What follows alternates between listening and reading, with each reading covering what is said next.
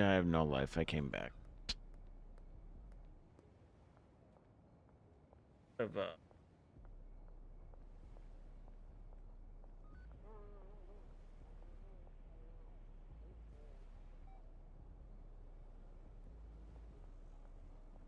I don't know if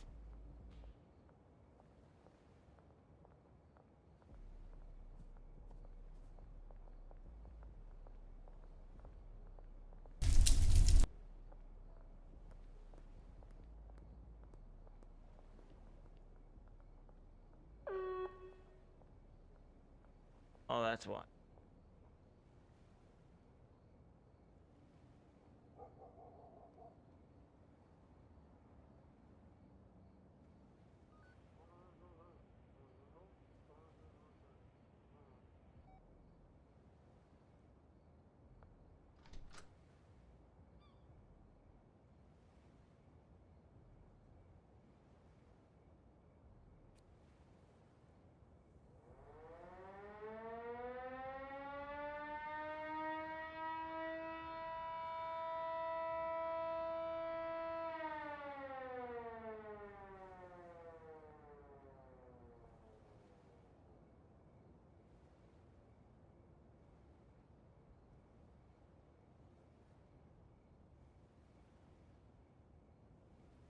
Hmm. So I'm doing okay. I have a dealer now. Soggy mess. What's up, dude? Funny, I didn't see your message last time. I have pizza that I want to eat, but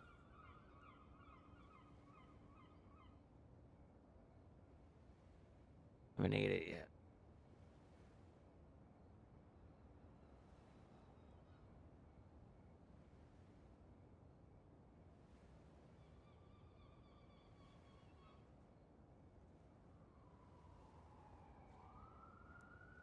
Shit.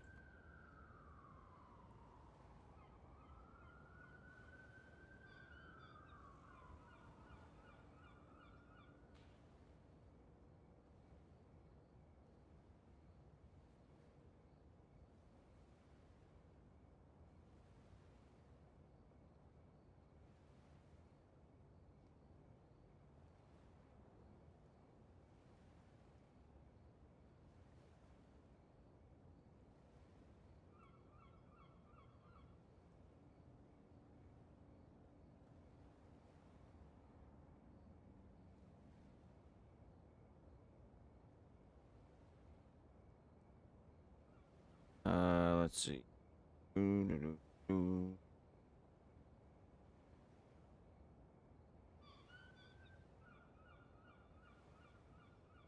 Oh.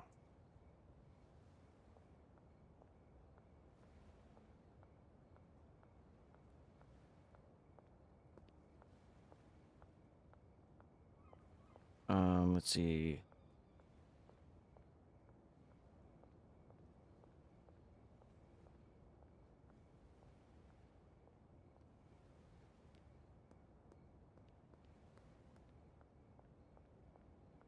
Oh, I feel that.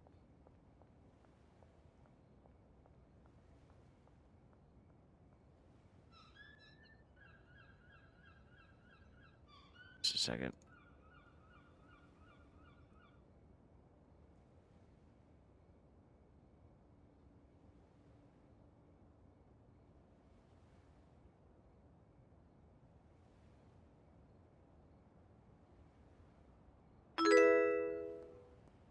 Thank you. Uh-oh. Uh-oh. That's cops. Dude, I've been busted like 3 times, but they ain't stopping me because uh I came back even stronger this time, though. So you can tell it's realistic. Cross character sharing? Yeah, they did a cross character sharing. What do you mean for what? For this game?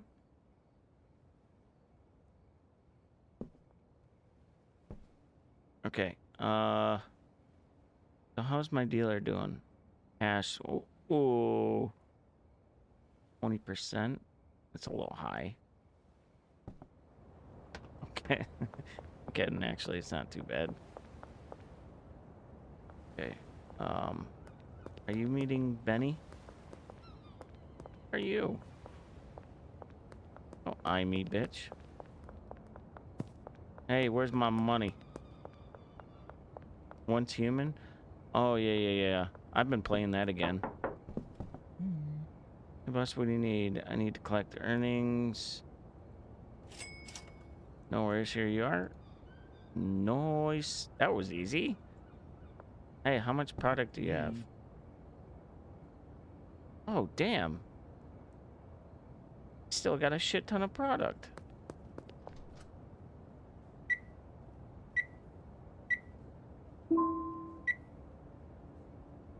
Now I'm at 3 grand. Stuck on the last boss, so you quit. That's level 50, right? That big. Yeah, it's funny you say that because that's where I quit. All right, so now I have. Oh, how am I supposed to? Okay, let's take some Viagra. And let's take some of the sour diesel. Premium sour diesel. And let's mix it up.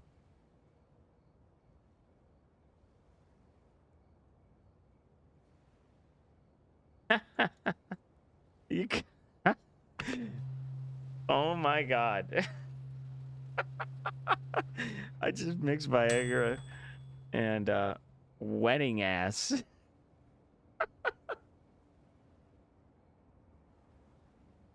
Tropic Thunder. I got some wedding ass. That's what I'm talking about. Make some more wedding ass.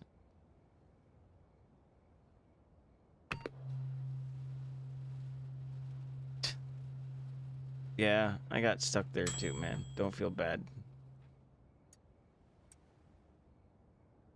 All right, now what's next? Let's pick some painkillers. I know this one's gonna be popular.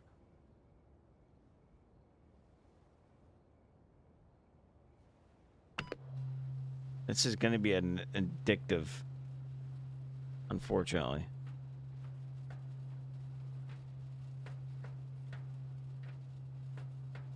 I might have to stock up on Ultra Slime.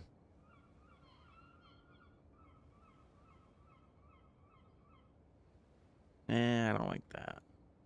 Gorilla Piss. Big Punch. I like Big Punch.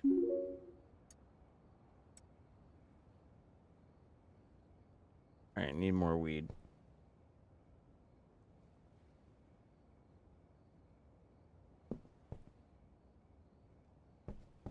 Yeah, I haven't grown weed in a while because I made so much product that I didn't have to do anything for a while.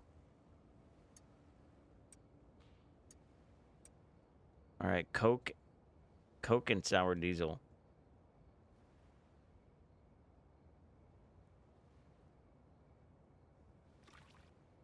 Oh.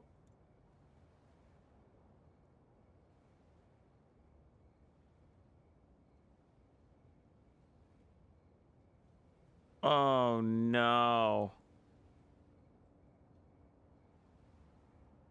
Oh, okay. Some of that in there.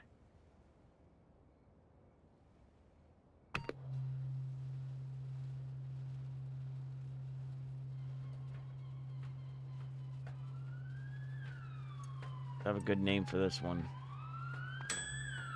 California cookies.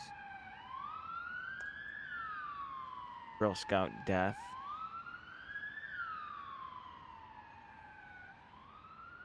Gorilla stink. I like gorilla stink because, you know, Coke dark. Whatever. All right, now bananas. Oh, I should have named that gorilla stink.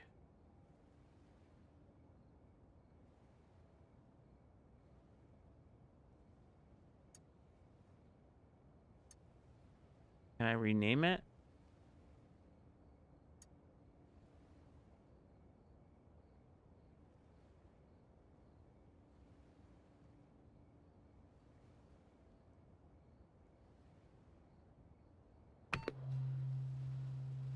I gotta eat some pizza here in a sec. I can't tell if I like this setup more or just like the game screen taking up the whole fruited puke. Yeah, there you go.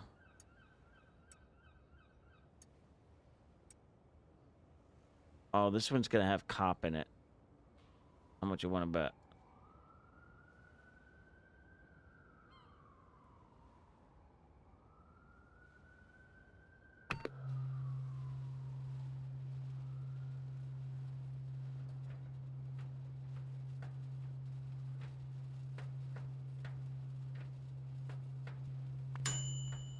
Thick crack.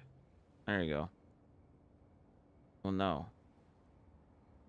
Ultra McLovin. Oh, yeah. All right. Well, we got all sorts of new...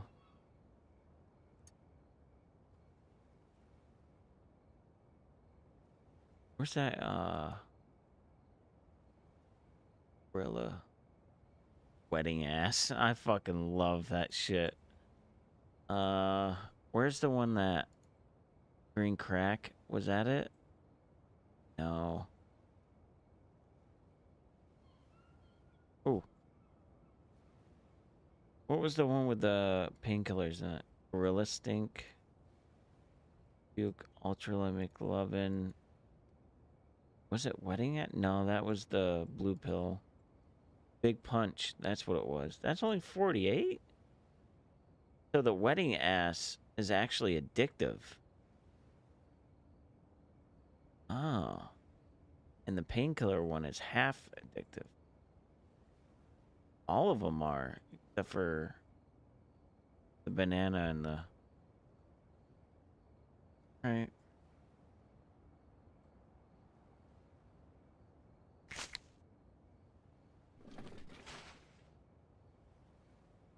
Alright, well. Guess I'll just have to, I think I'm gonna go... Hey, what's up, Cap? Oh, Captain, what's up? I'm now a Hoodlum 3.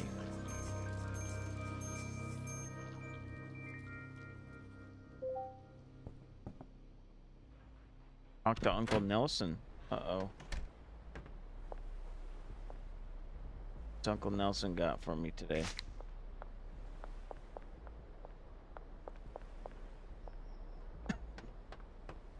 Probably shouldn't be walking around with all this weed.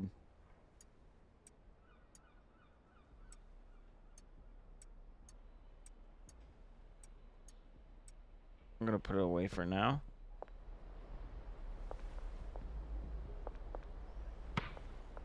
I'm gonna go throw a basketball at someone.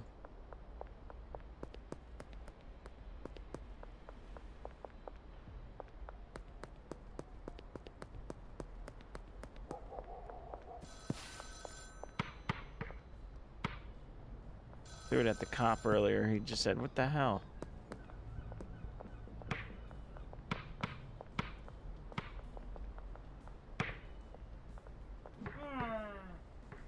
Sorry.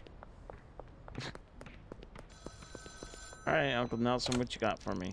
That's your first mix done. There's a wide range of different ingredients, unique effects. Each one will affect the value of the product differently. Keep trying different mix recipes. You'll be able to mix up serious value product.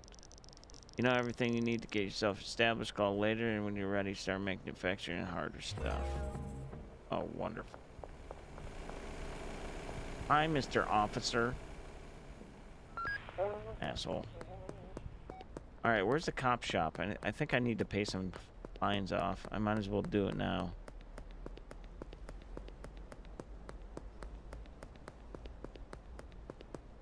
I think it's around...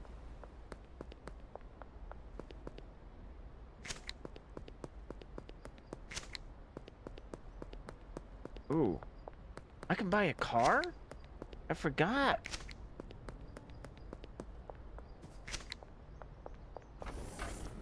About that.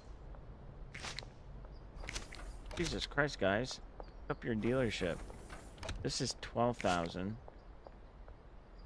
All right, what do you think I should do? Should I buy a car now or wait and save money and buy the most expensive one? 25 grand.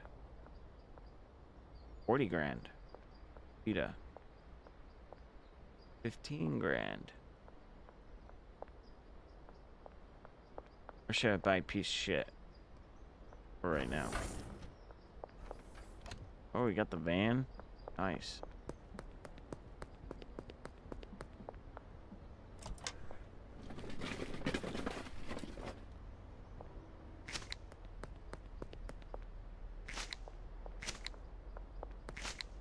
I'm still picking up garbage. I'm making some pretty good money out there, but still walking around picking up garbage.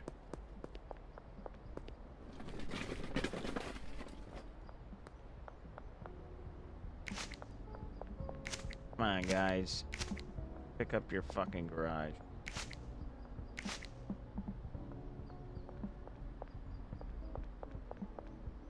I could take that from.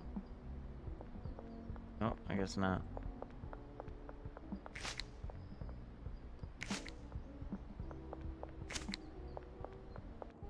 Whoever thought of the tutorial for this was pretty smart. I liked it.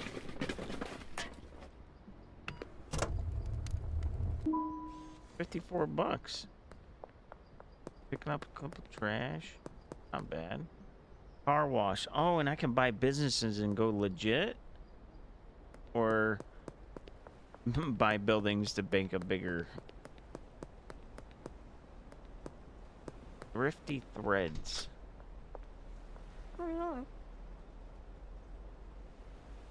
Oh my god. Jesus. Laundromat, barber shop.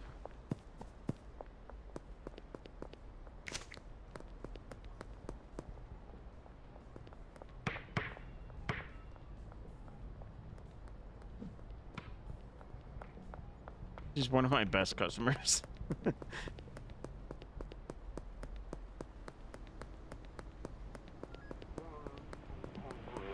Out of my way, bitch.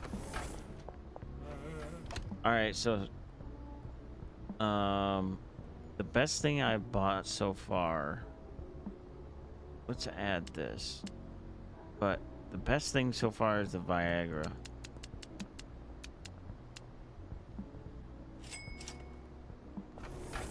So buy that. I have no weed on me, so I can't sell anything.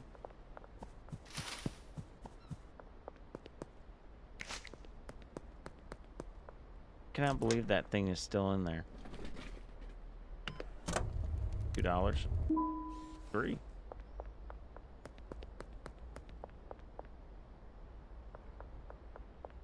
I want to buy a skateboard and see what happens. Do I just like ride around, or can I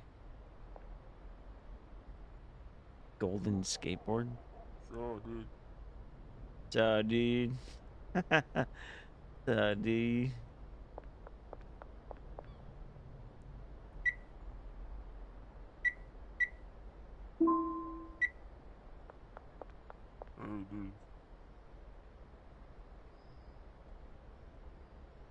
Alright.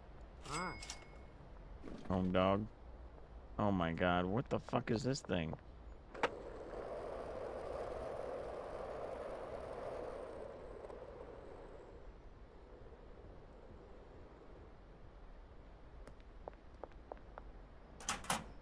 This thing's a piece of shit.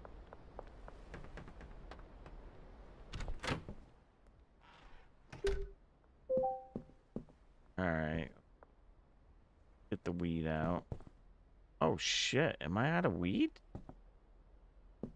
Fuck. Oh wait. Yeah. Oh, that's pretty dope.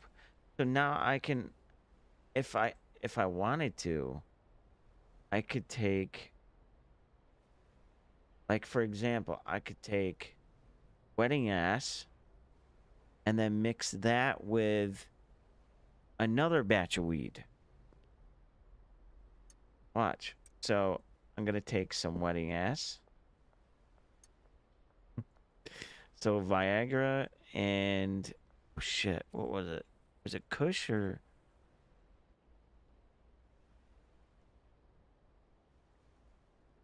I already forgot. Anyway, doesn't matter. And we take that and mix that up. They got two different kinds.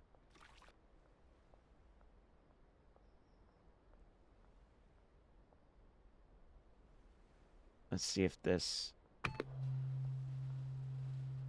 See how expensive this weed comes out to be.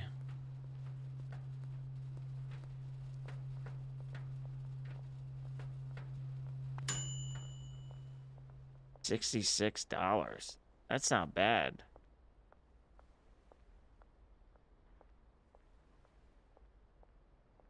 Pink cheese.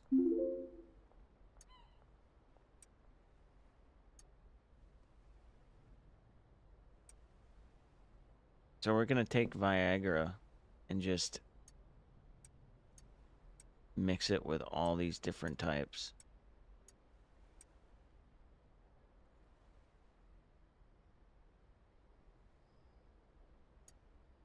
Ultra McLovin.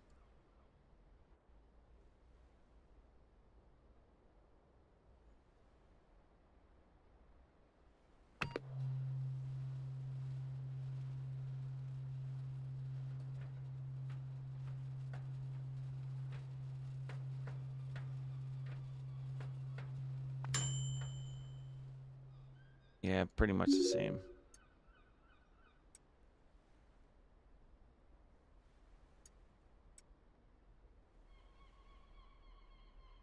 I don't even know what I'm mixing at this point. I'm just having fun.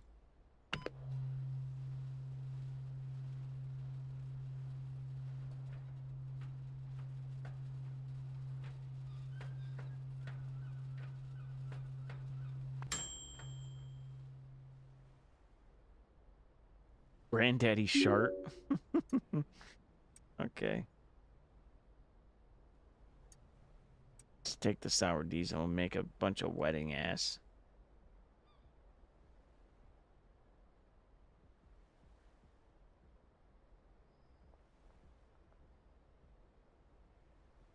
Wedding ass is good.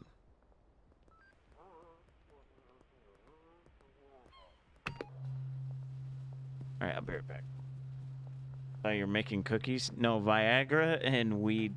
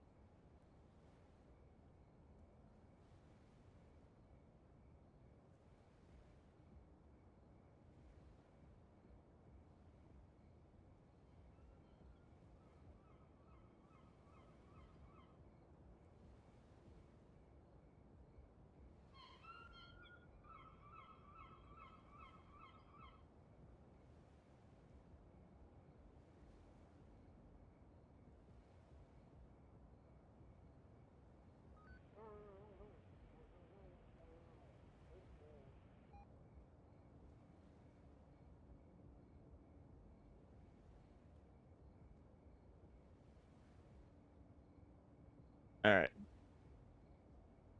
I haven't ate today at all. It's 3 o'clock.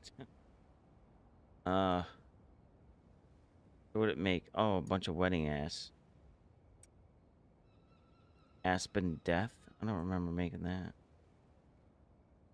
So let's see. Gorilla stink, pink cheese, and fruity puke.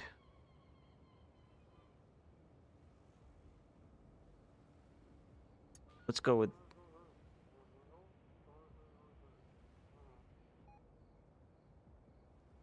This game is awesome.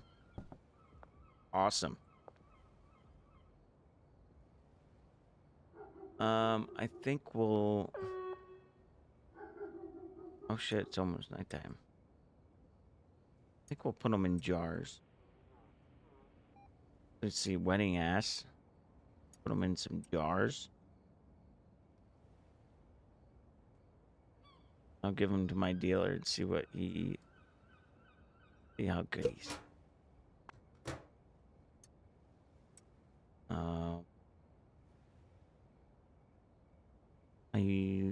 How you doing? I got 1 jar of wedding ass. The rest are just random.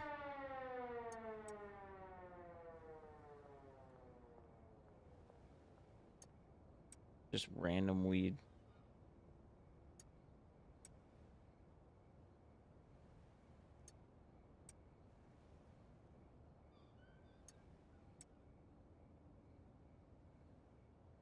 Okay. Gorilla stink.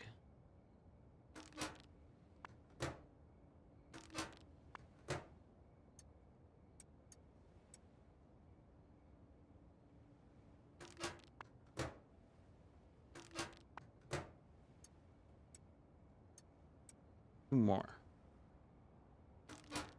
2 more baggies.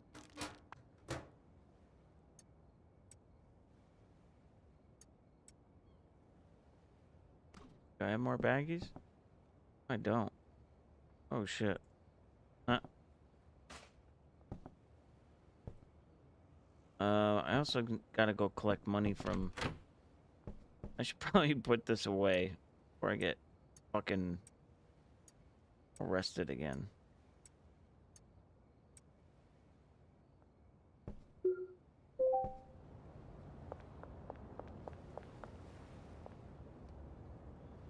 Is that? I noticed that girl is always standing there. I wonder if she deals for...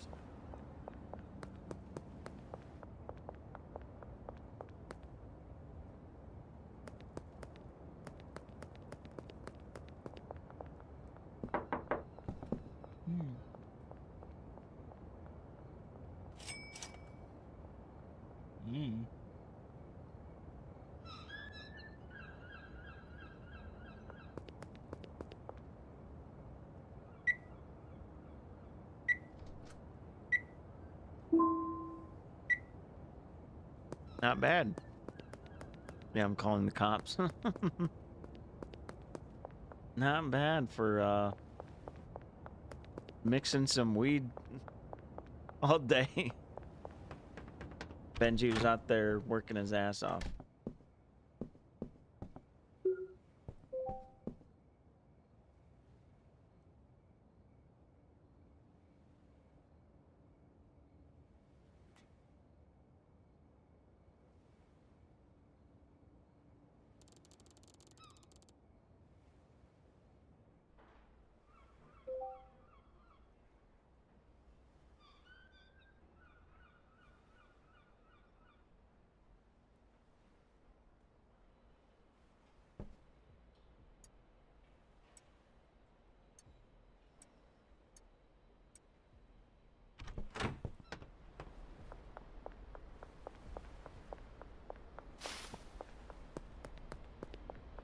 Yeah, Benji, go do his thing.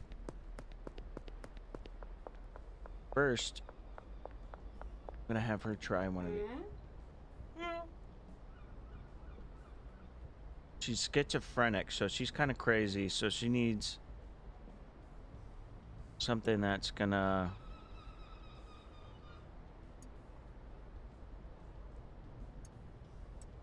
About these. Nice.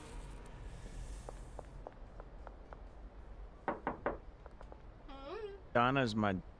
Oh. Oh. Fucking Benji. Hey, boss, what do you need? So pink... Oh, Granddaddy Shark. Boss. Thank you. You. Alright, we need to... Oh. Tops.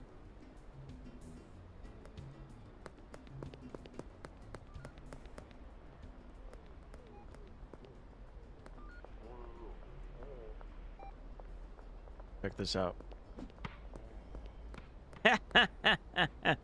Bitch. And I got weed on me.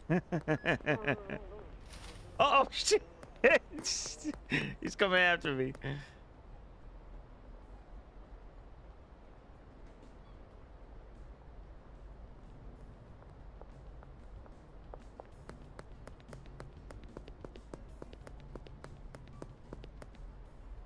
Oh, bitch. Little bitch. Really liking the game. I did not think I was. It's kind of like watching stuff. What's that show that everyone loved? That has to do with drugs and all that stuff. I don't like watching it. I don't like playing it. Like, I don't... Usually I want nothing to do with it. Just because of, you know, memories and stuff. But this game, like, I never liked weed anyway, so... But I got a feeling you start dealing with different stuff later.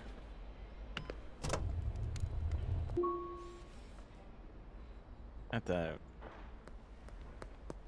Damn, this girl polluted. Look at this shit.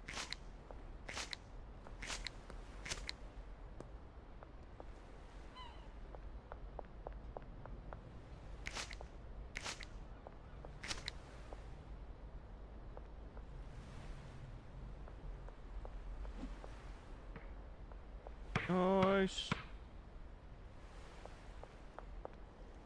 For 3. Aw.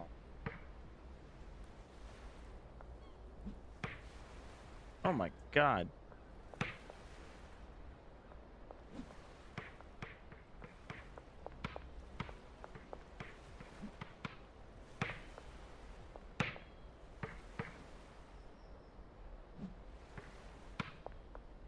Jeez, man. Damn.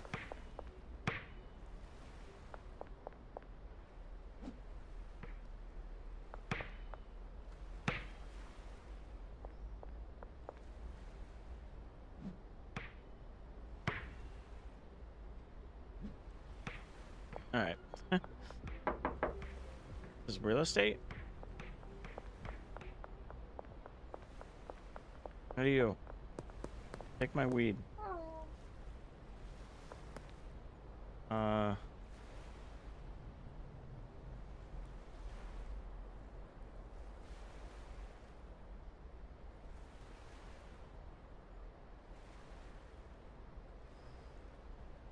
Oh, not intervention. The one where they make meth and sell it.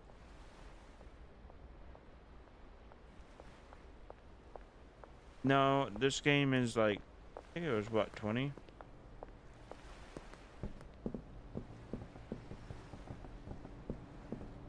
Not that it's not that bad. Not expensive. Wow.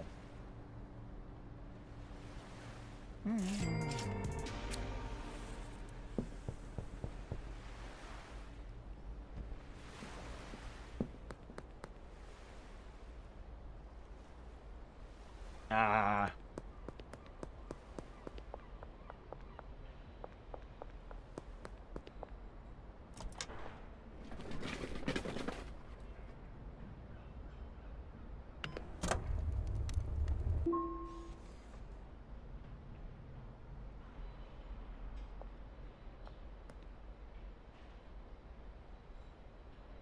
Yeah, it's mixed weed.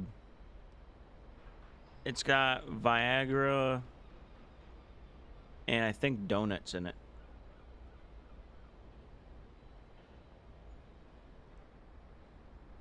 Yep. Your mixed weed, it costs a lot more money. Okay, so I need to go to the dealership.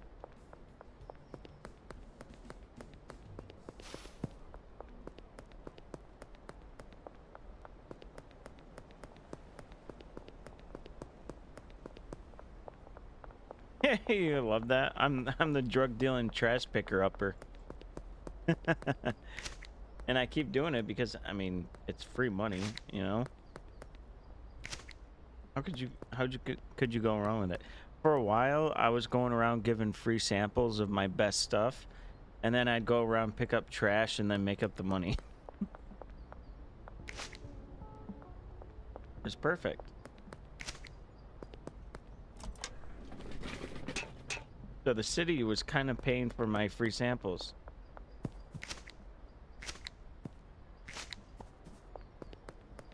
Fucking earth. Yeah, I know. All right, I gotta talk to this. See what he wants. Pick up your fucking dealership, man. Jesus. Actually, don't pick it up. A bong? Really, guys?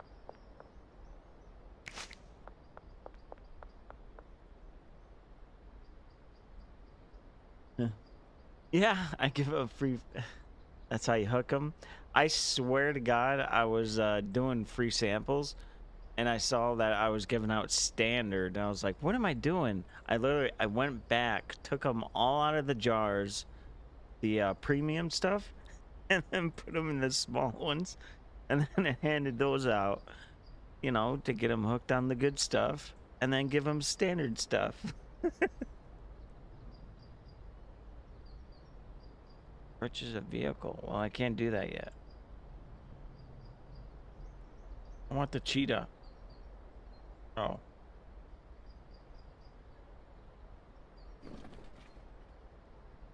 I'm gonna go back to collecting garbage.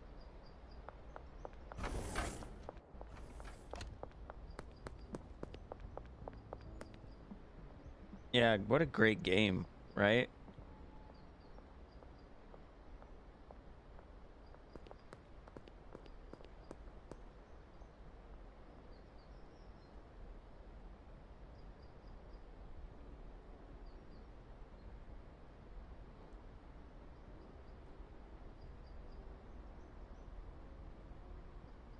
I thought you Oh my god.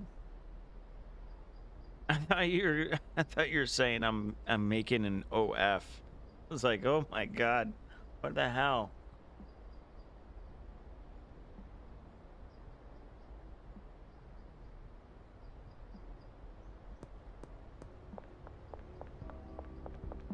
Huh.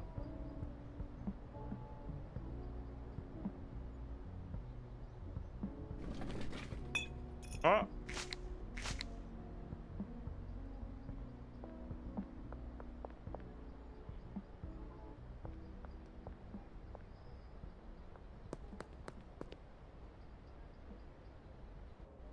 I feel bad for her. She's looking at Oh, sorry.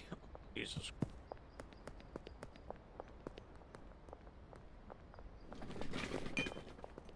Bitch. Fuck out of my Hey, where'd they go?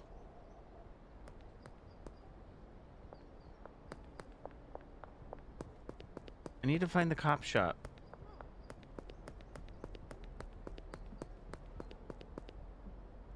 No. Mm-hmm. Oh.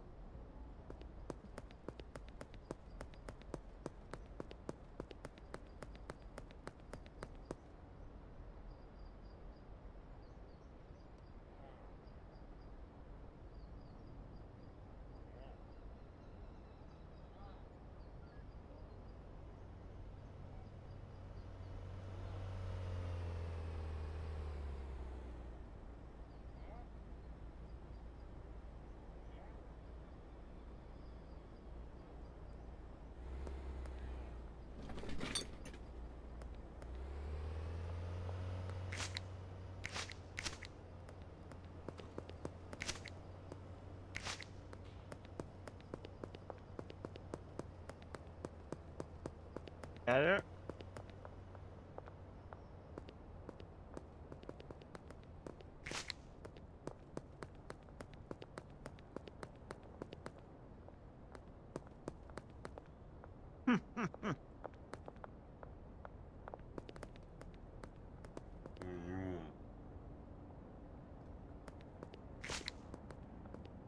You can get free samples to the priest.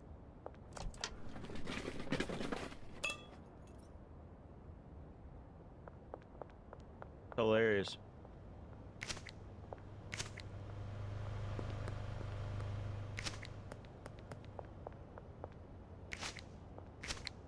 Oh, I see. This is a nice part of town. God, this pizza is so fucking good. So expensive. Get it at the store, but it's like $15 just for a fucking one pizza. So good.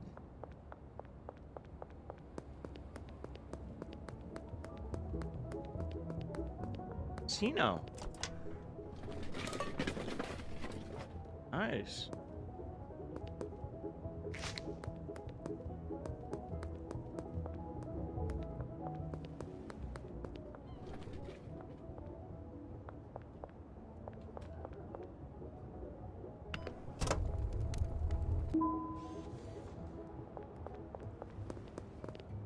Fine. Come on, guys. A local drug dealer comes in and... Oh, cool.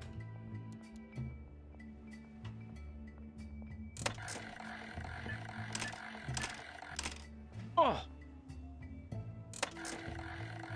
This is so realistic, it's not even funny. I can tell you how many times at the casino. Where are you at? The casino. Where are you at? The casino. Oh. I just lost $100 at the... Like that. Alright, Benji. Yeah, for me. I thought you said you were making an OF. I was like, oh, okay.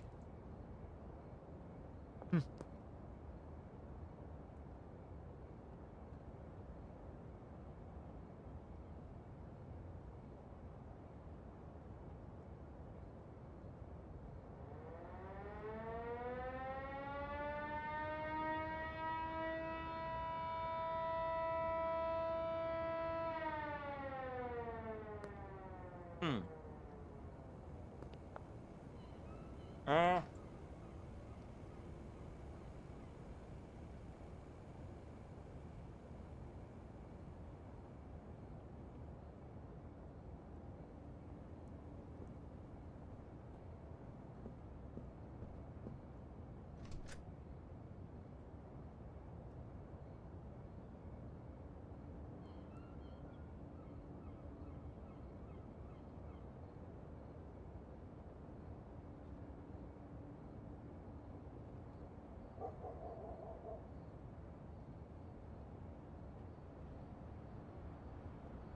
yeah, I thought so too.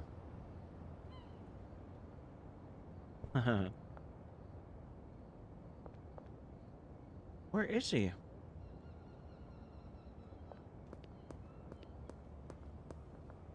Benji's gonna get caught. Yeah, apparently I can still use that room right there.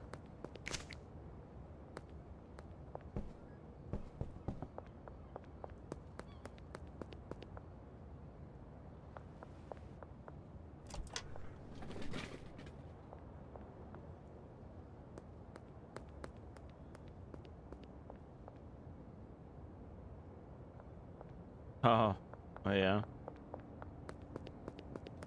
Benji, give me your money. That's it? More than that, bitch. Don't be fucking jacking my money. Kill you.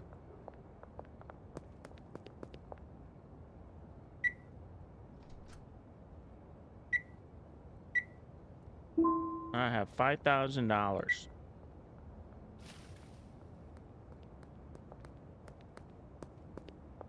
fucking look at me like that, bitch. Jesse. He's one of my customers. Well, Benji's now. Alright, I gotta grow more weed. So I gotta go to the store tomorrow. Gotta make more weed.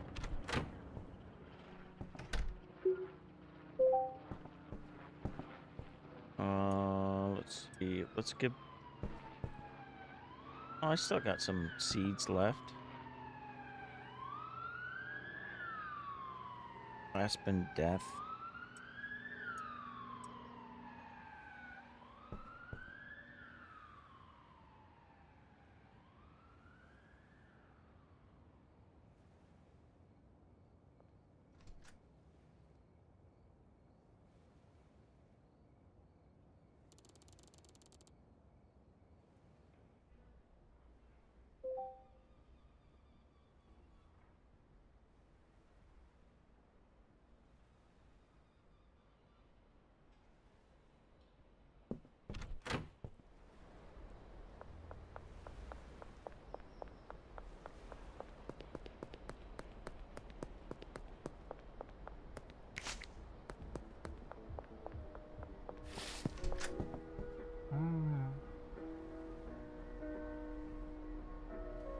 Let's see, get 20 of these. Well,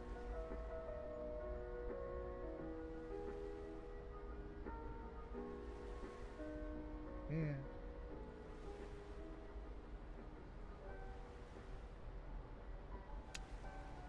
20 of those. I need 6 of those. Hot sprinkler and a soil.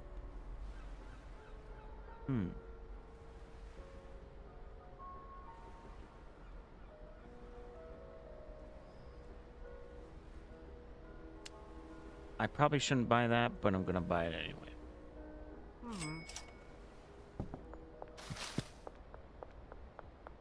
Who knows how this is gonna go? I gotta put that stuff in baggies real quick so that fuckface can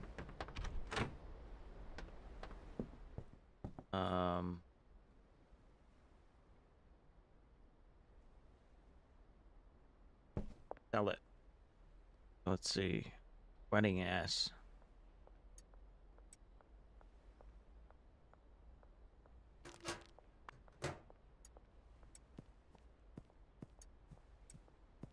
Someone in my apartment right now?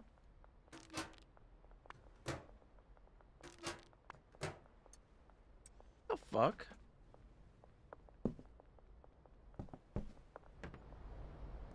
Out of my motherfucking apartment, bitch.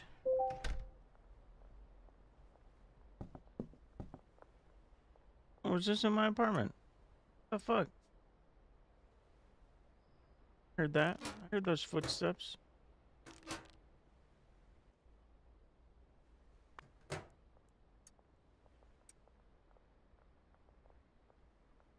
Alright, let's go get these to Benji if he's still around anyway.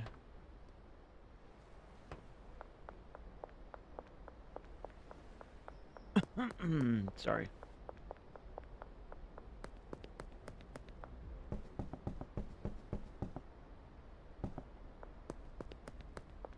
Where are you, Benji? Behind me. Down here somewhere.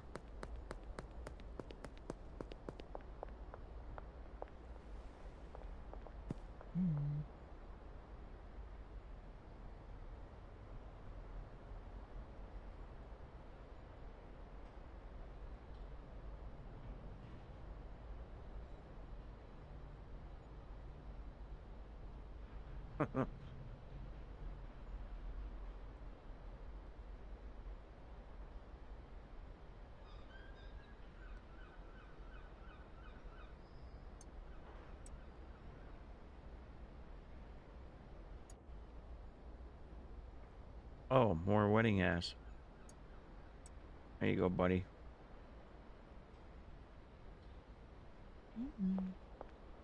All right, let's go sell These couple baggies. Fine. Maybe we can get a customer.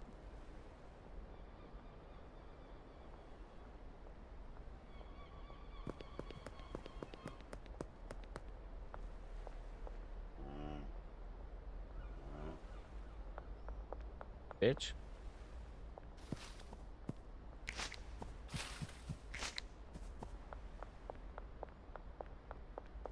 Oh. Druggie. Get over here. Hmm.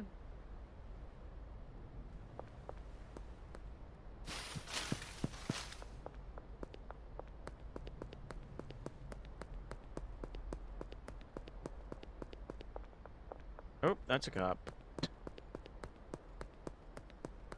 Oh, there's the police station.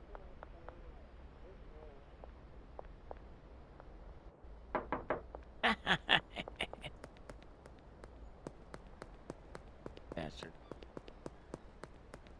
You're on PC now? What kind of pizza? I just showed you, motherfucker. Get all bitchy on me. I showed you. I said it. I fucking showed you for at least a goddamn minute. I held the pizza right up in front of the camera. Aspen Death, fruity cake. There you go. Get all mad on me. Fucker. So, Roa. I think, something like that. I showed you though.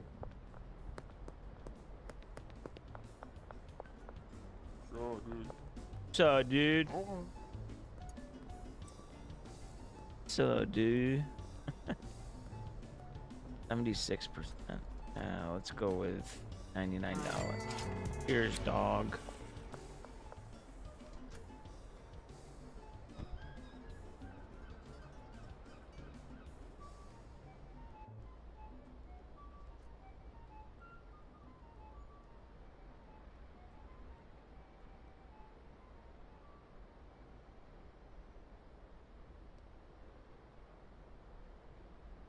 One more time.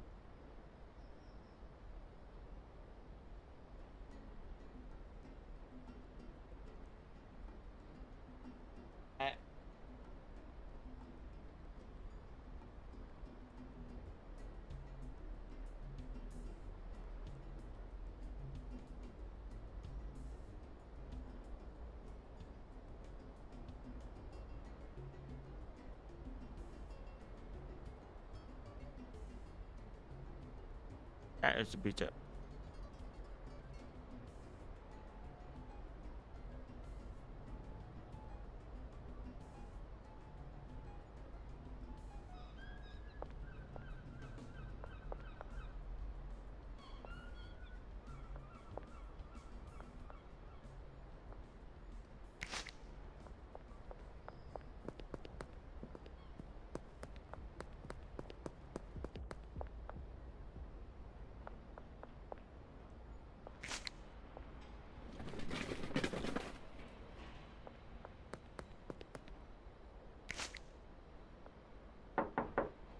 Boy.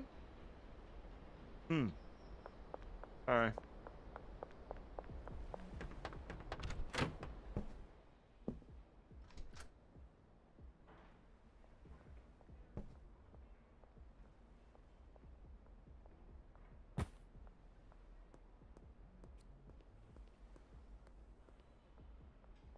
So that's how it goes.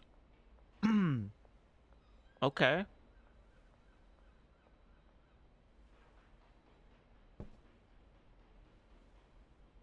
Um. Right. Right. Extra long lasting. So I'm guessing I can what? 3 now? Oh fuck. Oh wait, I have a sprinkler. Nice.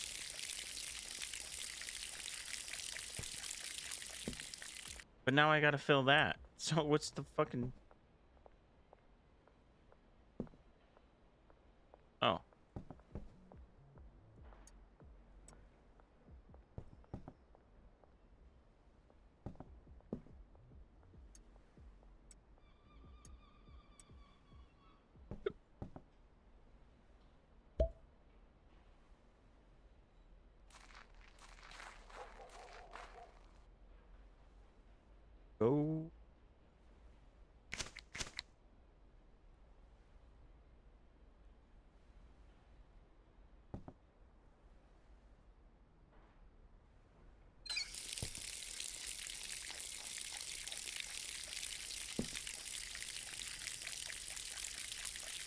Oh.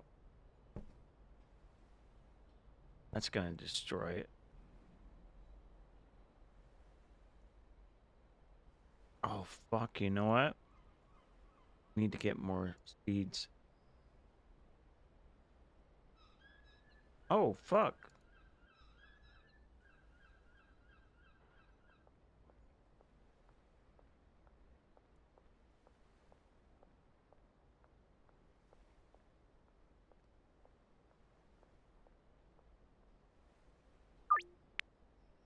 Four hours. All right.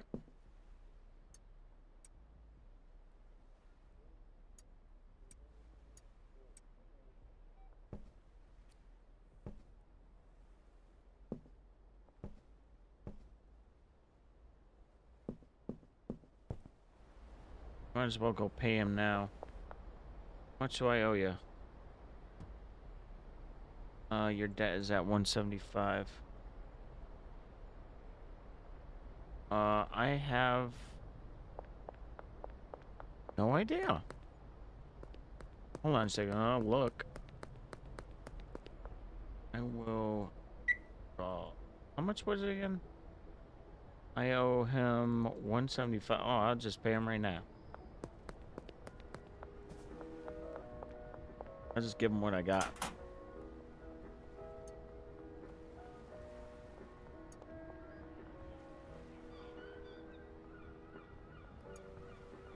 Give him I'll end up. Oh my god. I just did a dead drop right in front of police officers. That's hilarious. I just did a dead drop to my dealer. In front of the cops.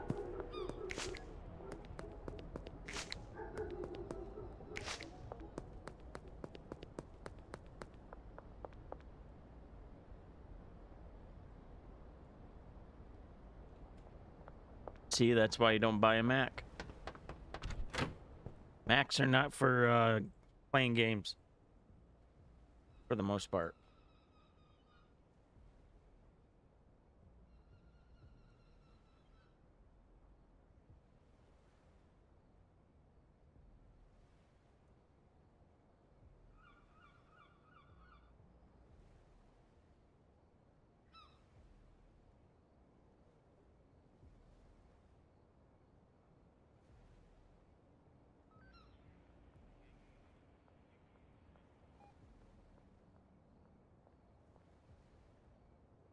Hmm?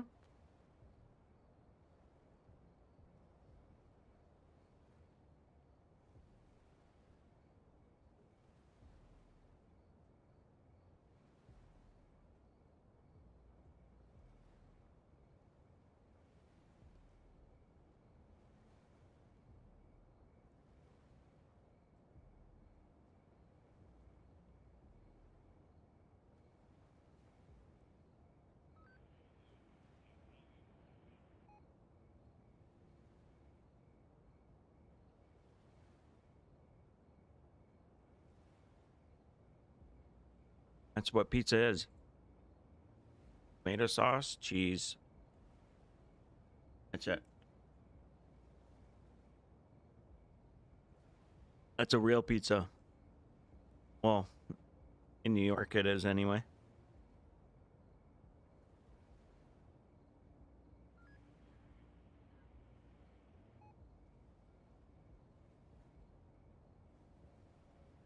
We don't put that pineapple bullshit on here.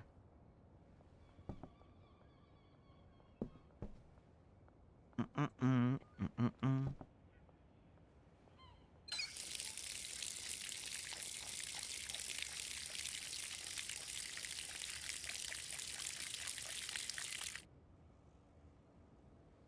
I wonder if I can carry the save.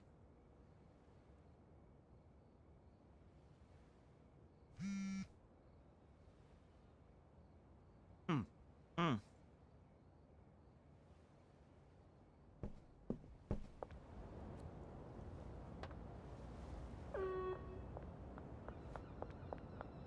Oh,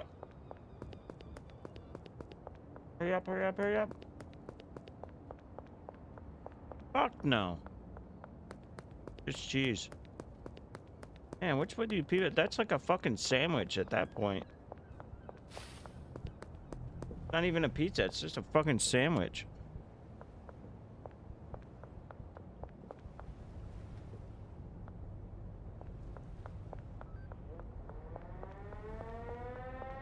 Bro. Oh! Whoop!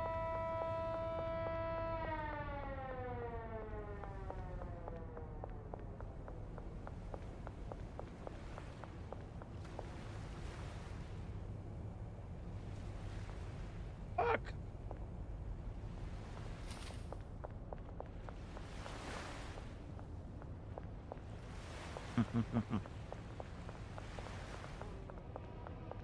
Fucking bitches, get out of my way. Oh! Oh my god, I'm gonna die!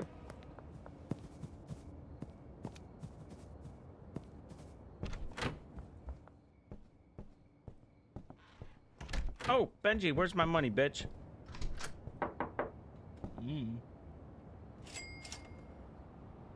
Thank you.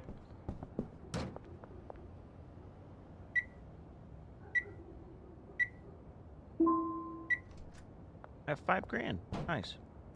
I need to make my pickup. Hold on. So, oh my god. This is really stupid. I don't know. We got a shit ton of snow last night. I woke up this morning and go to work and I look and I'm like, you have got to be fucking kidding me. Like 3 inches of snow out there. And because it's already been 70 degrees once, the plows didn't even bother to come out until late.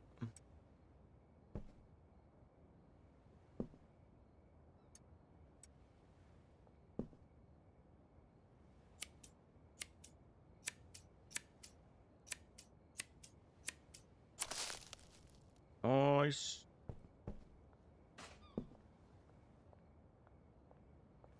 Yeah, we got a lot of snow for being April almost. Yeah, it'll be gone in a couple, but at least 3 inches, at least. Okay. I want to try some of this crack. Let's crack.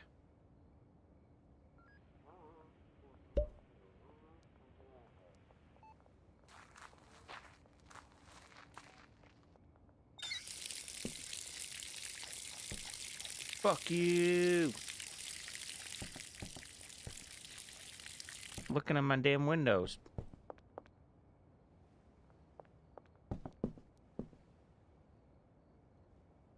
All right.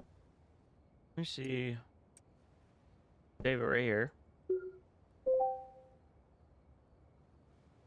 I was literally about to say something like that.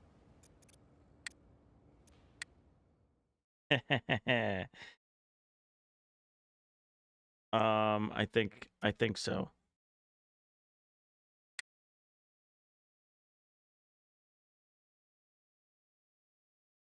What was I gonna say? Oh, so a buddy of mine that I grew up with, and so there's this girl that I had a big crush on when I was growing up, and kind of made out and stuff, but that's as far as it really got. And then when we got older, she ended up dating one of my friends for a long time. And then they broke up. She told me some shit. She was like, well, just so you know, like if you vision this guy that's like bald headed, he's like he was an octagon fighter for a long time and really cool guy. And we used to be best friends. But yeah, she was like he was let's just say she never felt anything. I was like, oh my God. I felt so fucking bad. She's like, dude, if you say a fucking word, I swear to God, I'll never talk to you again. Of course, I said something. So I haven't talked to her since, though. She was on her word. She meant it.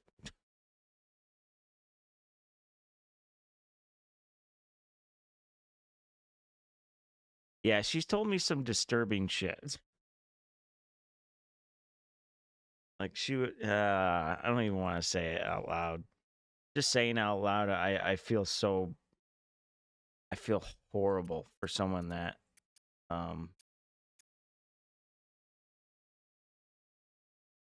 that's got that problem. I want to try something. Let's see.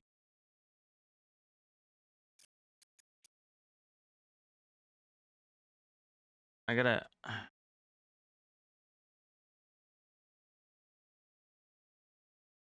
Hold on a second.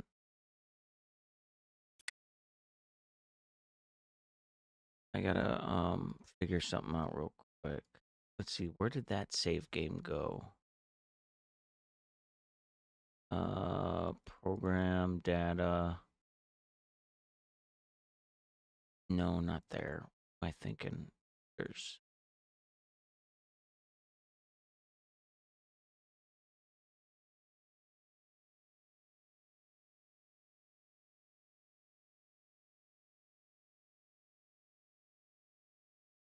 I gotta switch something over real quick. What the fuck? Oh, maybe it's.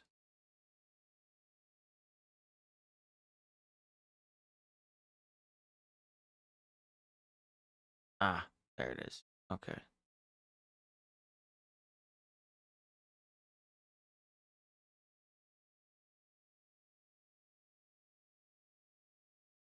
Oh.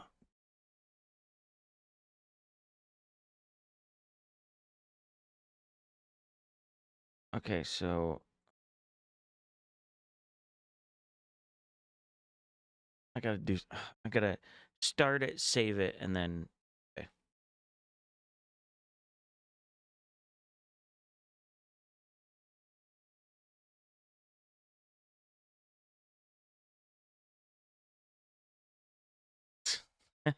Yeah. Here, let's start a new song.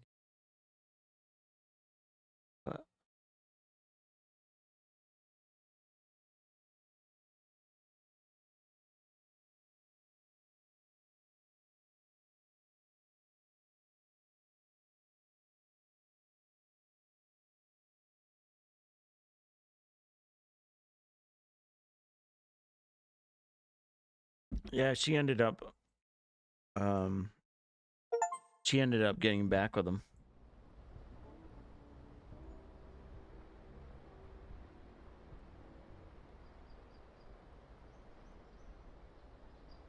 I was like, okay.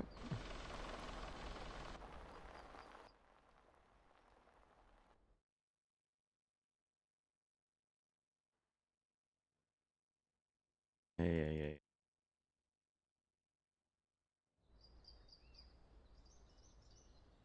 All right. Just saved. You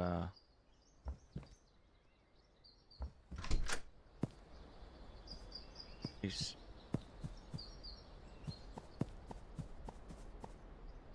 I forget what you're supposed to do right here. Oh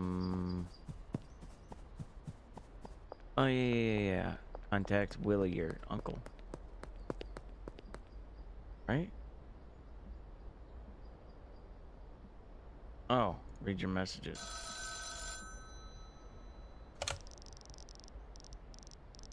Blah blah blah blah blah. Now you gotta pick up the stashes that he has all over the place. Basically, that gets you familiar with drop boxes. Pretty smart.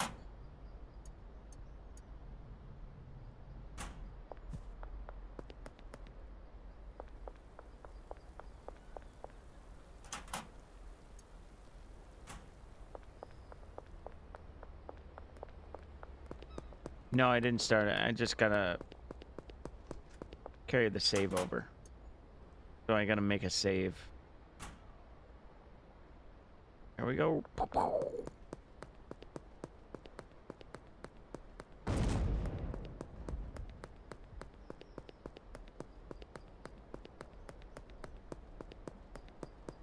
Hey.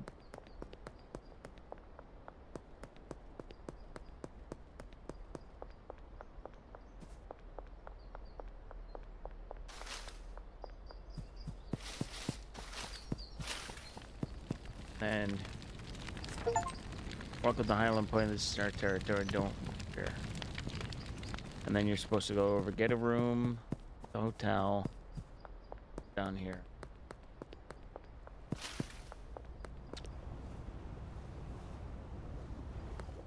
Oh, down one street. Boy, this place is a shithole.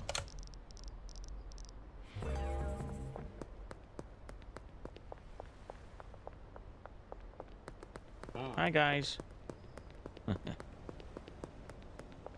There's the pawn shop guy, as you can tell.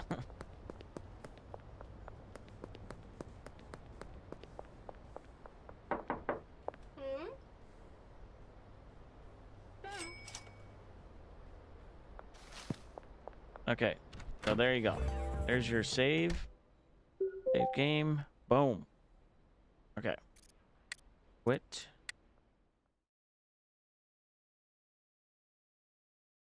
Oh, God. Yeah. Roblox. Oh, my God.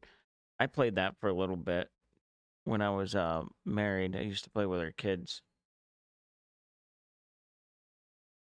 Boy, those kids love their Roblox, man.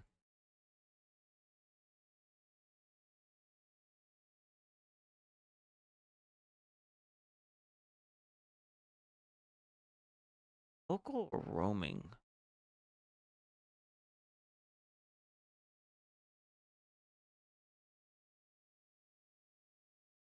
Excuse me. I think it's roam. Can't remember.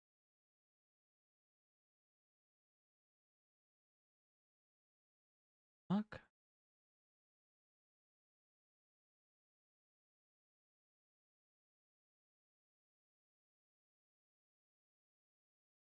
Oh.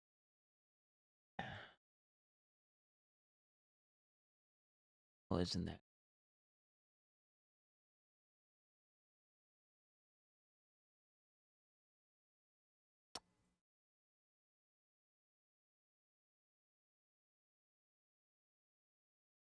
Oh, shit.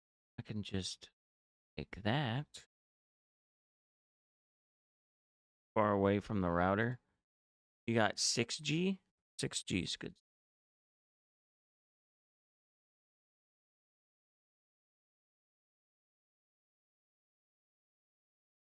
All right. Now it should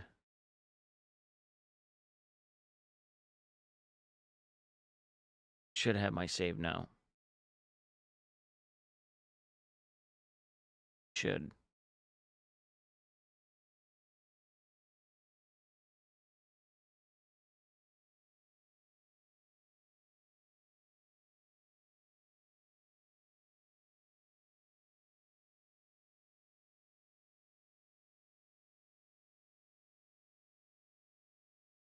Are you playing Schedule 1 right now?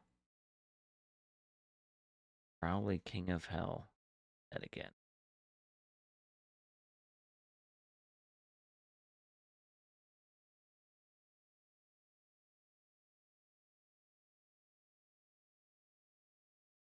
Oh, fuck. I didn't mean to do that. Verify.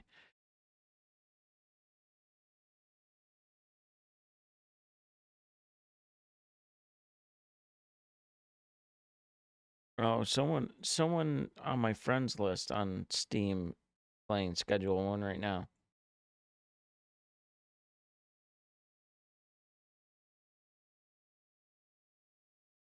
Crowley King of Hell. I can't remember who that is.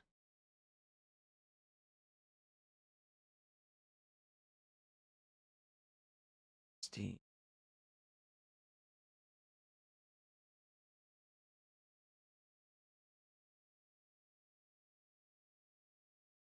Um,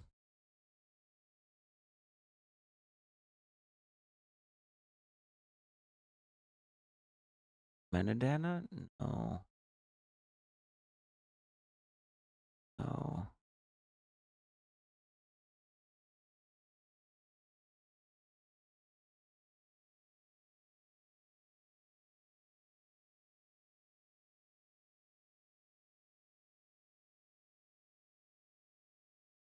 Let's see if it carried over.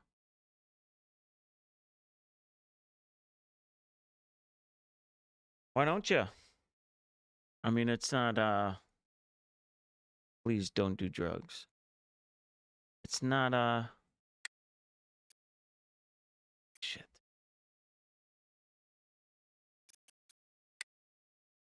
Tell me I gotta do that all over again. Where's the save? Not gonna lie, I downloaded it just to kind of give it a shot. And since I like it, some people don't like that, but I do it sometimes. Depends on how broke I am.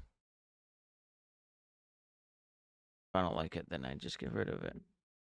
Sometimes you need more than 2 hours to... Oh, here we go. Default save. Here. Okay. If that'll do it.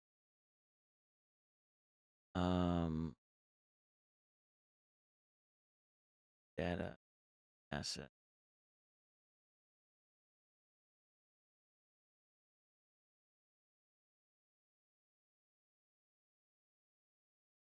Hopefully. If not, then I'm going to have to redo it all over again.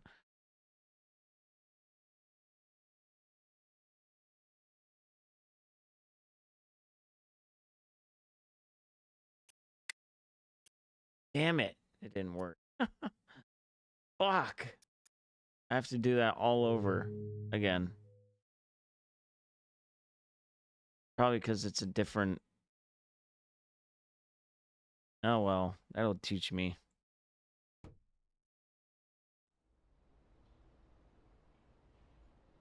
Oh.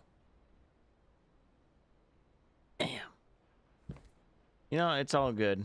I like this computer that... Or this computer. I love this game that much. Not like I was really far, you know. I had some money, but now that I know what I'm doing...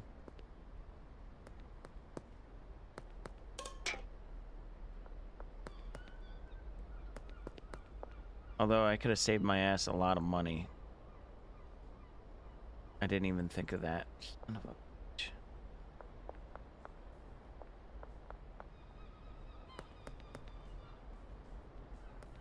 Oh well.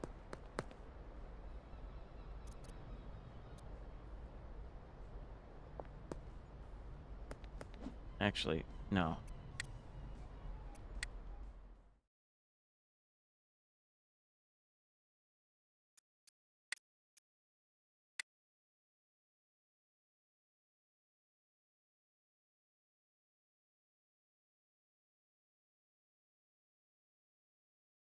You'll see. Well, in the beginning, before your thing gets blown up, I forgot there's something you should do that'll help you in the long run.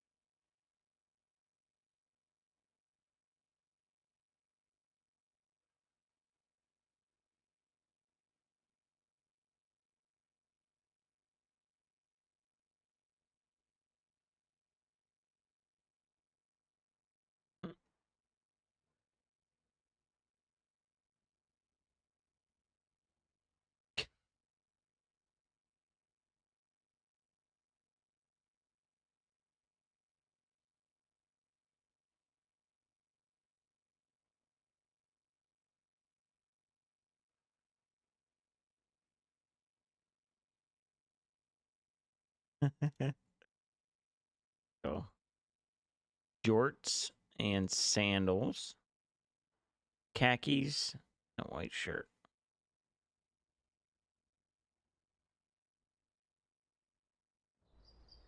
There you go. So you have to take this. Oh, wait. Oh, shit. First off,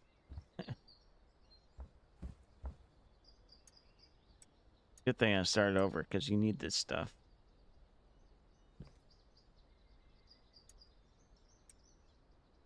Oh, yeah, I should probably put that in there.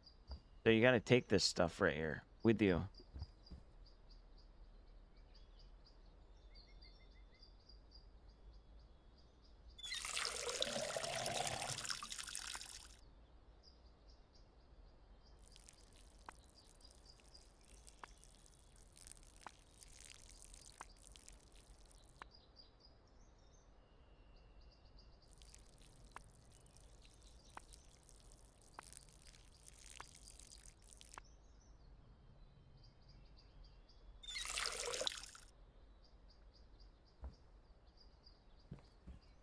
All right, and since that's... I'll come back here in a second, grab that weed. Make some money in the meantime. Waiting for that.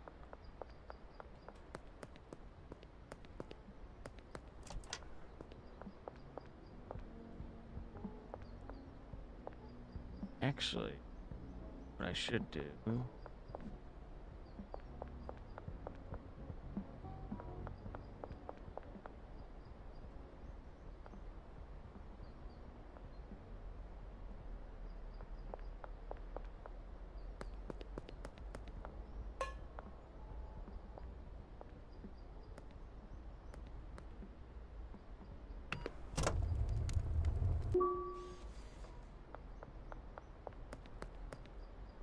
Damn it.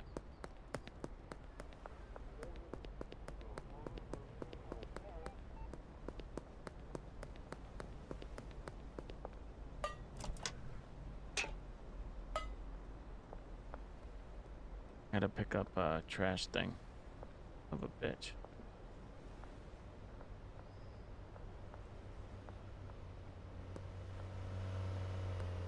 Hey, bitch.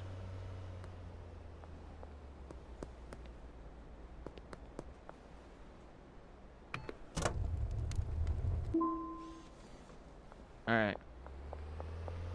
Alright. Hopefully the store is open. Come on, let me get on. Need a ride. Bitch.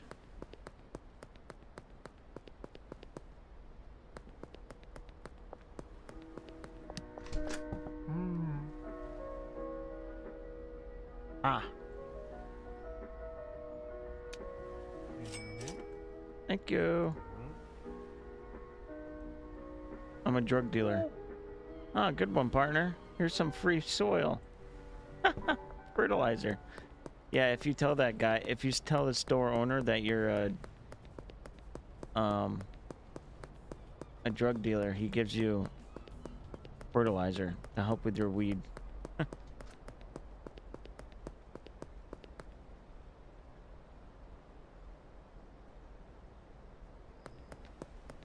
just thought of something.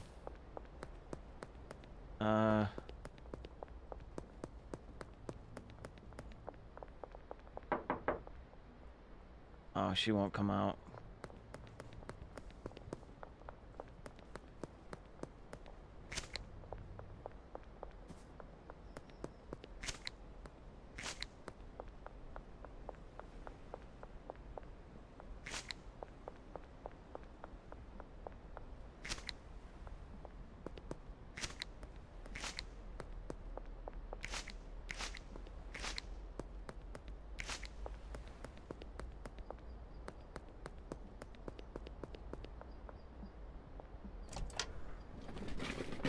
Wonder how I can't get that save.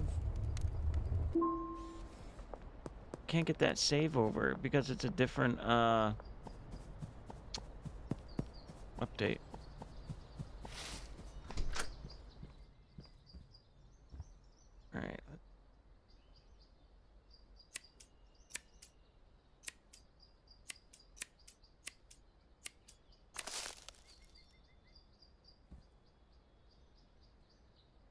Need the lights more.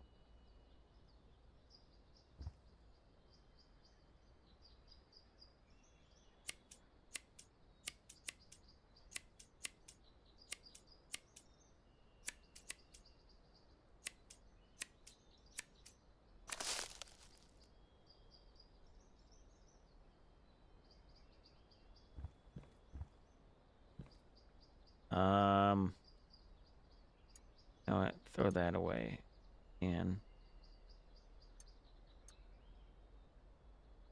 oh, come on. Tell me I can't. Oh. What if I do...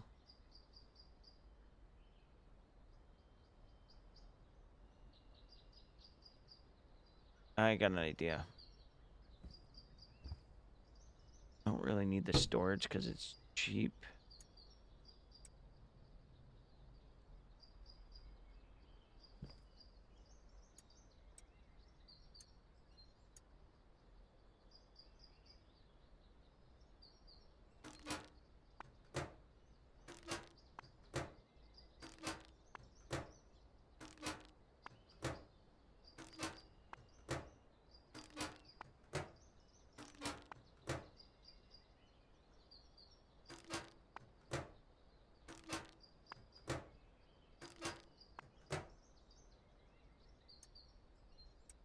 Those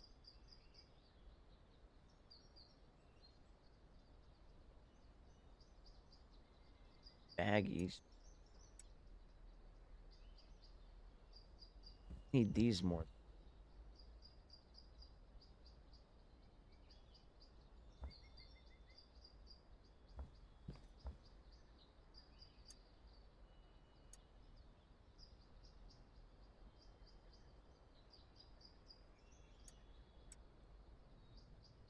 Damn it, I need that fertilizer. That shit ain't cheap.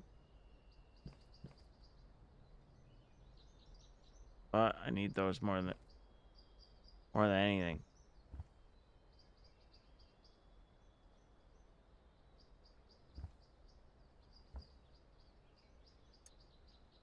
Oh, I know it. Yeah, you can just smoke it.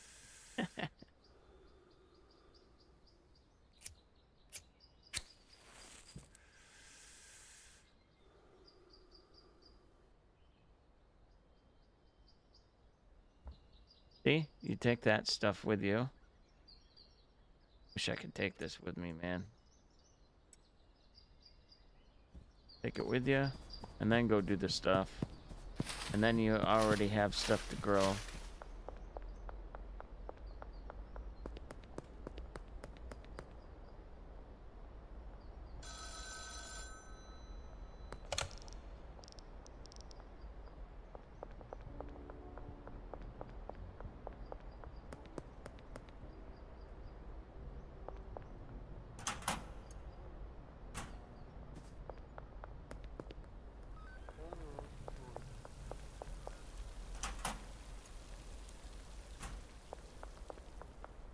A cop right there? Huh.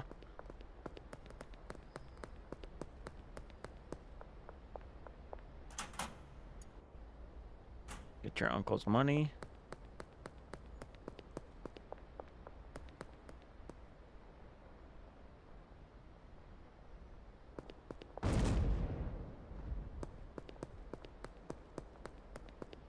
Go look at the note they gave you. And then now you already have pots. She keeps staring at that car. You have pots, growing lights, packing station. Perfect.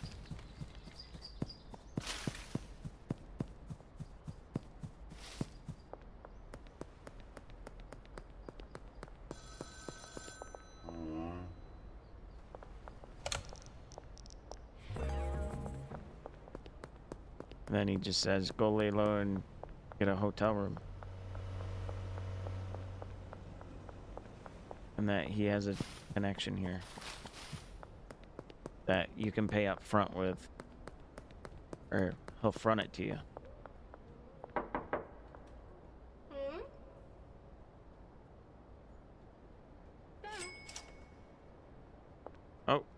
Want some weed too?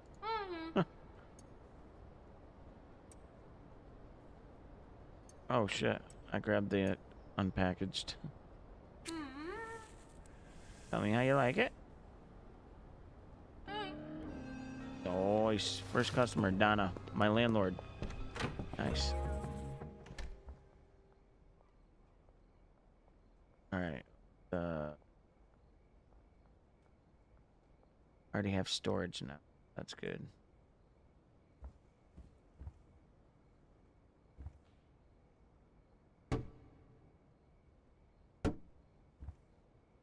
See? Just like that.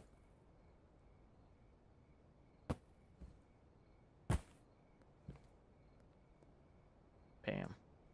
Then you can put your table here. I could put it right. Actually.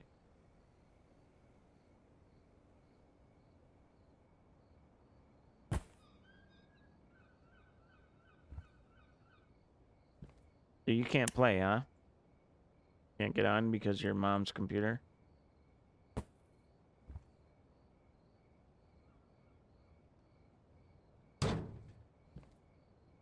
Damn MacBooks.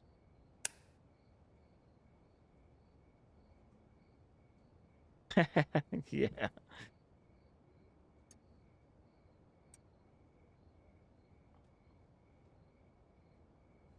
Good shit.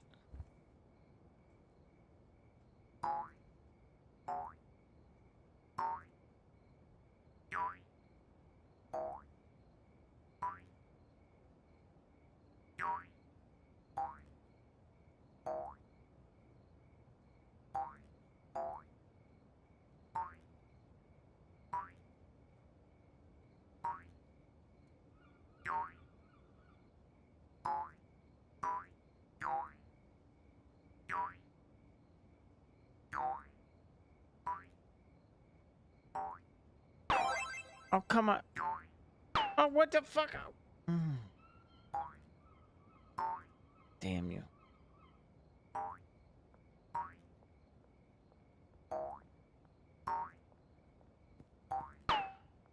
What is that? What is circle? Oh, drop. Oh.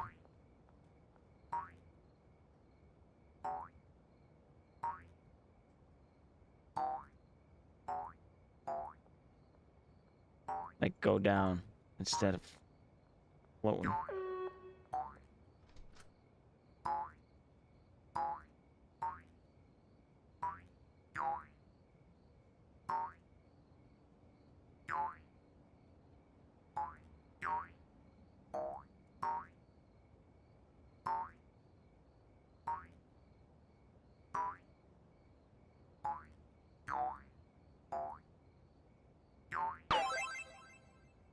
Damn. All right.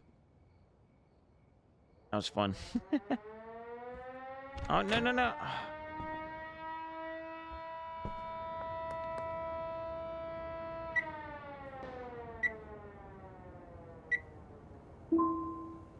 Here I go. Expensive piece of trash it is.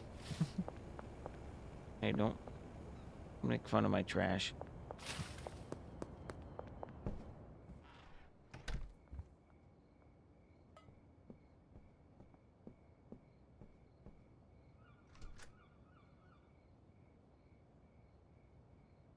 Yeah, Macs are just not made to really play video games.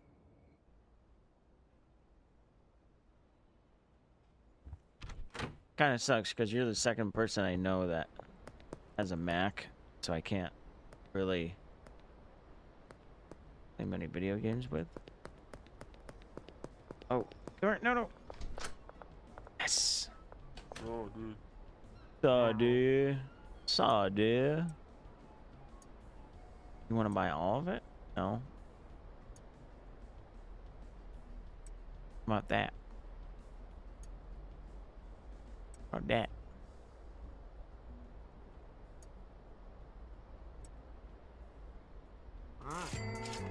My man. Thank you. Now I'm gonna steal your shit.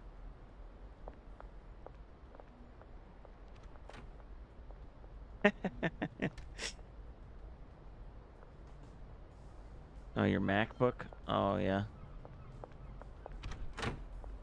Hey, thanks for the stuff, brah.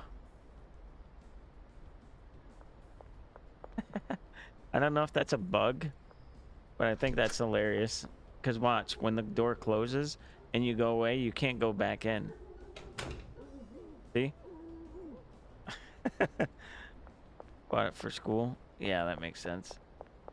It's more for like, yeah, stuff like that. And like you can edit good on them, I guess. Workstations, like it's a workstation, I guess. See, now I got a free storage. And a... This is just for show, I guess? I don't know. I don't know why I grab it every time.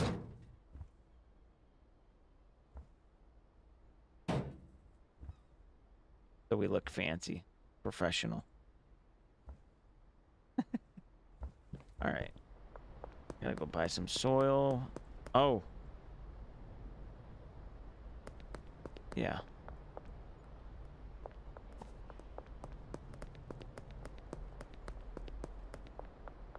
This game's so fun. I know, dude. It is. I'm telling you, you need to get this game. This fucking game is awesome. 40. Do I really need to grow 10? I got a packaging station. See, I saved some, at least $100. 20 baggies. I need trash. 20 of these. I think that's it. Anything out here? Good.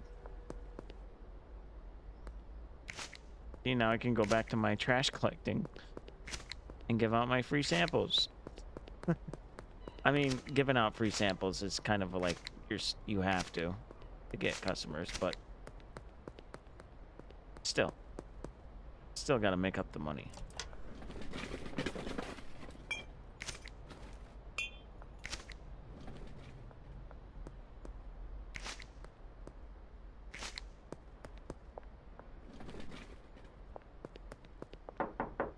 My future landlord.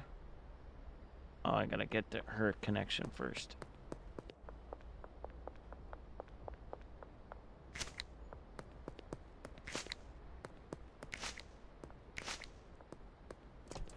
Oh. Okay.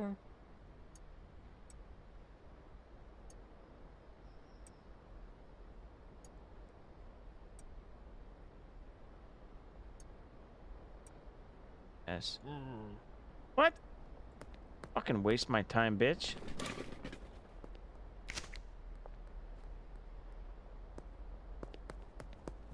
Oh, Jesse.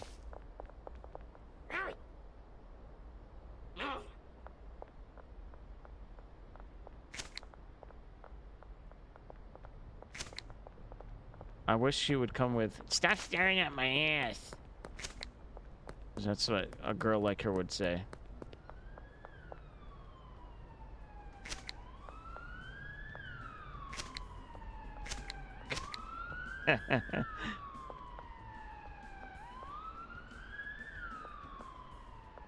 This is for Uncle Nelson when he gets out of prison. Oh.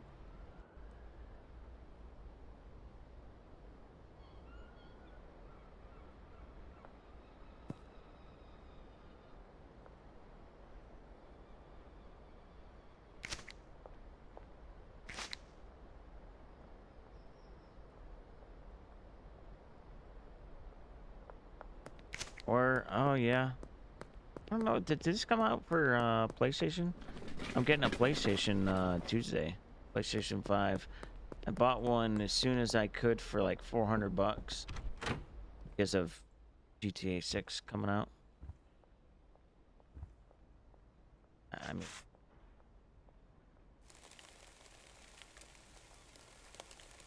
yeah, she's picked. Jesse's always picked.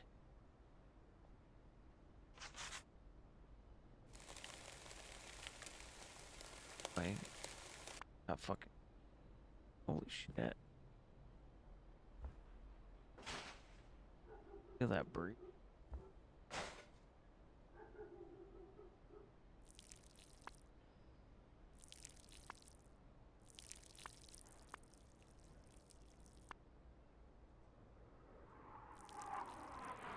Oh shit. God damn it.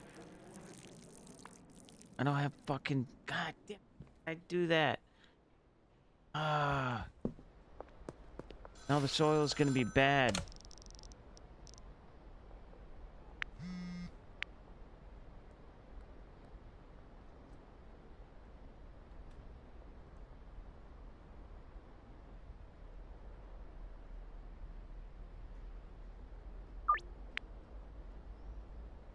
Shit. Why did I do that?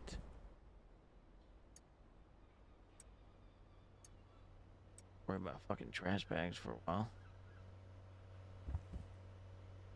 Packings.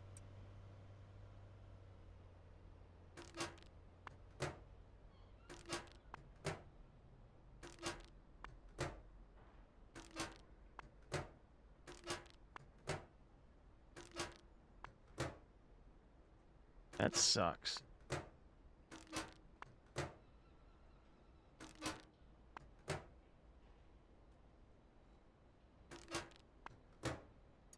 That suck.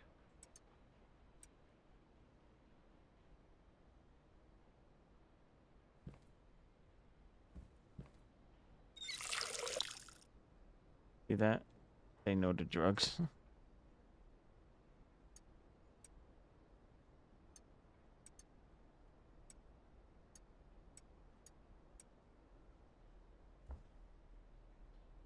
Man, hurry up.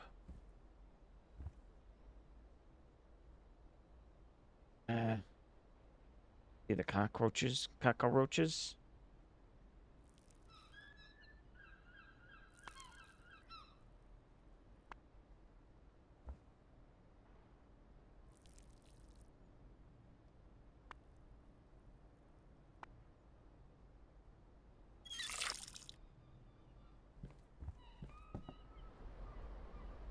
Come on, man, give me a drop off. That soil will go bad, and then you'll have shit weed, and then no one wants to buy your weed. Obviously, like in real life.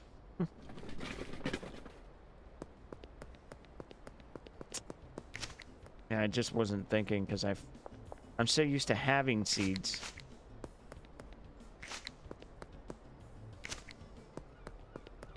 So hopefully I can stay busy until fuckface comes with the seeds. Hope it's close. Oh man.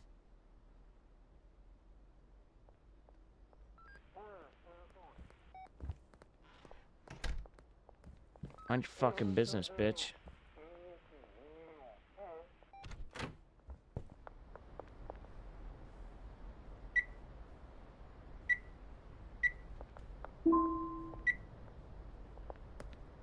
Aren't this weed officers?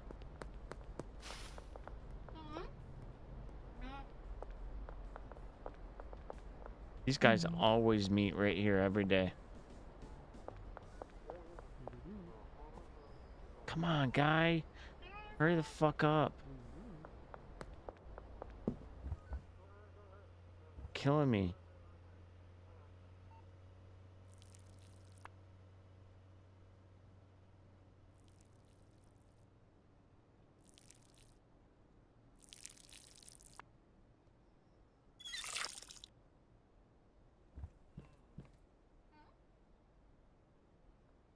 You can pickpocket. What?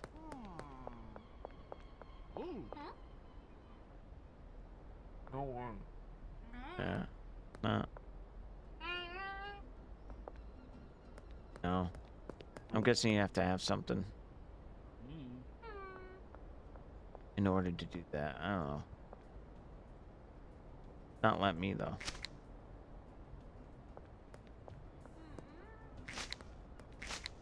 Guy needs to hurry up, man.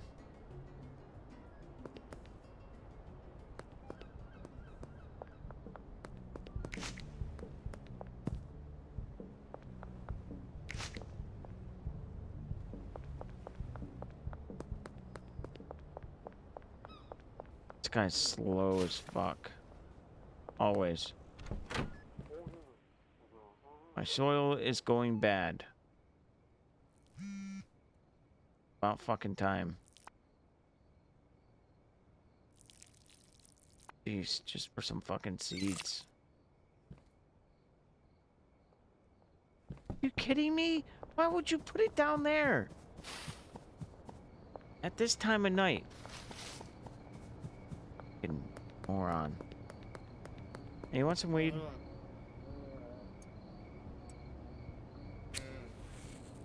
You like it? Fucking great. I thought she was saying it was bad. Whoops. Alright, hurry up. Get the dead drop. Okay, we got 9 seeds. Plenty to start off with. You want to know something funny? There was one time I was running from the cops. And while I'm running from the cops, I was picking up garbage. I wasn't online, so didn't really see it, but it was hilarious.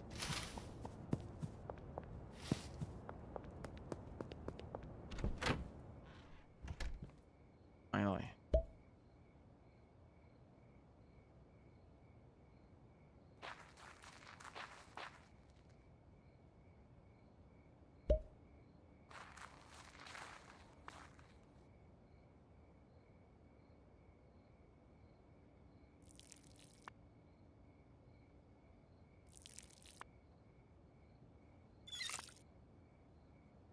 Sorry, via the game. Somebody said pickpocket by day at the casino. Oh, really? With the boys by night?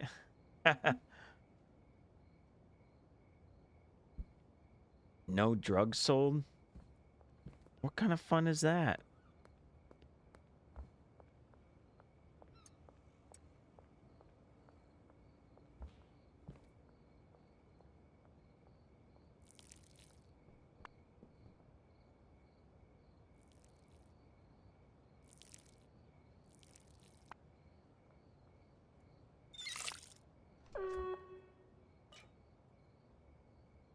Okay, it should be done.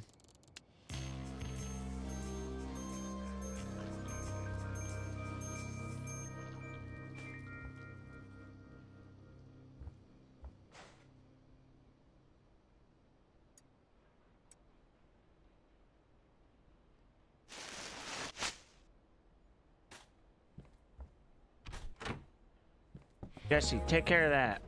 Thanks.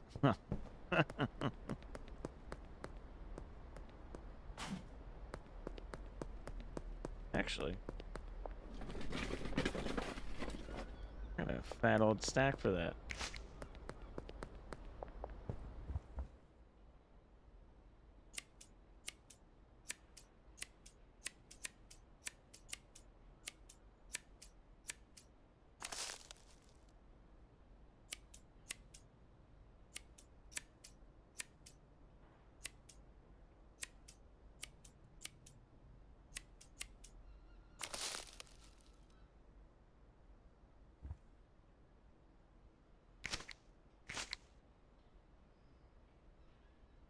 It came out decent. As good as you can get it while you're...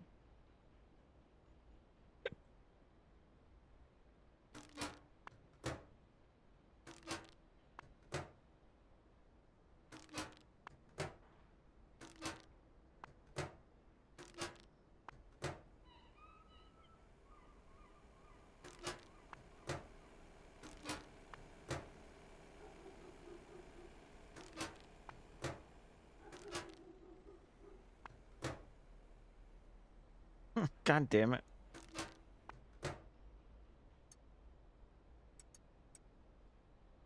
All right. Need more baggies.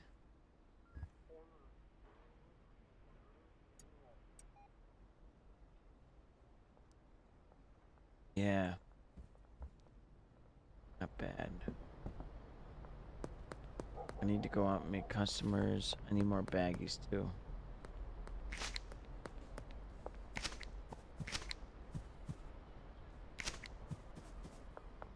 Oh. Hey, you. You. Come here. I need a... Want a free sample?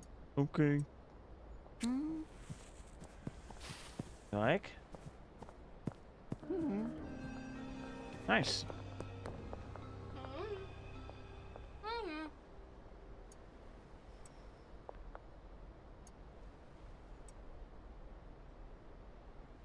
How about this? I'll take off $10.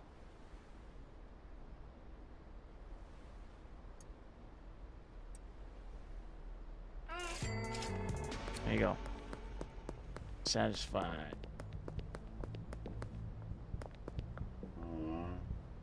Fuck off. He's grouchy.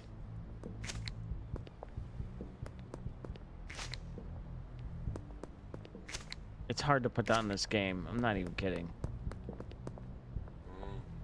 Man, what the fuck? With you pawn shop people.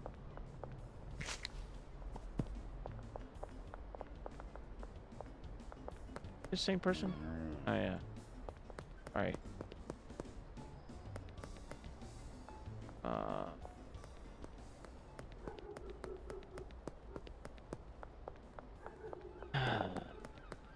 Oh, you got the guy right here.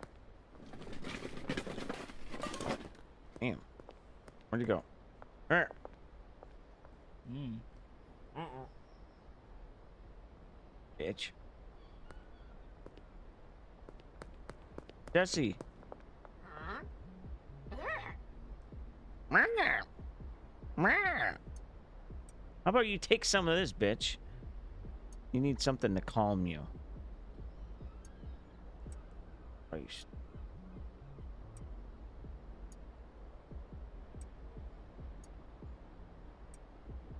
Jesus. Jesse. Yeah.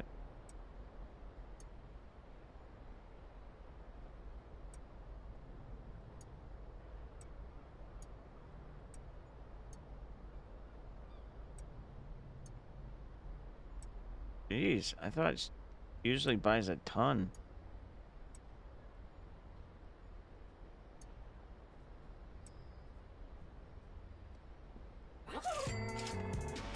See? See? I got good deals. Yeah? 100%. See? No reason to be angry.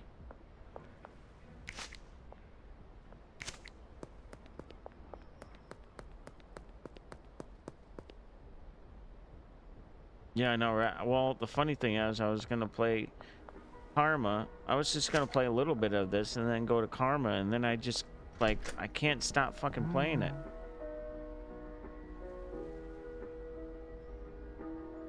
Let's say 40. Make 40. And another thing of soil.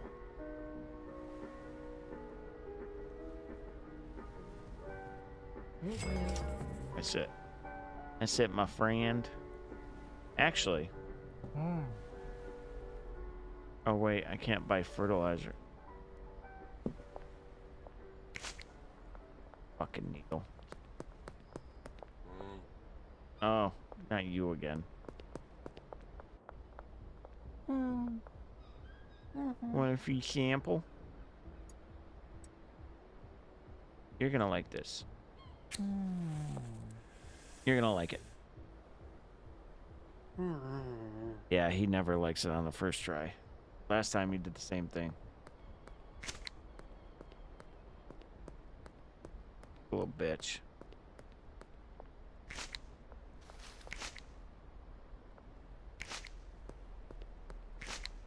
One of those guys. It's funny, every person that I've been dealing with, I can, like, picture in real life. Like, the kind of person they are. I'm, like, thinking back.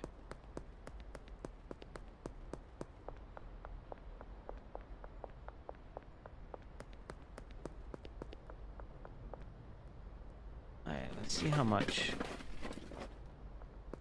Hold on, we got some potential. Ooh, got 3 potential customers. Not you. I'll get to you there, Peggy. I think that's Peggy. I don't know what that... was.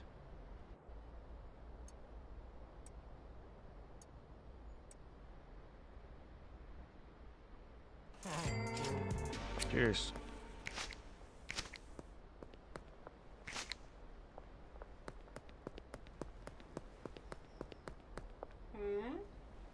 I'm just trying to get out what I can, distribute what I can anyway.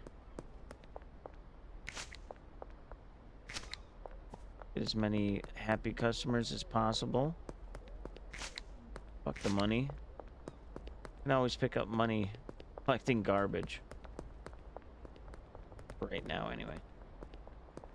Hey, Chester. Whatever the fuck your name is.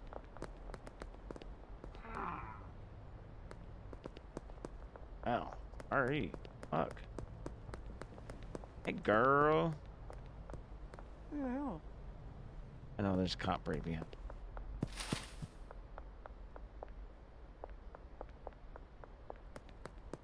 Paranoid?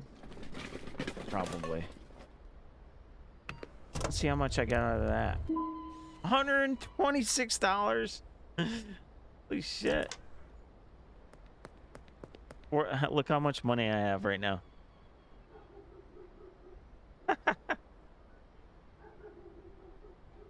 Dude, all this snow.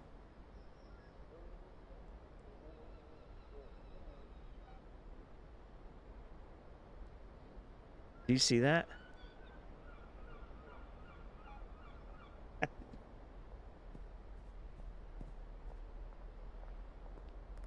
Did you see that? Uh-oh.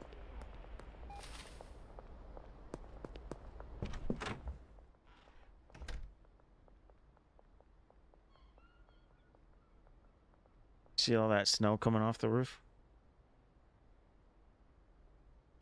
Oh, that's right. I forgot you could do that. That's why it was so hard for me at first. You can put that product in an app on your phone. But let me make as much as I can. Because once you start selling this shit, once you list it, oh boy, they go nuts.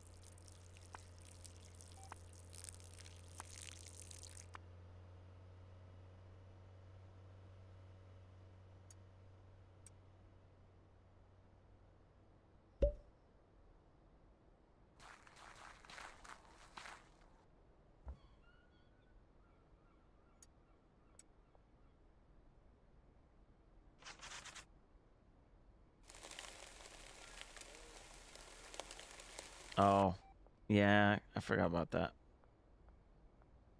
I think someone was on top of the roof pushing all the snow off. It was just coming down, like, pretty crazy. Good thing it wasn't nighttime. It scares the shit out of me at night.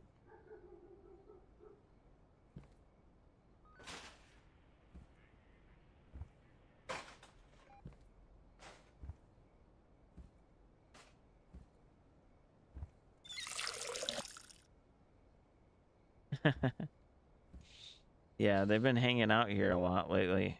Good thing I haven't been dealing. Did you see my money? How much money I have?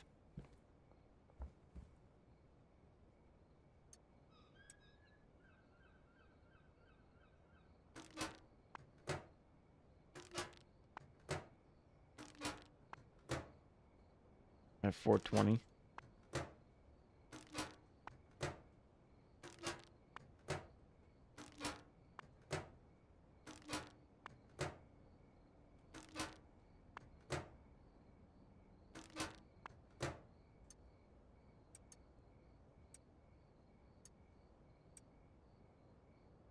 All right, put 10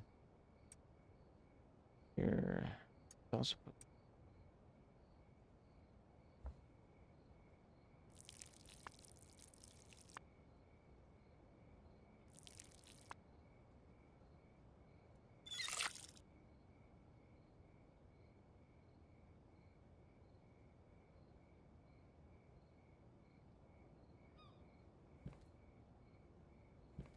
I have one. Look at the bottom. Number 9 box.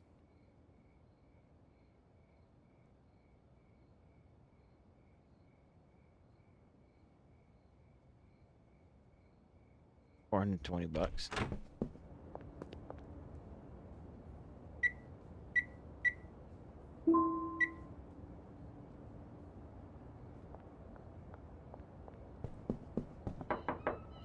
What's up, my wee Benji?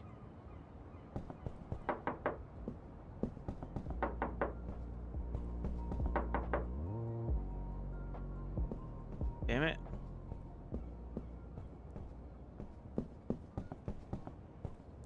Oh, hey. Want some...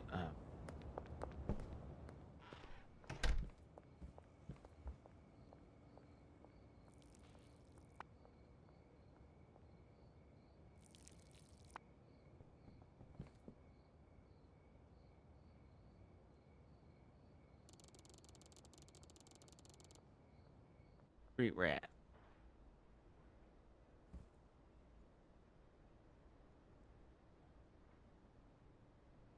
Oh, I'll pull rock. Okay. Not gonna mean anything.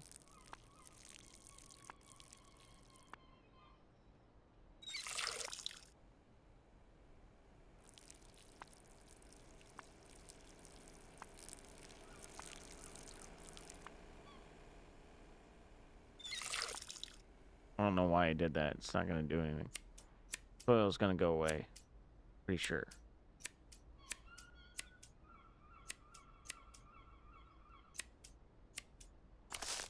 Yeah.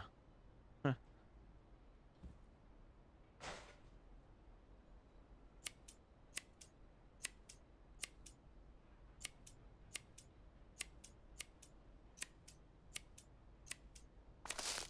I mean, that's not satisfying, though.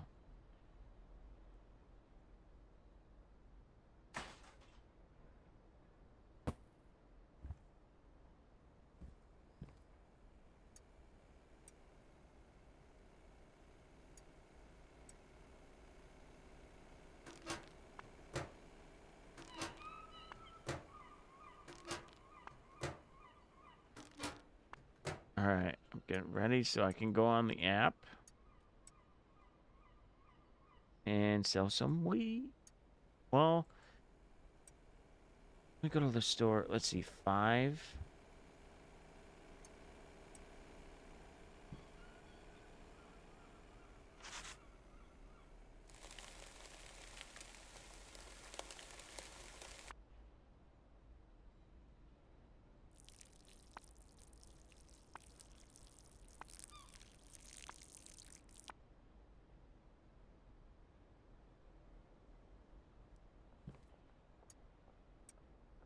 What the fucking cops again?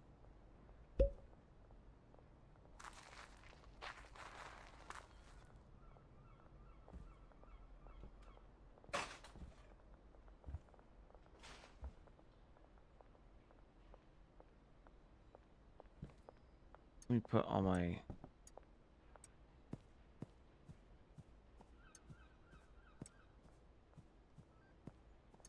Yep.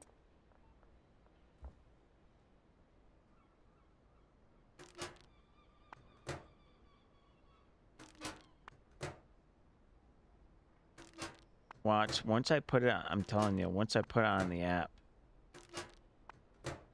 go nuts.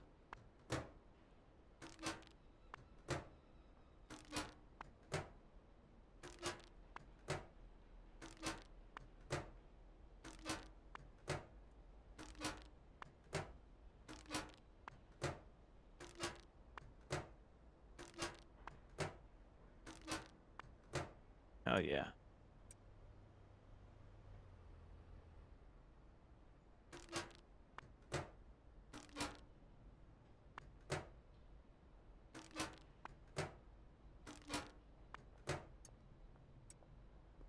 All right, I need 4 more.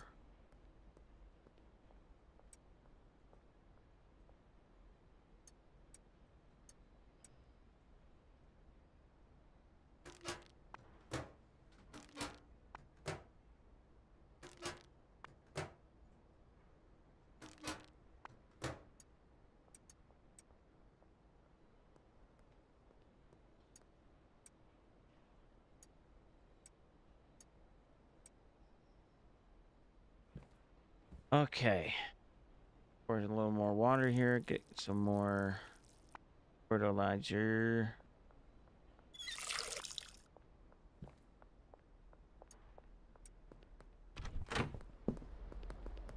Oh, shit.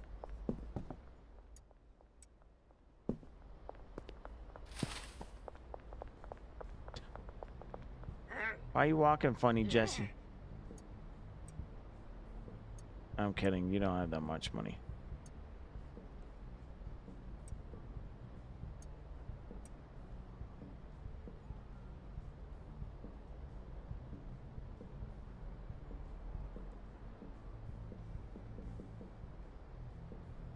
Make it $100. You're welcome. You're almost happy. Oh my god.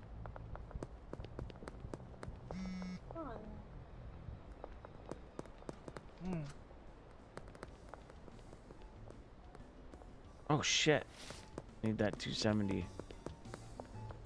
Sorry, dude. Actually forgot. Not even kidding.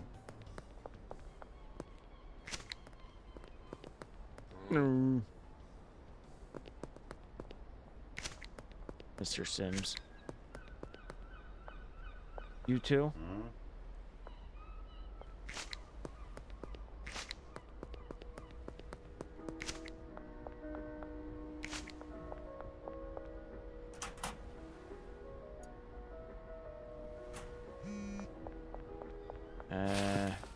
Need withdraw 500. Now I can get seeds for a while, and I don't have to pay him any money. I just pay ahead. All right, let's see. Want some more free sample? You were all pissy yesterday about it. Need my Steam login info so I can try it. Oh yeah, that would be awesome.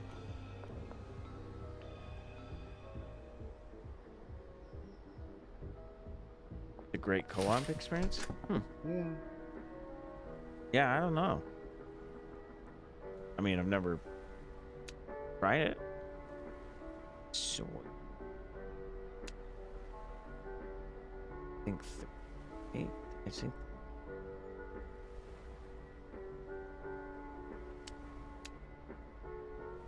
Actually, I don't like dealing with the jars. Not for right now. No, don't. No speed grow. No reason. Well, that's how you get the good shit. PGR. Well, no, you need better. You need better soil.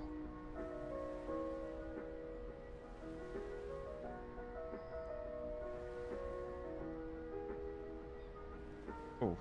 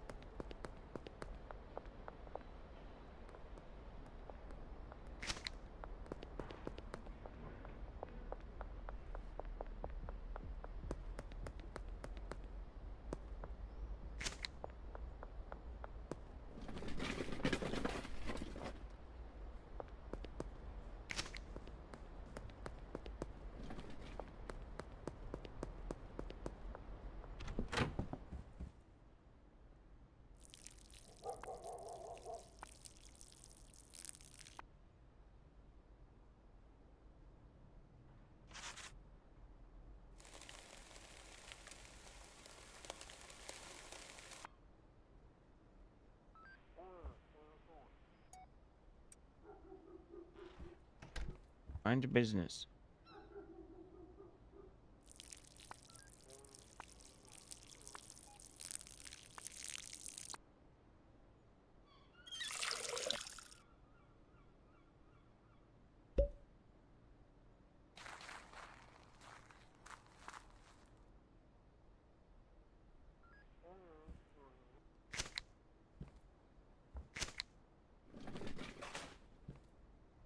Nice. Done.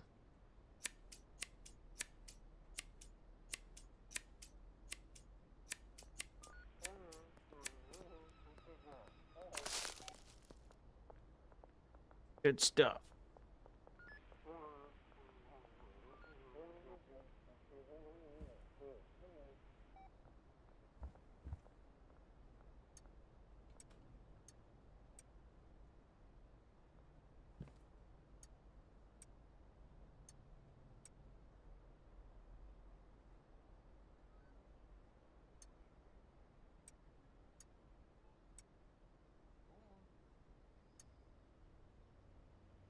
Uh.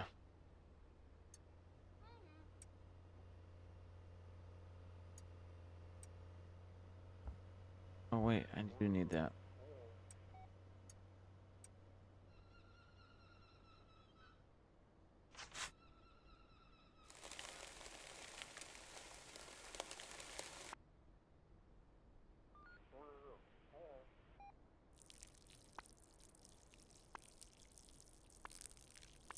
I know you can pickpocket. I'm gonna have to go try that.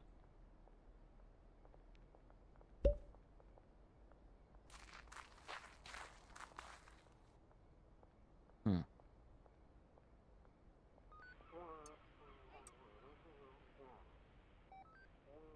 Yeah, that's right. You're gonna...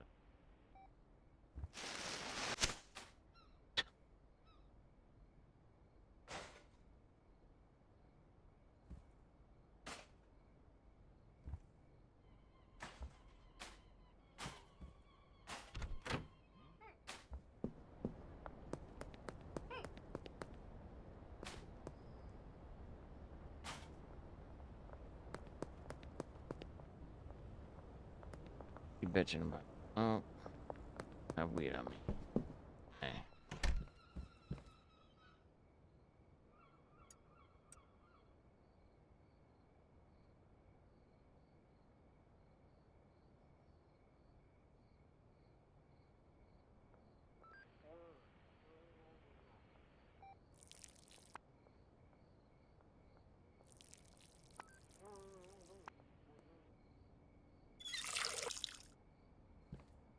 All right, now what?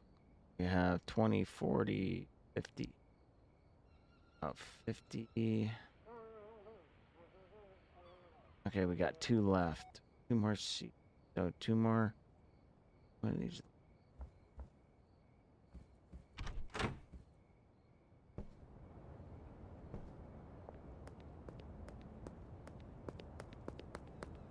Curfew's about to come.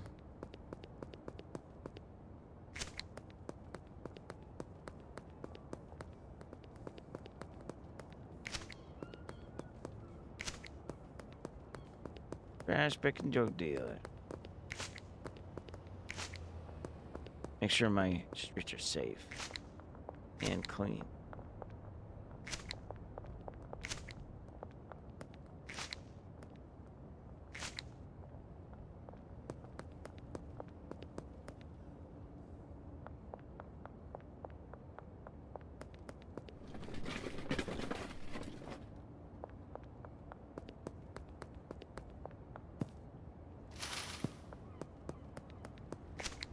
In the park. Oh, I forgot. Casino. Oh, I forgot the baseball bat too, just in case. I don't want to hit.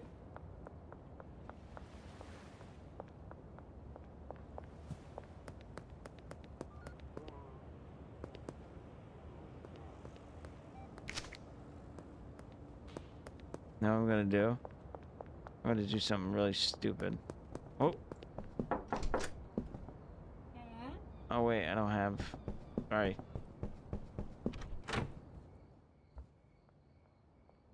Yes.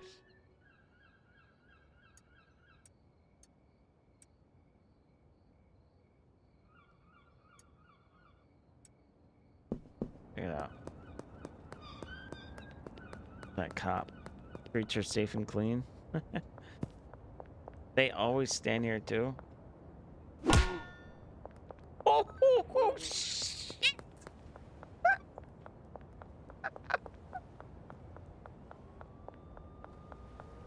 Oh Oh my god. Oh my god.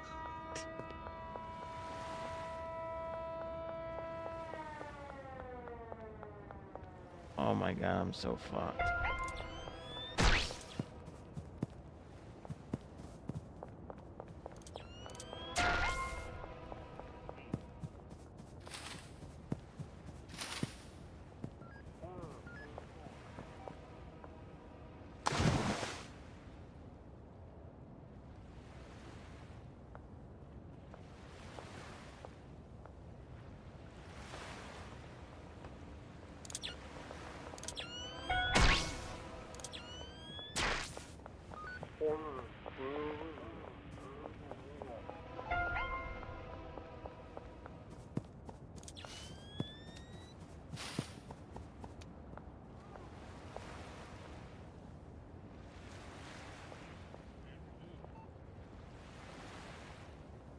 Oh my god.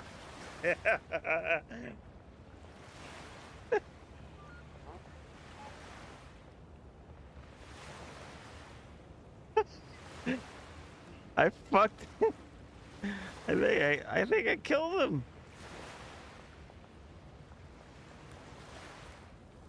I'm still wanted? That's the longest. I don't know. I saw the bat. I've been wanting to do it for a while, so I said, why not? Yeah. Why not give it a shot?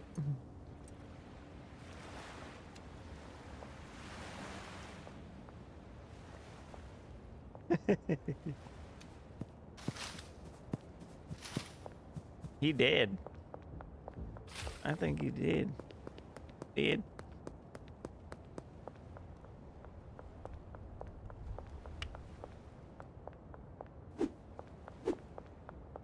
Damn, dude, right over the back of the dome. He's still dead? Still there? Huh. They moved on. Couldn't have been that important.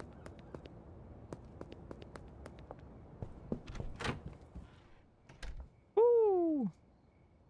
Got away with murdering a cop. Jesus. I put everything away. I even put my garbage collector, my watering, just in case. I would have got arrested.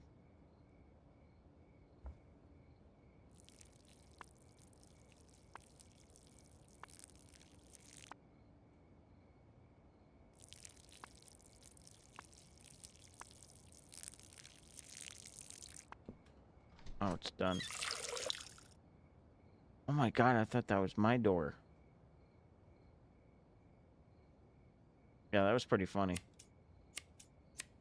I did not think that that was gonna happen. I thought he was gonna maybe get, and then he was just gonna turn around, tase me, and get arrested. I didn't know he was gonna like his dome was gonna smash open and. Oof.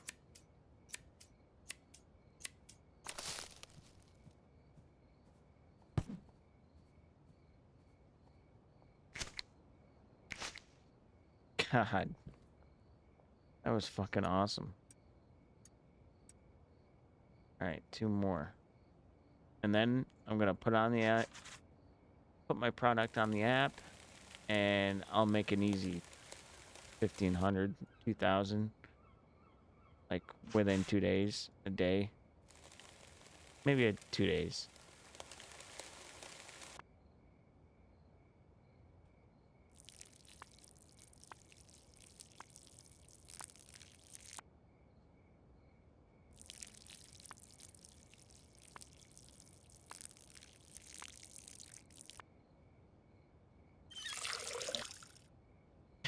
I bet. I'm sure he is.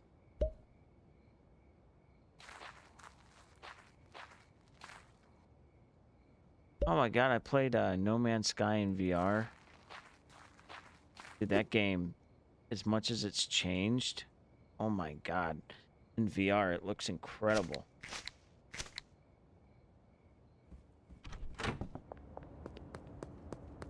Incredible.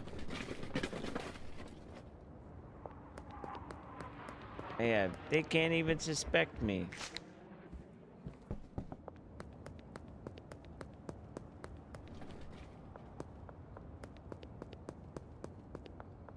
All right, I don't want to get caught out there.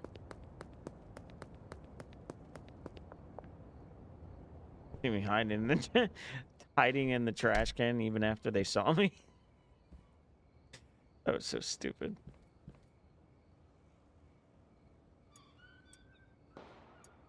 Oh, that was a gunshot.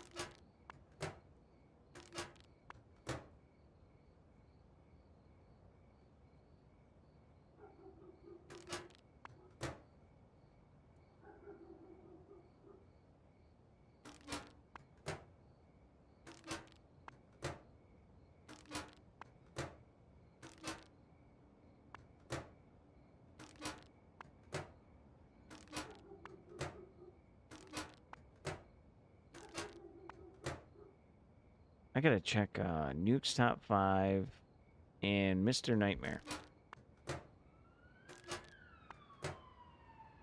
Mr. Nightmare tells like true scary stories, but he's really he picks like the best stories, and he only does like 3 at a time. Been watching the guy's videos since he had like no subscribers. He has like 5 million now. Crazy. I used to watch it all the time, and then I stopped, and one day I was like, I wonder how many videos he's made. And I go on and he's like crazy popular. Fuck. 2. Need even more baggies.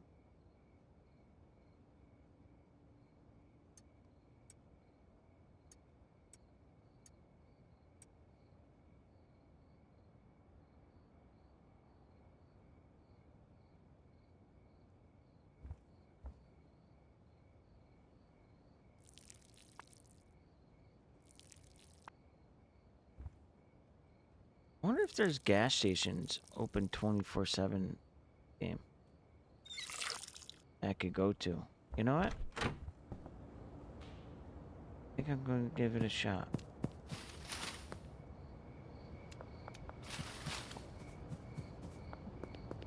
Yep. Nice.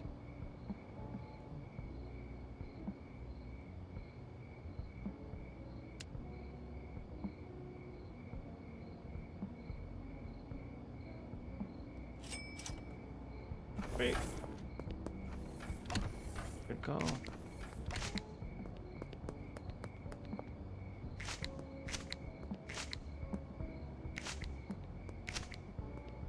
See all the blood spatter?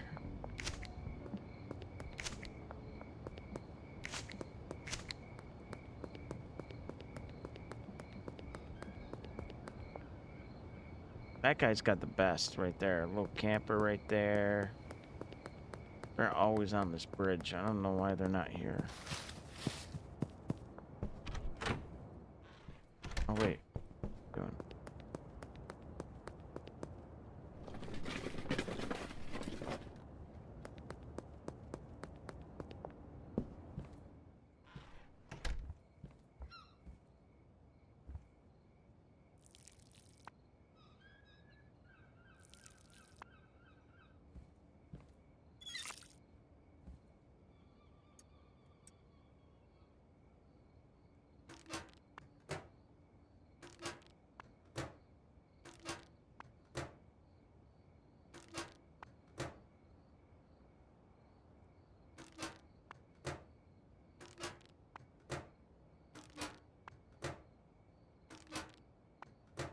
Can't believe I'm doing all this all over again.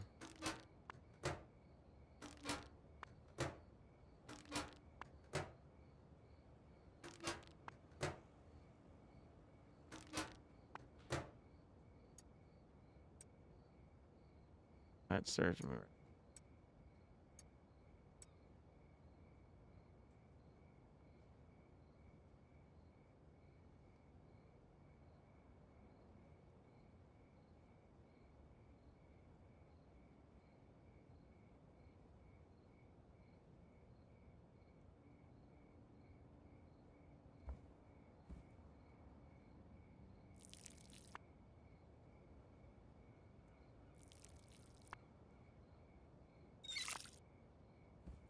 Go to bed.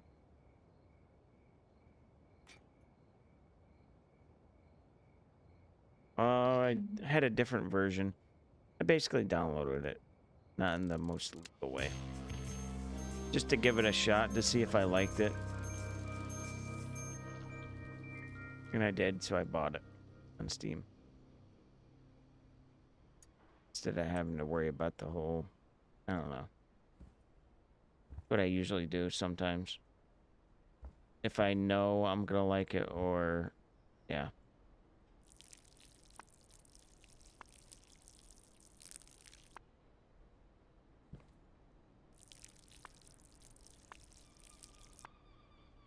There we go.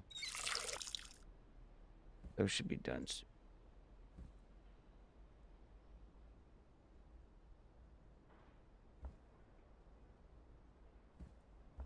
Okay, let's put it online. Well, wait until this should be done any second. Yeah, any second now. Actually, I'm gonna need more baggies.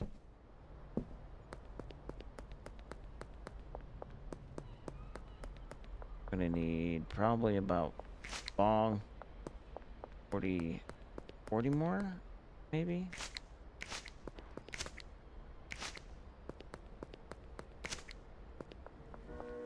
And then I'm gonna put it online.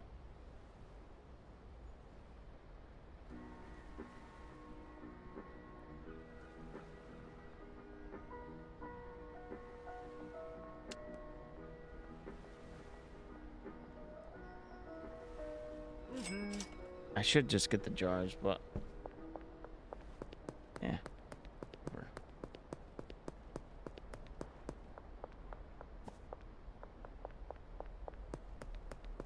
Yeah.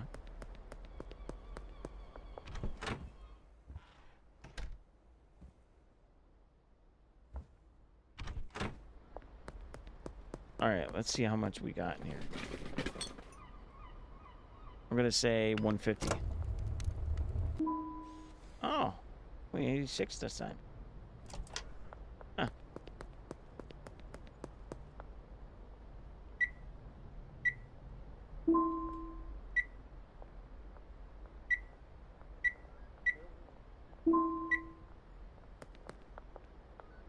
I don't have my weed out.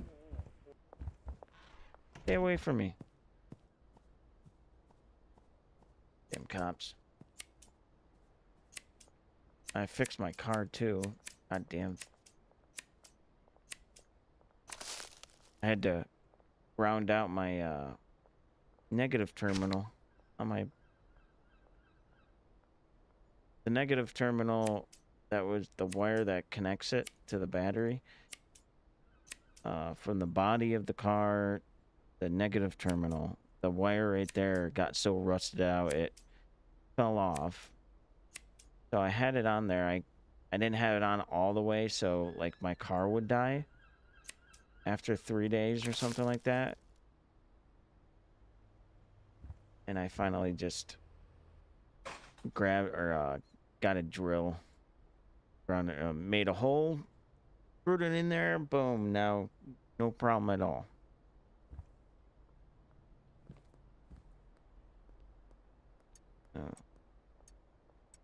I don't have to worry about my fucking car dying every 3 days. Something that simple. If that negative terminal wire is not grounded out all the way on your car, people will think it's like your alternator or something, when all it is just not grounded out all the way. So then you end up spending $600, and then someone takes the $600, fix the terminal, probably costs them 20 bucks, and then boom, you make $600. Crazy.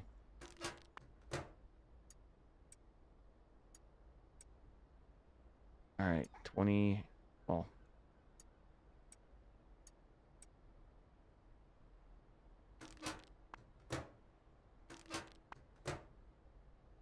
all right, finally we can go online, make Tons of money.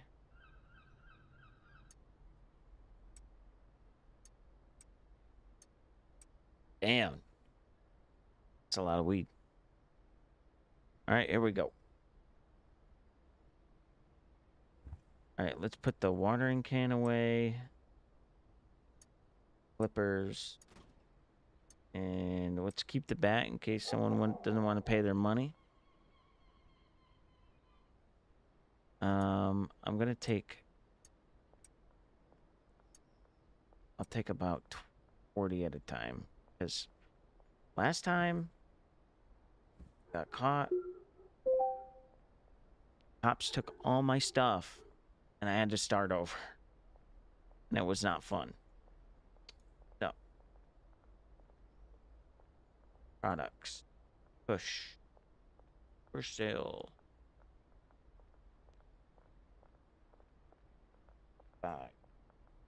Make it just a little cheaper. Just enough to where people will buy it.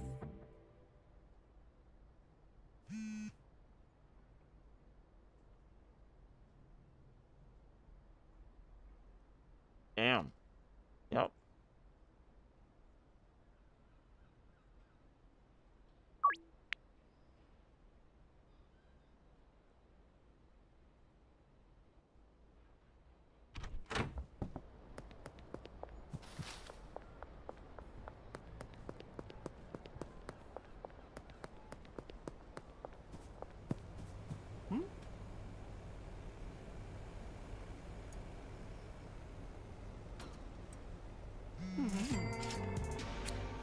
All right, next.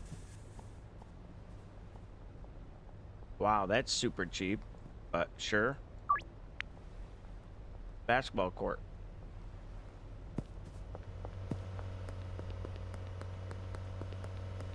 Oh, wait, bitch.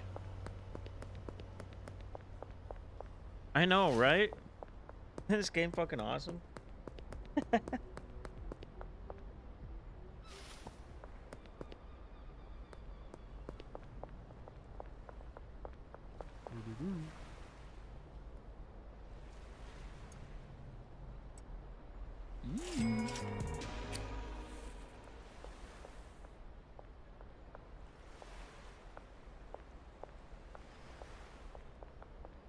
And if you're late or something, it'll say NMV or NVM or forget it, or like a real response would be if someone didn't show up.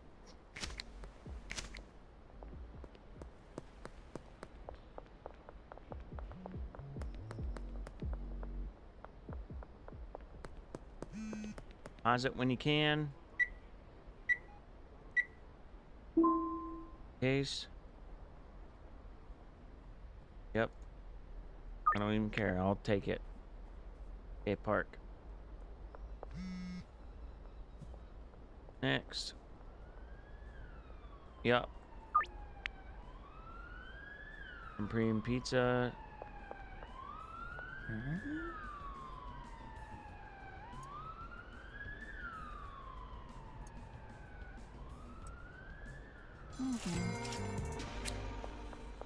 Yeah. I'll call you. I'll call you back, Uncle.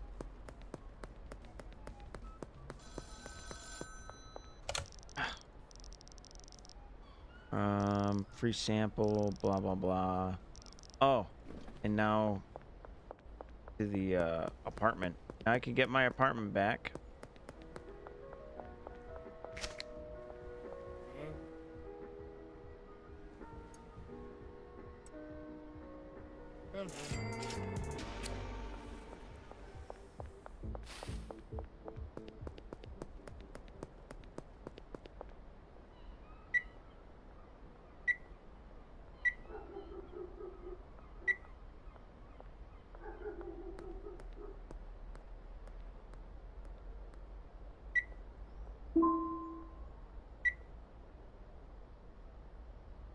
How much did I grab?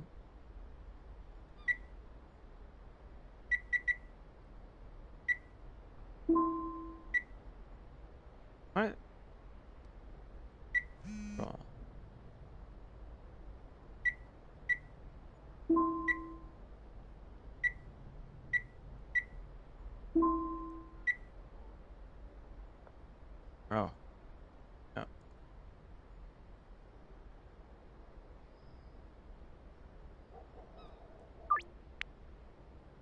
6 o'clock at the Thompson building. Perfect.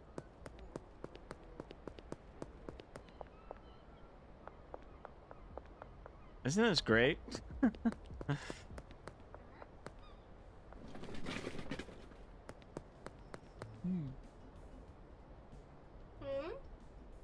Want some? You want some?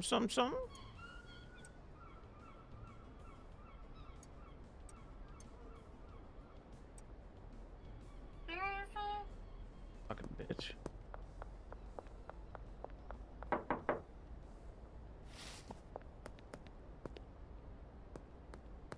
Thompson building. Where are you?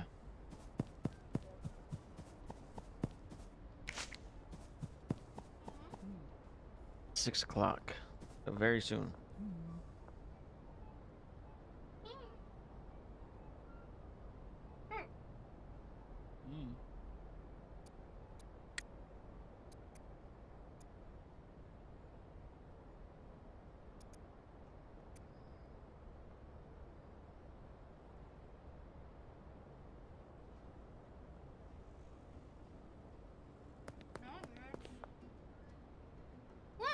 Okay.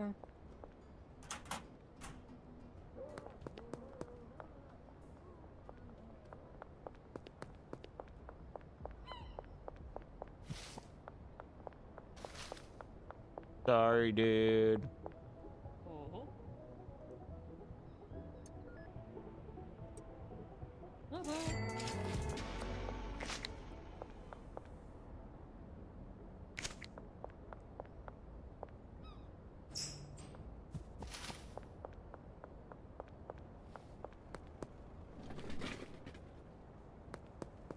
Fuck.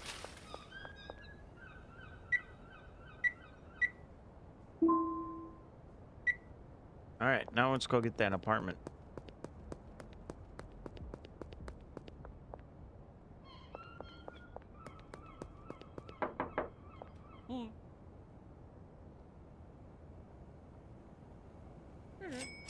Deal. Want a free sample while you're doing that? That cop's watching us. Dope. My landlord likes smoking weed. I'm gonna be my landlord's dealer. That always goes well.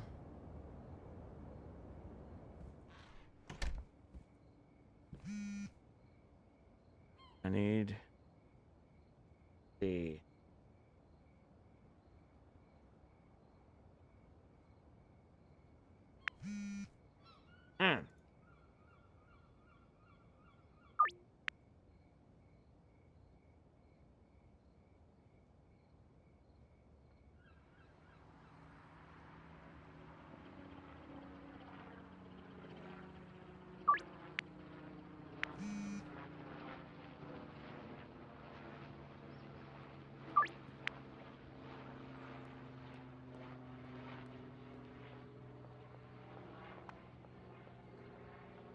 See, I told you.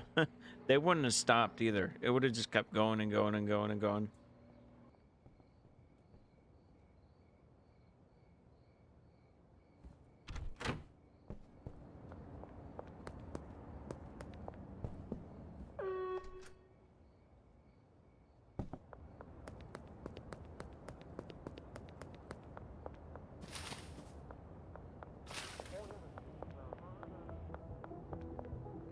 Pawn shop guy.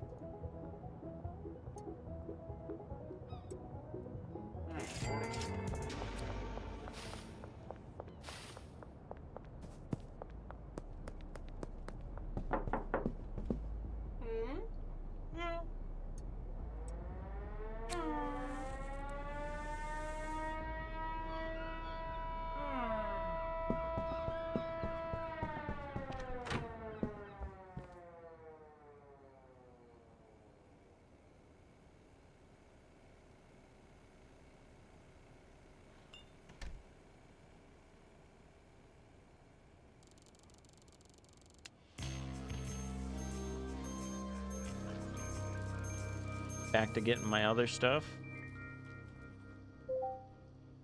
All right, so basketball court and then Bud's Bar. I've never been to Bud's Bar though.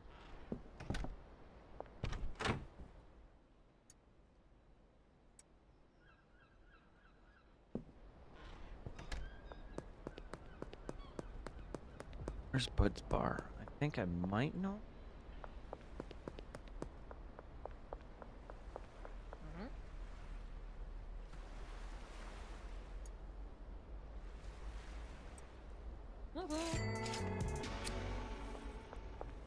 Bud's Bar. I think it's right here. Bud's... Is that it right here?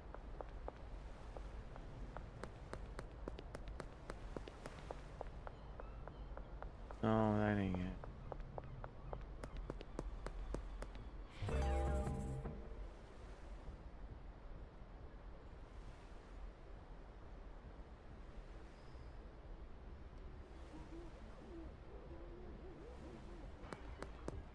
Oh, right here. Okay, Bud's Bar. Got the stuff. Let's...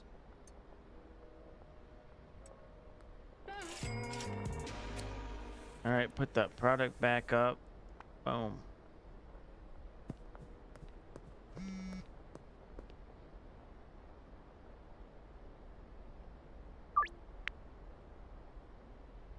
For market.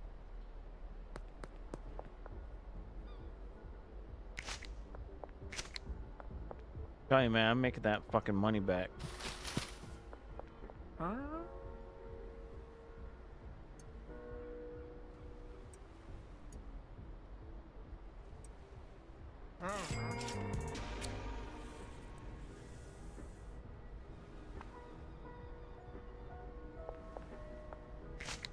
Now it's going up $5. Guys, guys are killing me on prices here.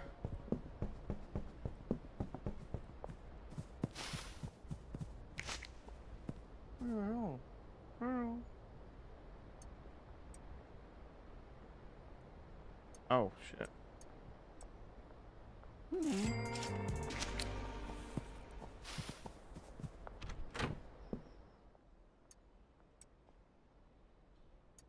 Uh, uh.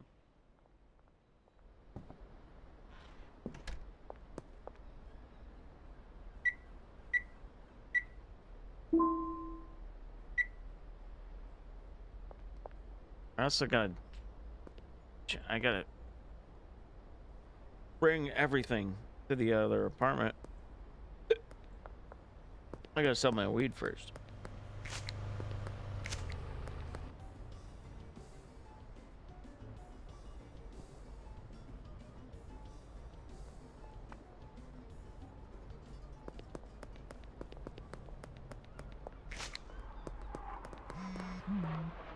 Nope. Hey, dog. Or barbershop.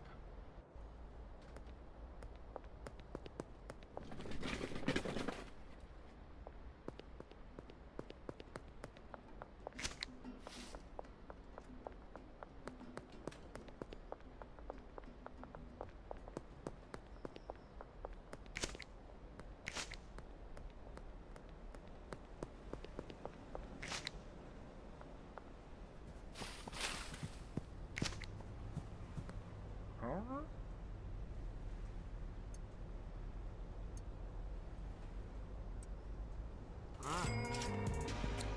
Next.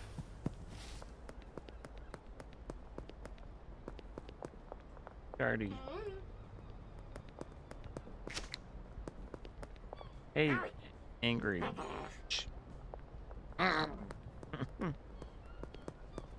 Okay then. What about you, Bob? Oh.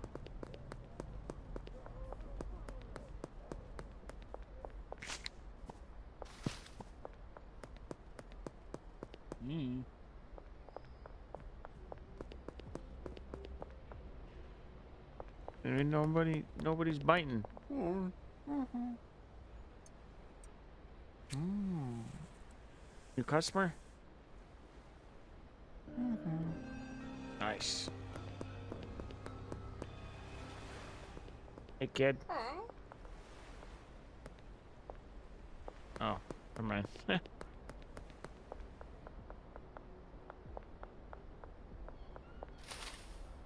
Oh, yeah, absolutely.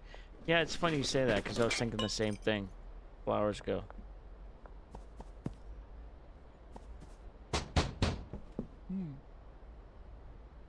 Never mind.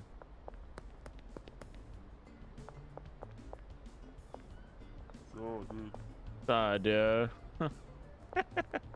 It kills me every time. Okay, never mind. I still do you too. You can see their eyes. You're like, yep.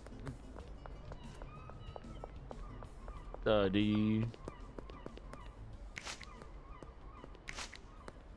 I need more customers.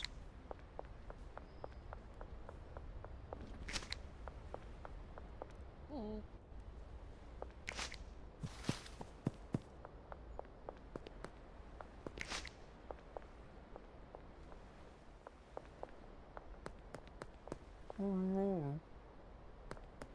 Oh.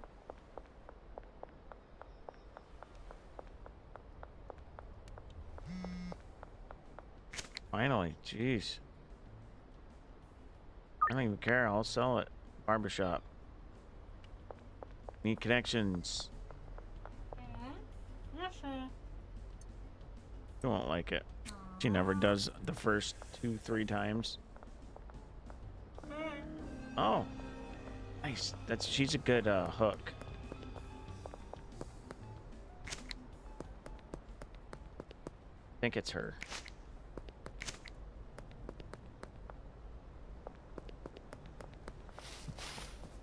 I just asked this guy. I wonder what happens if I give him another one. Oh.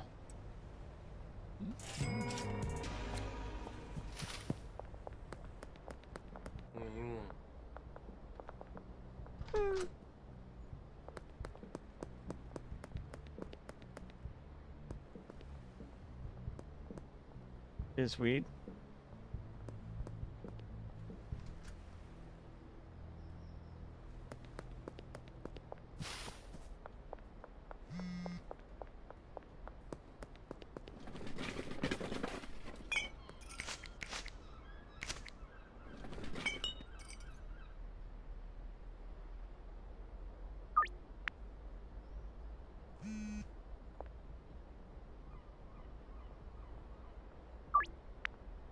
Pizzeria.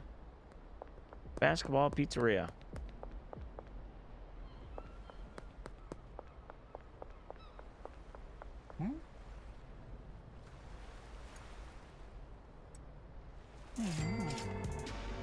Yeah, there's my other hook. Or my my seller. My other seller. Did you see that meth pipe? Yeah, I know, I see a Yeah, I saw them. At first I said a crack pipe.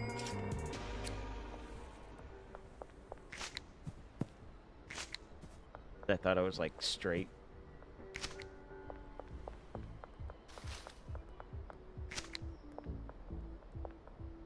That's the one thing I never did.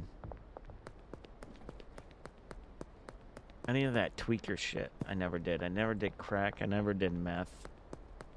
That stuff scared me. Oddly enough. Ooh. Probably getting calls.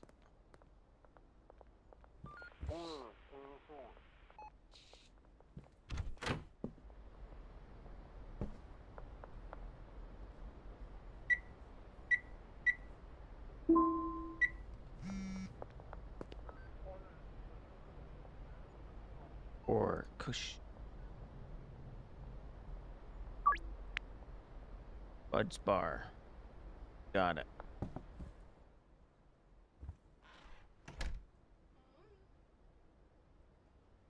Dude, I have nailed every single one. I haven't... Even one person that I ran from the cops and came back.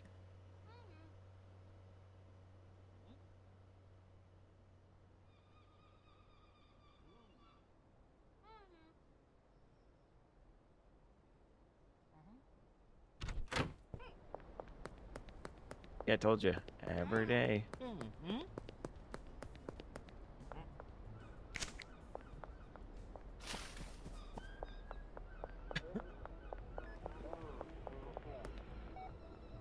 Oh.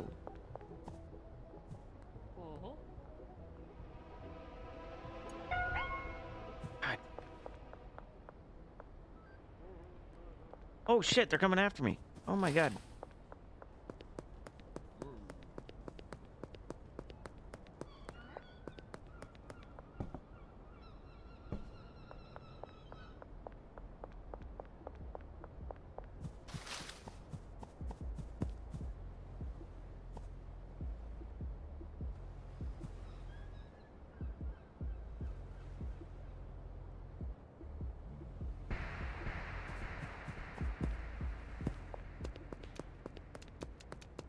Hey guys, I'm right here. She almost got me caught. What the fuck, man? Bro. Really?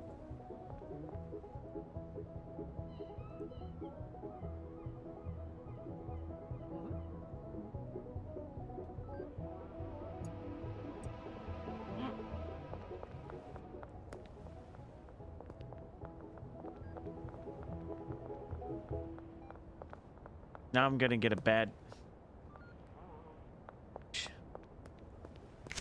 I was giving her more than what she wanted just to get rid of her. And she said no.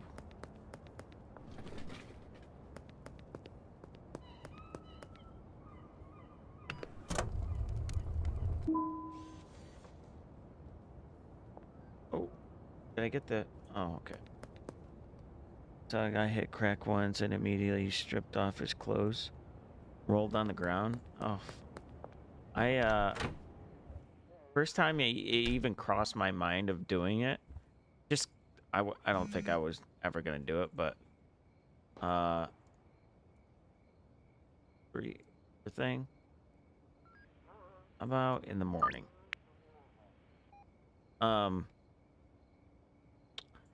Let's see. I think she threw up, and then they just kept looking out the window for 2 hours. I was like, I'm good.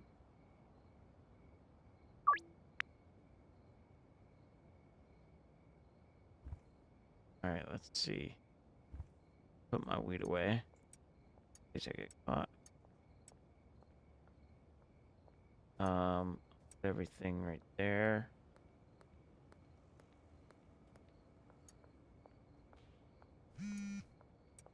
Dude. The morning.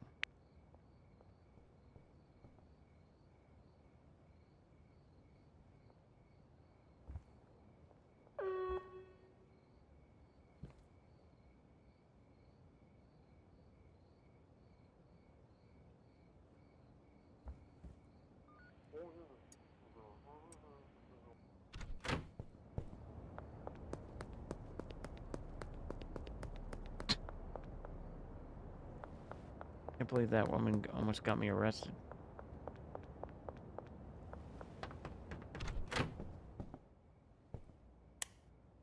There it is.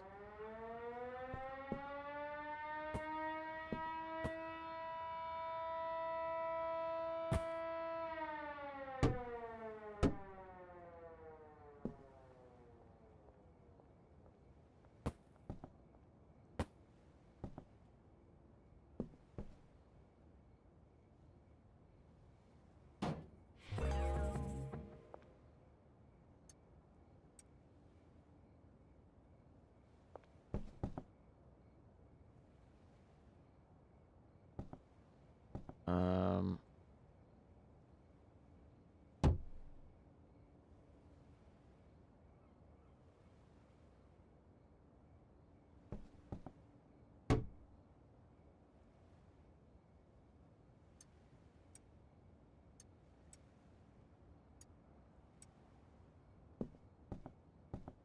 Save it. Jeez. I'm almost back where I started.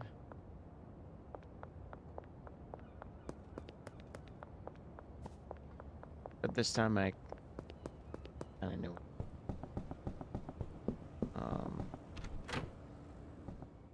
Oh shit. What?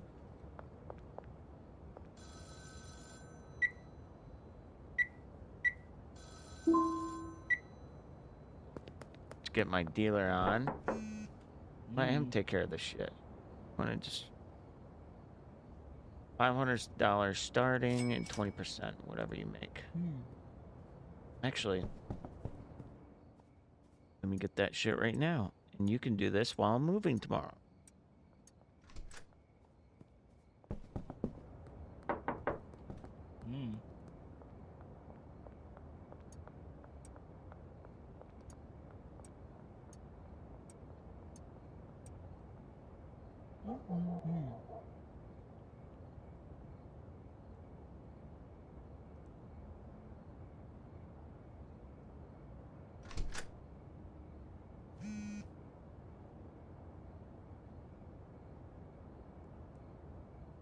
Oh, fuck. Oh, no.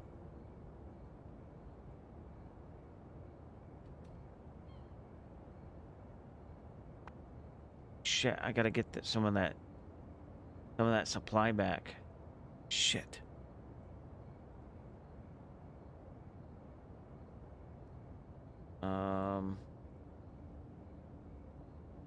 Never mind. What? Oh. Well, I didn't see your, Oh, it's Jesse, too. Alright, let's see. 3, 4, 5. Wait. Buddy. Give me 20. Let's see. 3, 4, 5, 7, 8. Oh, I know. I only need 8. Where did he go?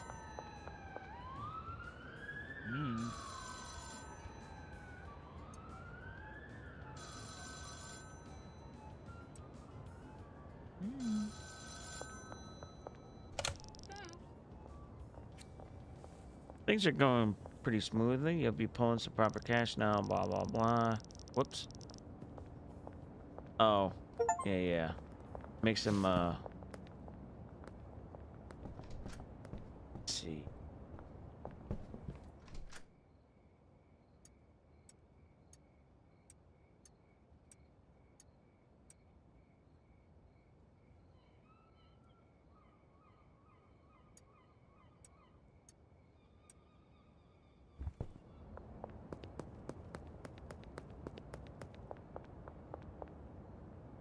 Yeah, pretty nice. Can do all my work while I'm moving and getting stuff ready.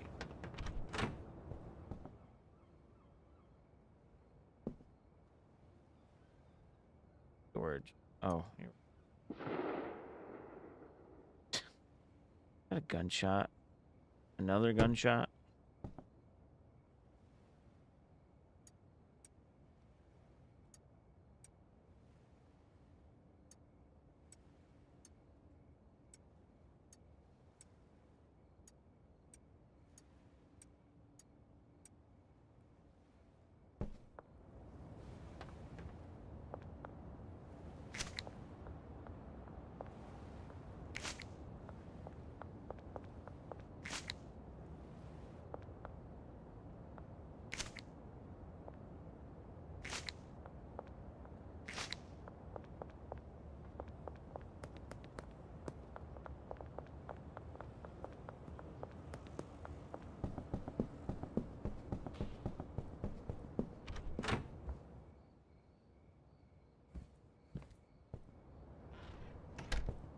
Can still use that apartment too when if I need to.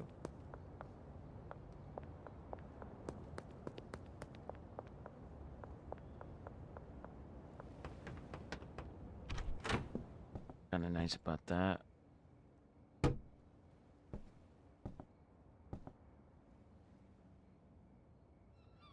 back to where we started.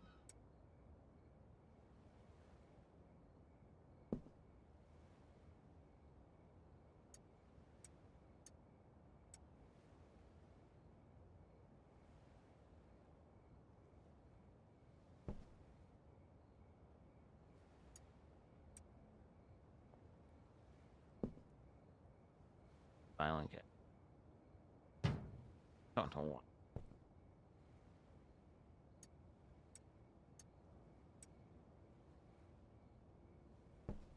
Throw this over. Gonna be like trash bags. Stuff like.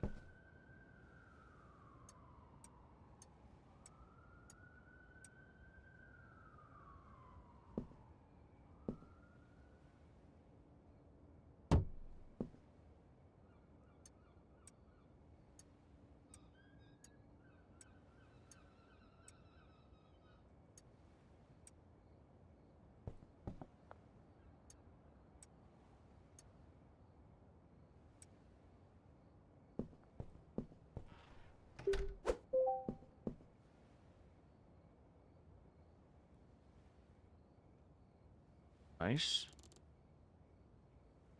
And potential customers. One dealer, one supplier. Westville. Nice. Nice. Collect the cash from Benji.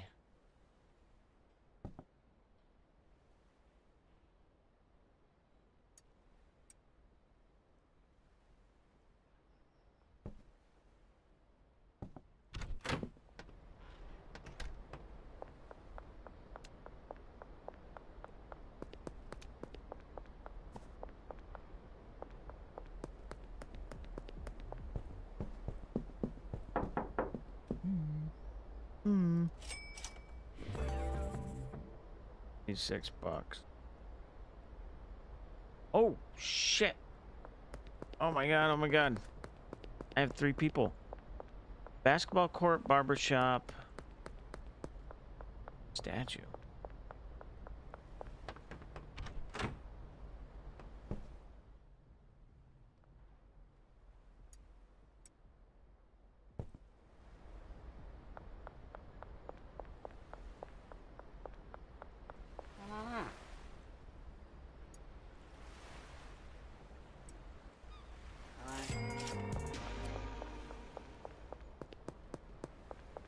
Barbershop.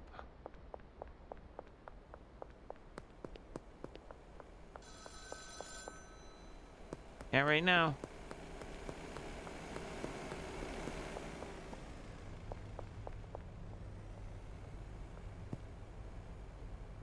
Really? Look at all the fucking cops. Well, look at them. Wait. Get the fuck out of here, bitch. Mind your own fucking business.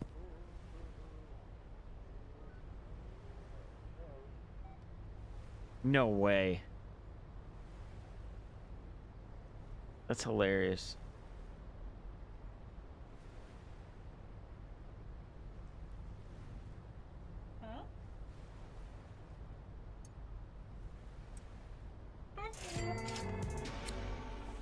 All right. Next deal.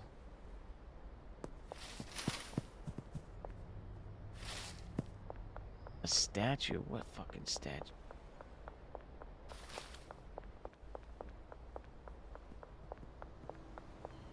This guy? Oh. I'll get to you soon. See if I have anything left. Oh, there he is. That's the statue. Okay. This guy, the... Alright.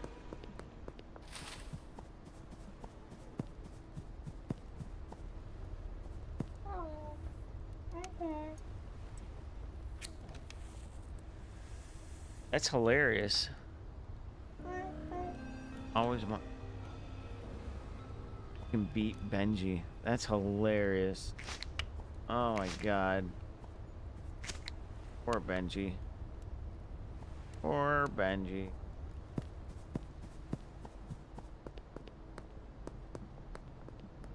Isn't that weird? Fucking meeting in front of cops all the damn time. Benji sent me up. Oh, bitch. Bitch, Benji.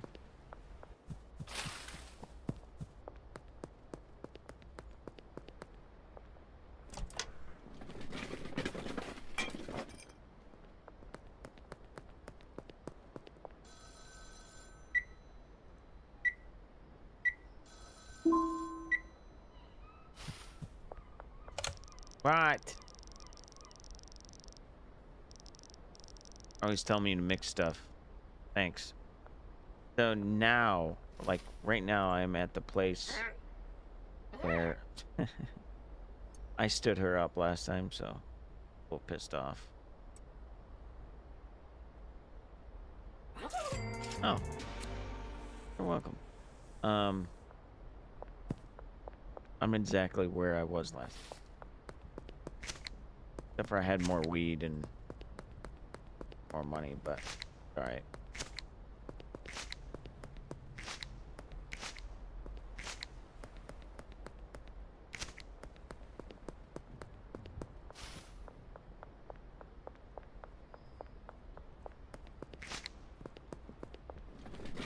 Sounds like Oscar the Grouch.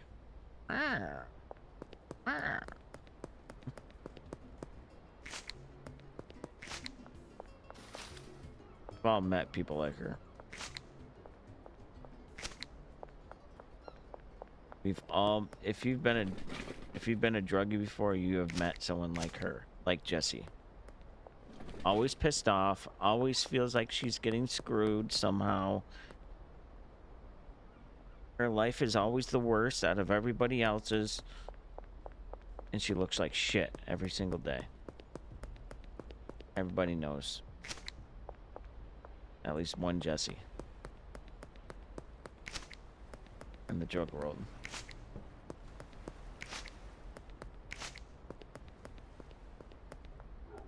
So fucking true, too. Somehow she's always getting pregnant, too. Jesus Christ. What a fucking crazy world I lived in.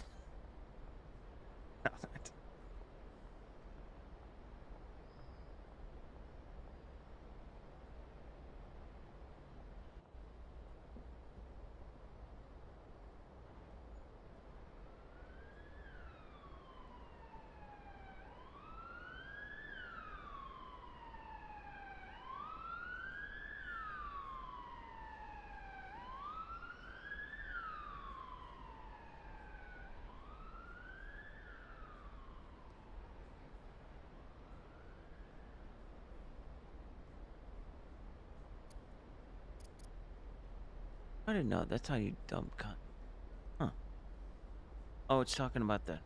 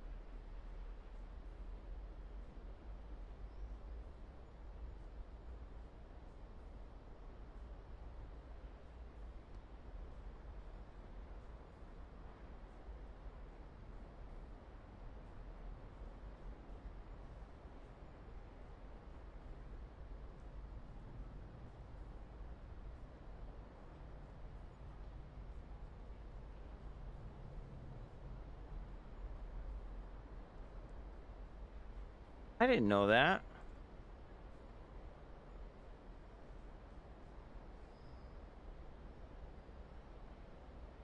Yeah, I've heard some of the music. Music seems pretty good. I didn't know that. There's some Nuke's Top 5 drama. Apparently, there's a content creator that was copyright striking all his videos that had her in the video. And, yeah, bunch of drama going on about it, I guess.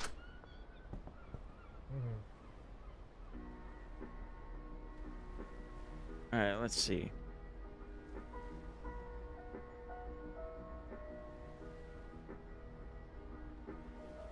Yeah, drama with Nuke's Top 5.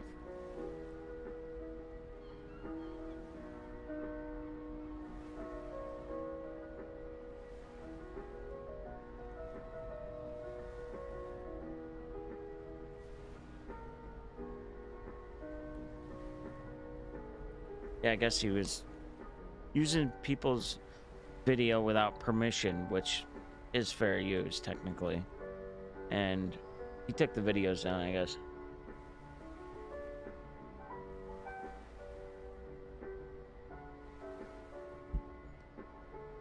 Ain't that some shit? Let's see, I'm gonna take...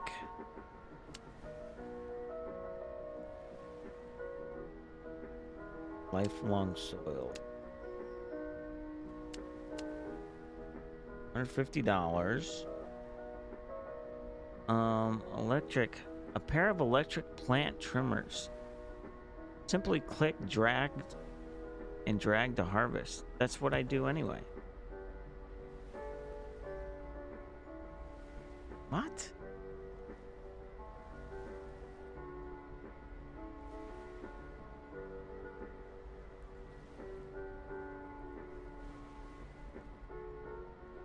Yeah, some stupid shit. Maybe I'll do the...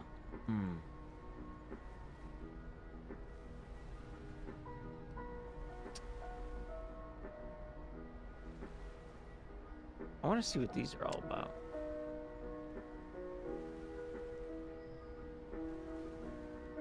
Let's get 20 of those. Get 10 of these.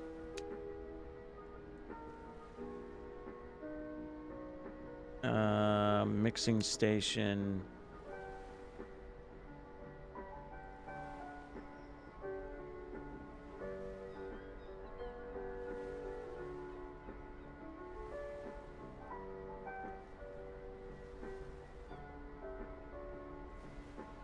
Actually, you know what? Fuck the mixing station for right now.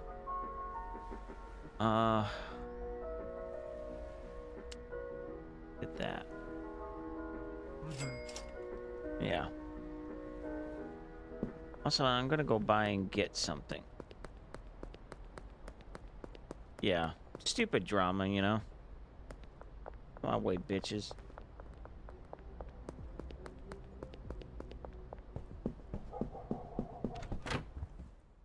Give me my fucking light.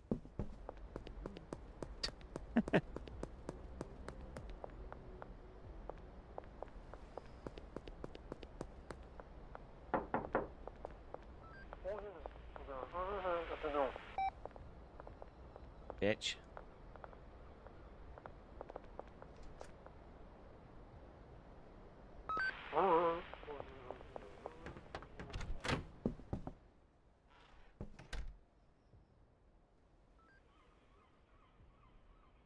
I have them sitting over there waiting for me. Just cause.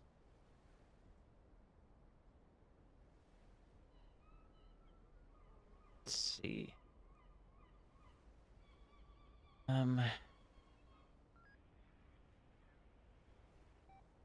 You hear him? He's sitting over there waiting. Oh, it looks stupid over there.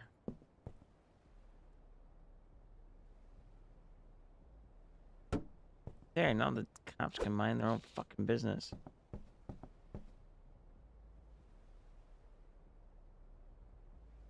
Okay.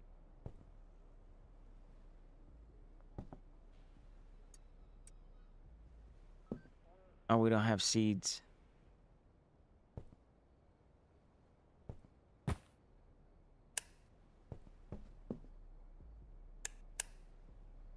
Uh...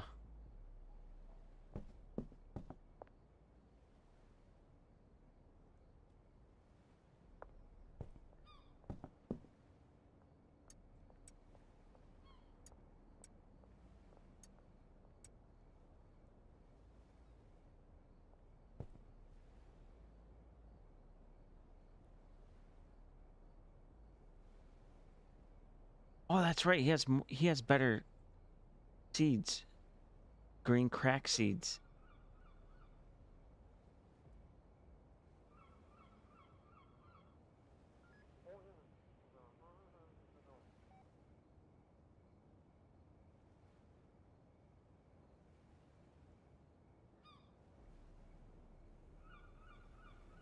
The hell?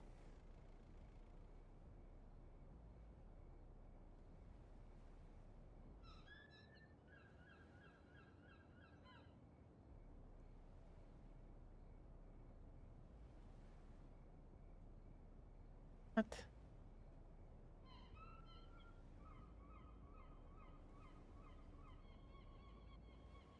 Okay.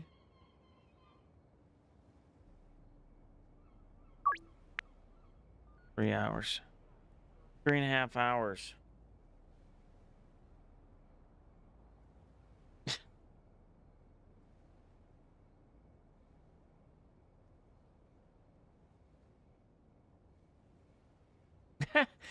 I gave him so much money that even when I ordered, I already had him paid off. And my fucking... And I'm still at neutral with this guy. Okay, whatever.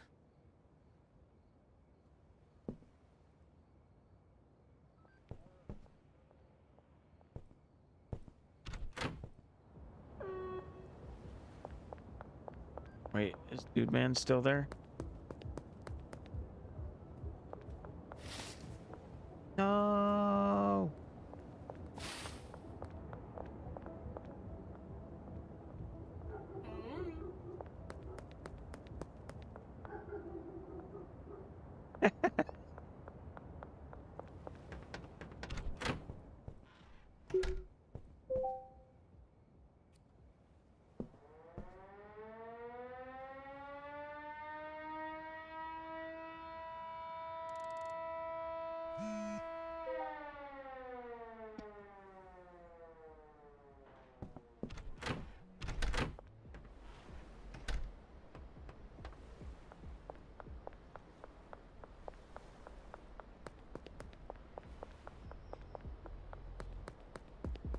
Oh, buddy. Where's Mama? Oh, he's out dealing. Benji, my dude. Still out dealing. West Wall.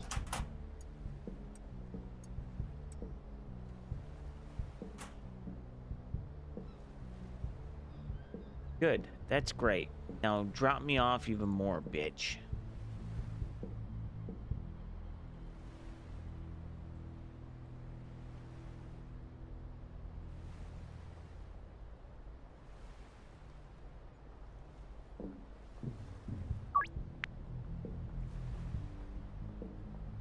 $4.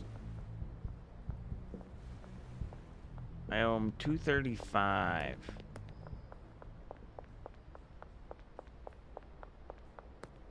Well.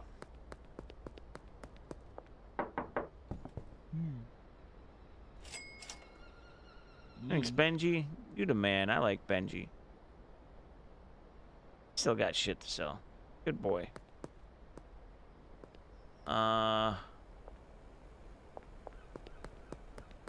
Alright, let's take some of this. Go pay off Albert.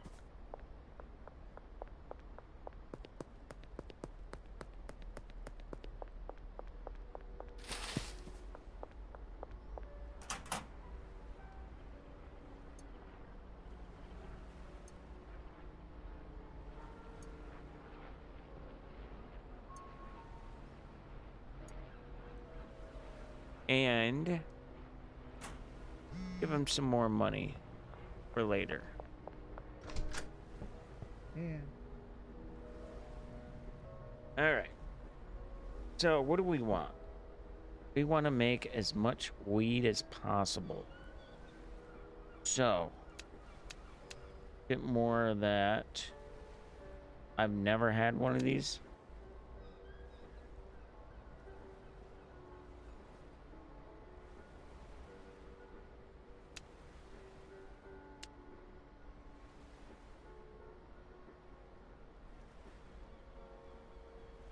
Actually, fuck that. Let's get grow tents. Get 3 grow tents.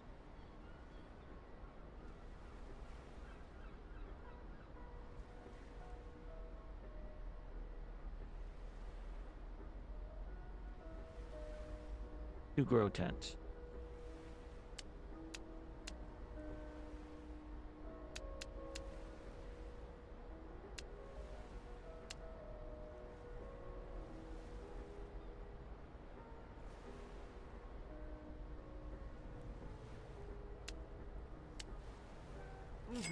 Trust me, trust me, trust me. I know that's really, really expensive. Some people would say that's stupid, but when you get premium weed and you put them in jars and then get your dealer to sell them, it works out. I have no,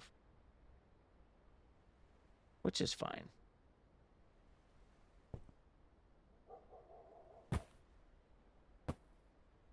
Got 2 more. Let's use this soil first. Shitty soil.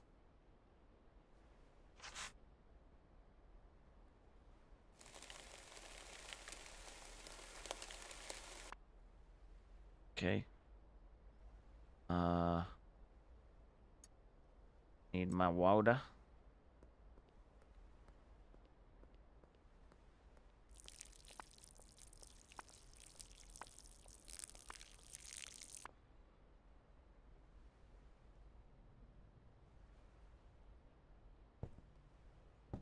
The other weed, no. Now we're deep.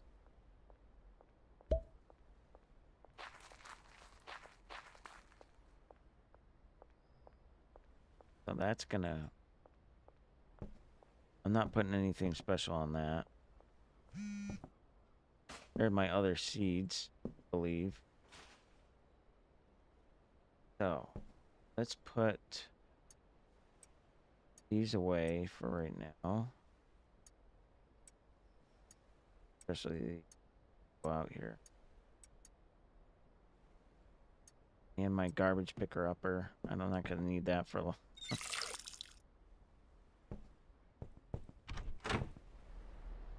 Where is it? Behind the casino.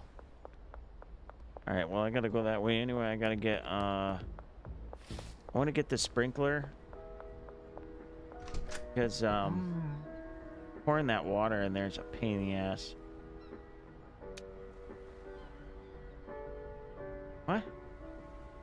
Oh, shit.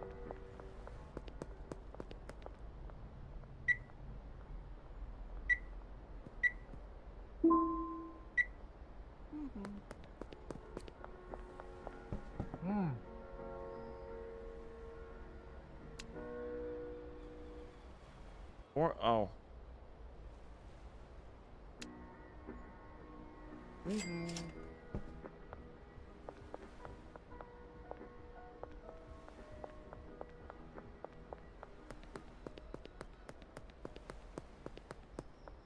Why would you put it the way out here?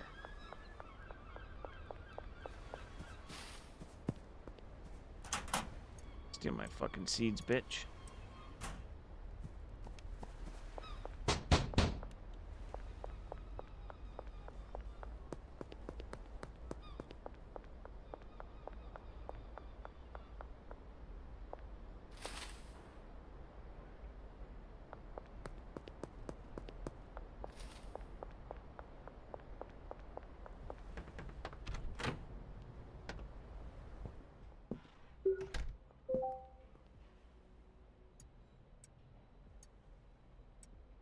right, now we're gonna be cooking. It's gonna take. I do have more.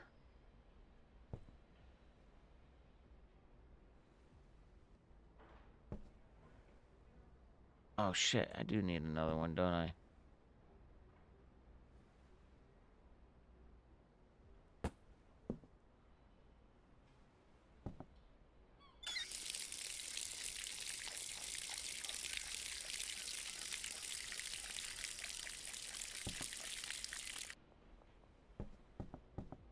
All right, now here comes the good stuff. Where? Oh yeah, lots more.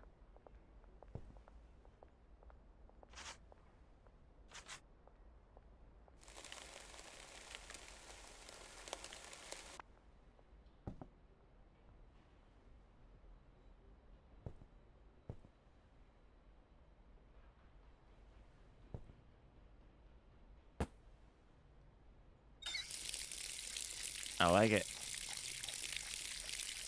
I like it.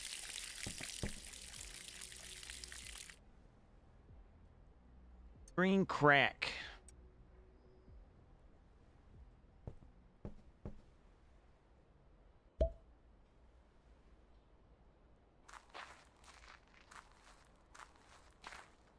I think that's it. Green crack.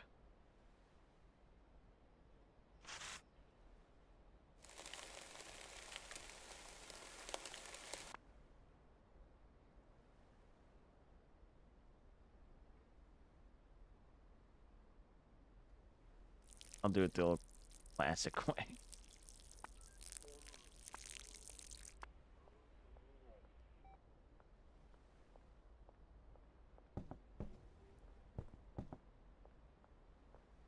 Oh wait, I forgot. I gotta put some of that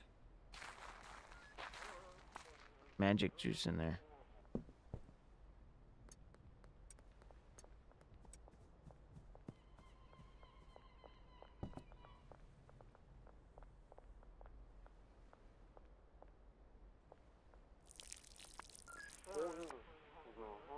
Bro, what are you guys doing? Mind your own fucking business. Are you kidding me right now? Alright.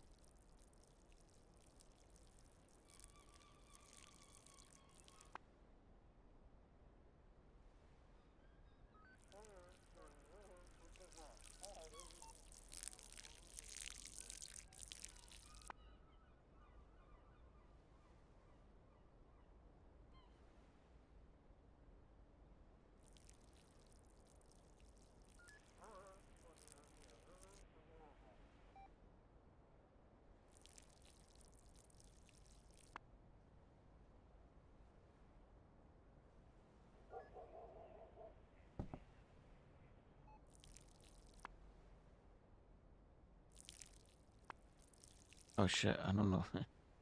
Thought that was...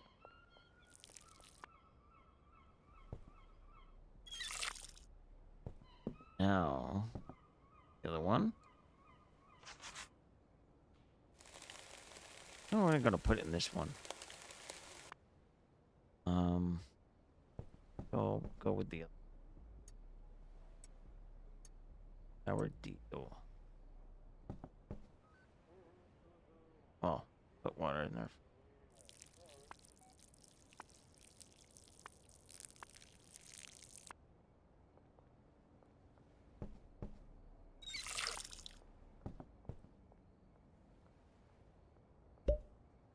You hear them out there?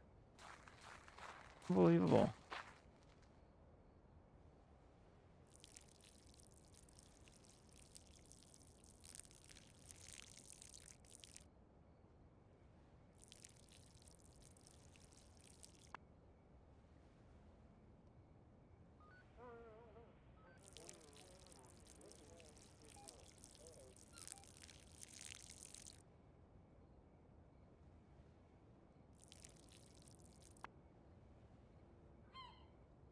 There we go. For now, anyway.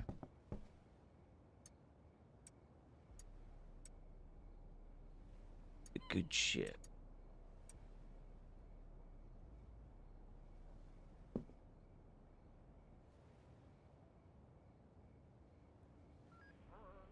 Not a bad strain. Had it before in vape form. Oh, really? Sour diesel?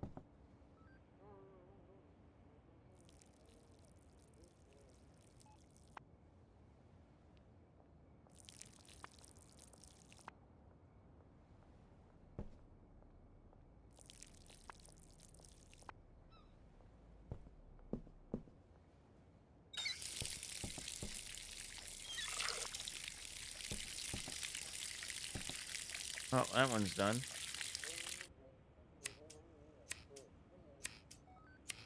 I don't get it. What's the difference?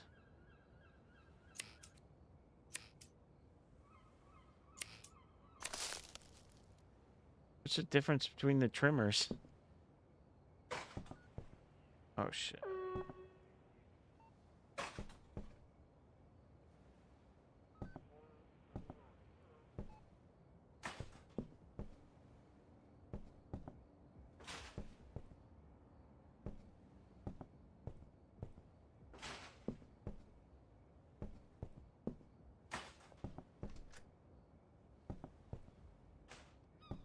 Did you hear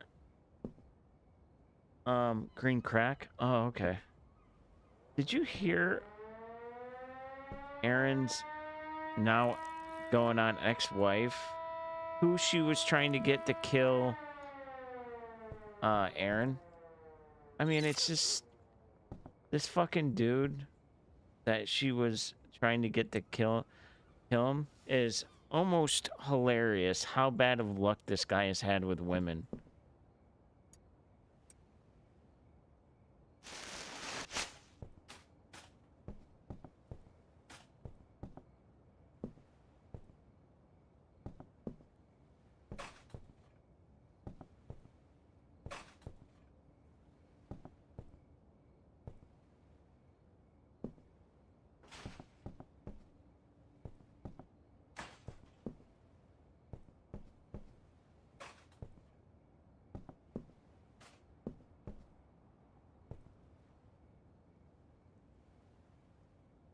Oh, really?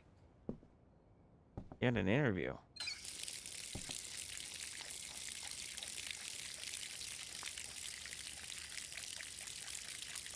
If I were him, I'd be milking this for everything it's worth. Because I know for one thing, it's probably going to drive her insane. Which would be probably my #1 goal. Piss her off even more.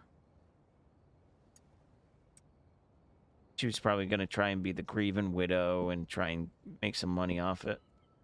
Guarantee it.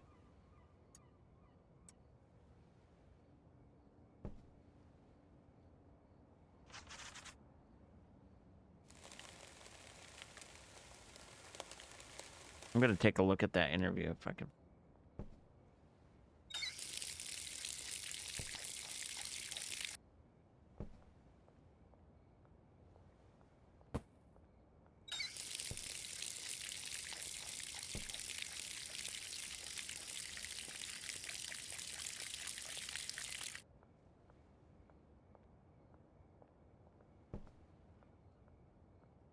Oh, fuck. Plant.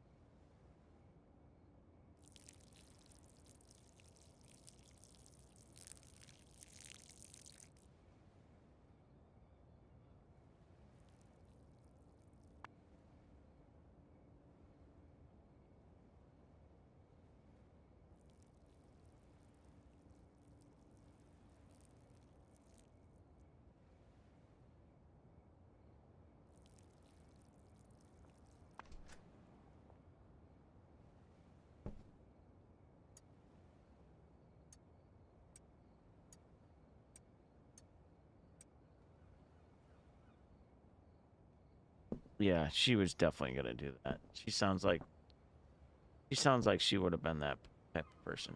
Obviously, crazy. But yeah, the guy she was messing around with, that was in prison, was the same guy that spent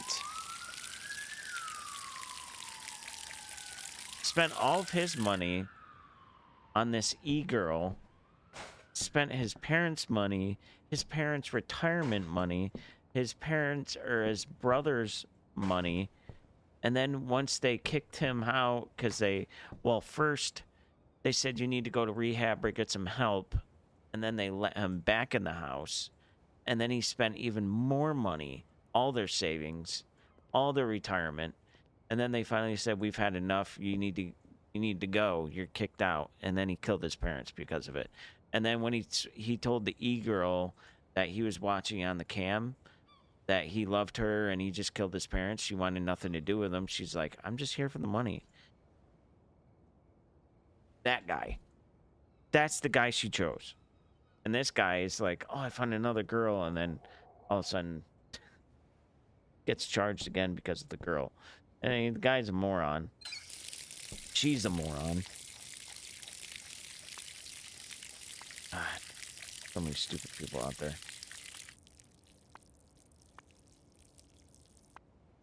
Gotta keep this soil. God damn it. All right, let me trim these really, really fast. What's the difference between this clipper and the other one?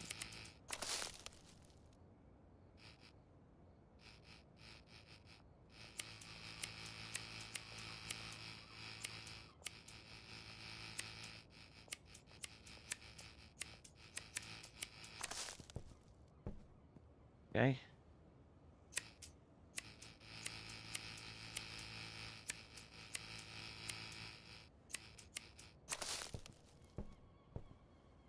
Sweet, man.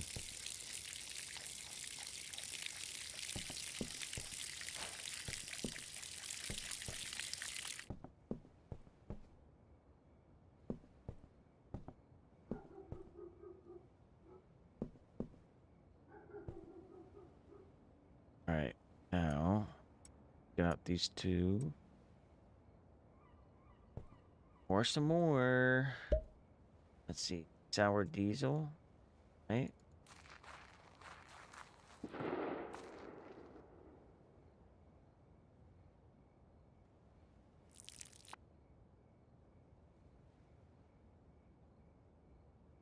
Crack.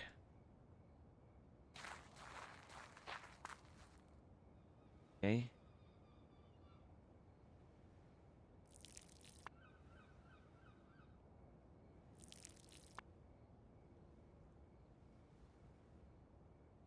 Go with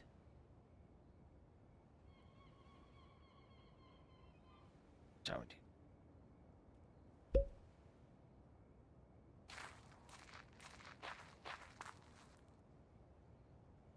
Okay.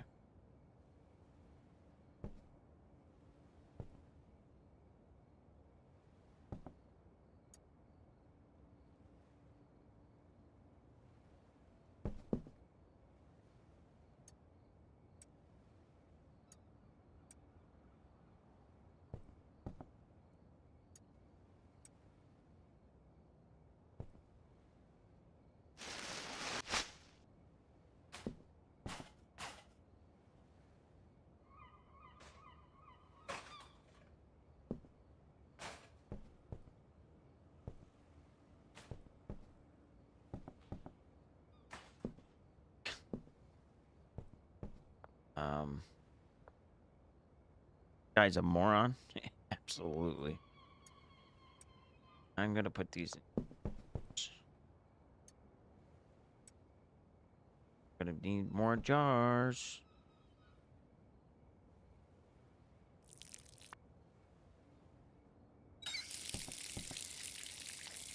Okay, yeah, that thing is handy.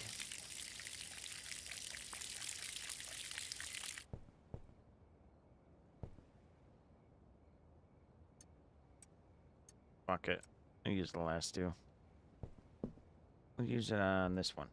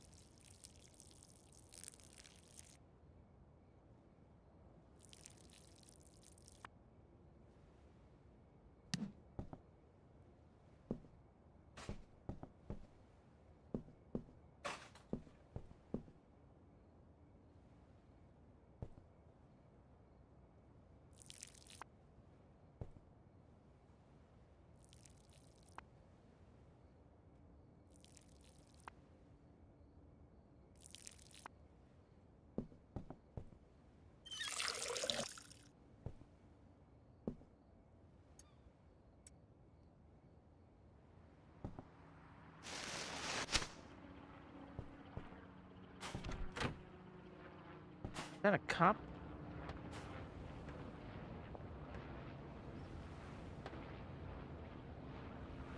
Huh. Cops are out.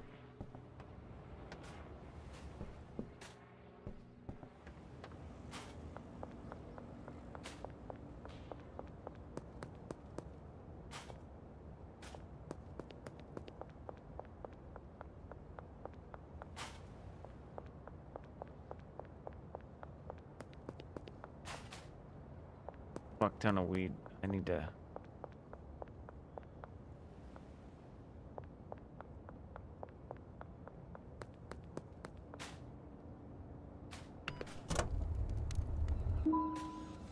$44.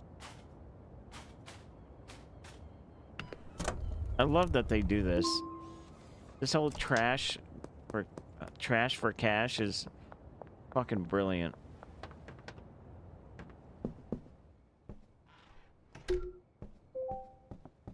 All right, water one more time, and then I'll advance the day.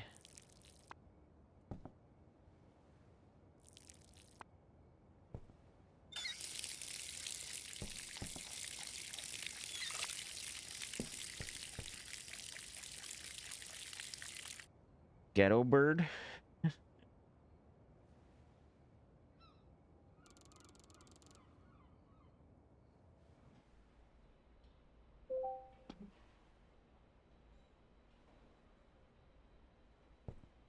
The hell?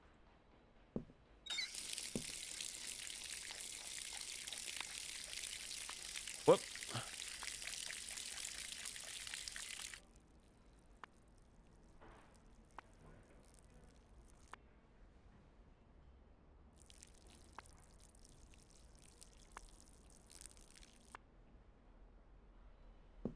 Go.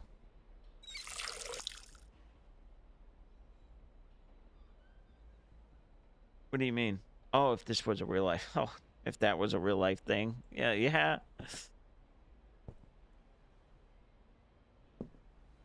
All right, let's go. Well, actually, let's go. Let's put some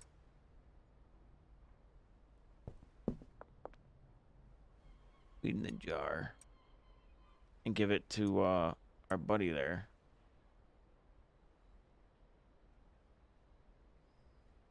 I'm gonna try not to sell anymore. I'm just gonna give it to my partner there.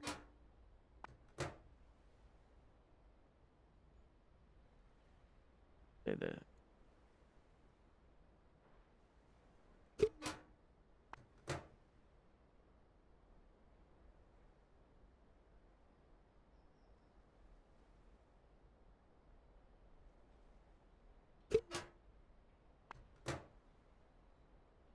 do do do do do. What is this one? Green crack or the sour? It looks like sour diesel. It's a weird name. Yeah, it was sour diesel. How come it's still standard stuff? That's what I'm wondering. That should be premium, goddammit.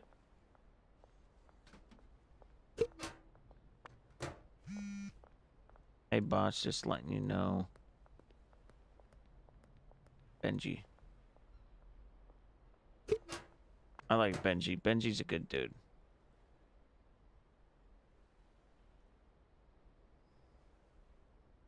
Best dealer I have. Only dealer I have.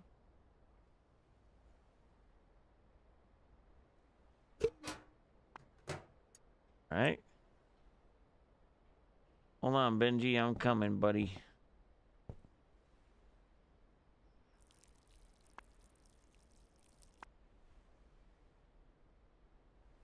I don't know if this soil will last, but...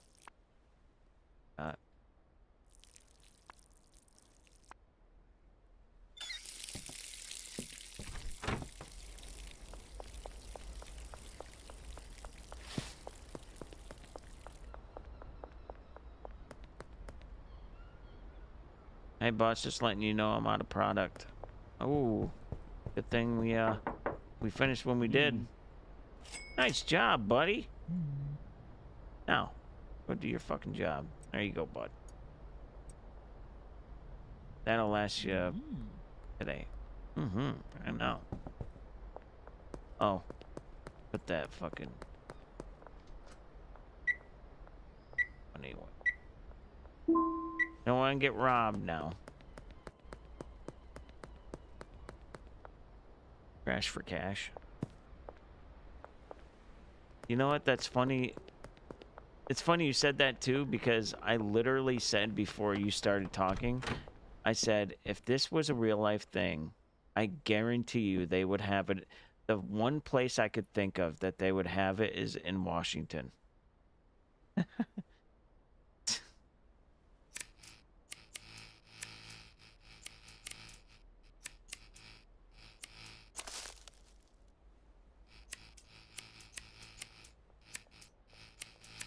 For the homeless people. That's exactly what I said, word for word.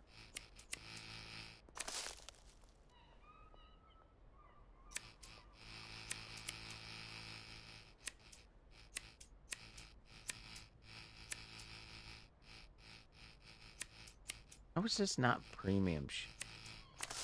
What? Bullshit. Probably the soil, not premium.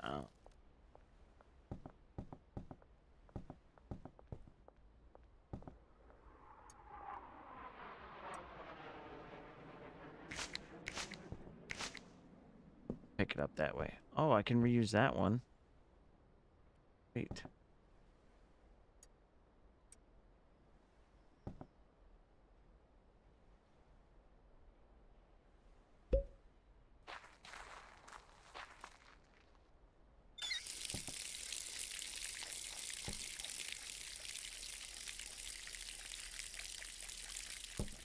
Oh. Need jars. Lots of jars. Give me jars.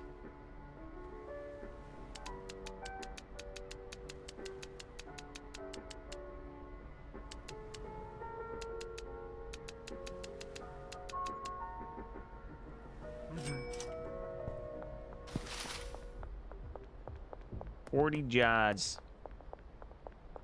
All for Benji. Benji jars.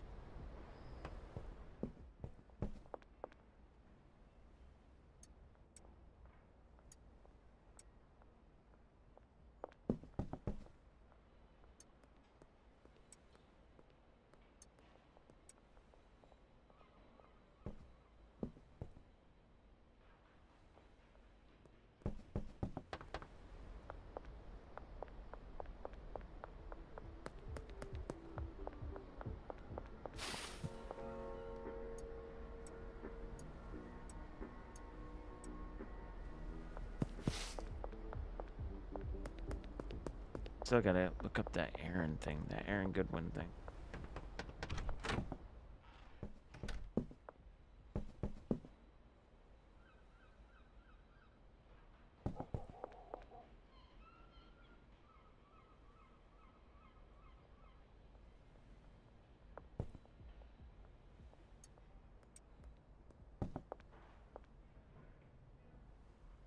Here comes not that boring.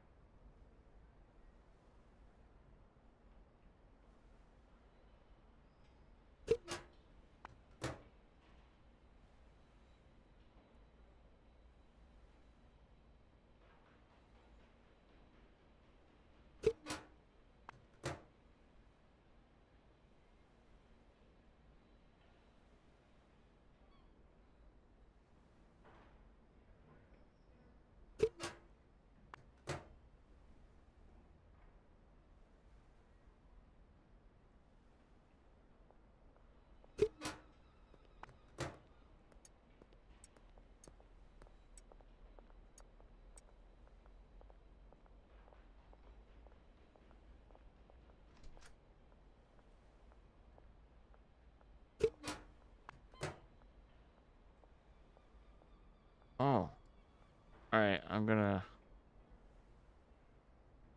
I'll just play it on that little screen.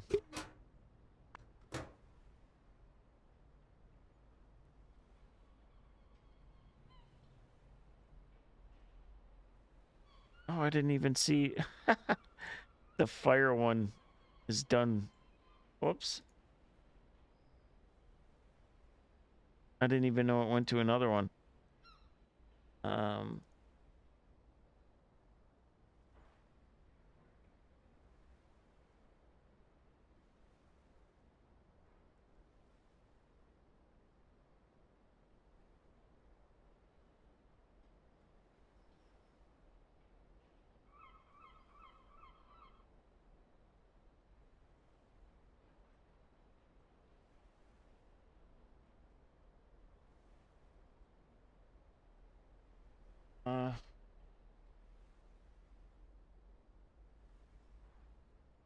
I already saw the one where she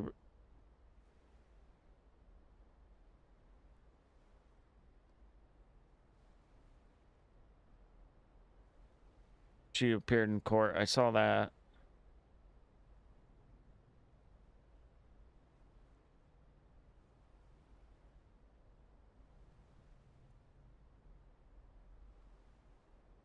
Yeah, screw it. I'll just play this. With Tony Bruschi.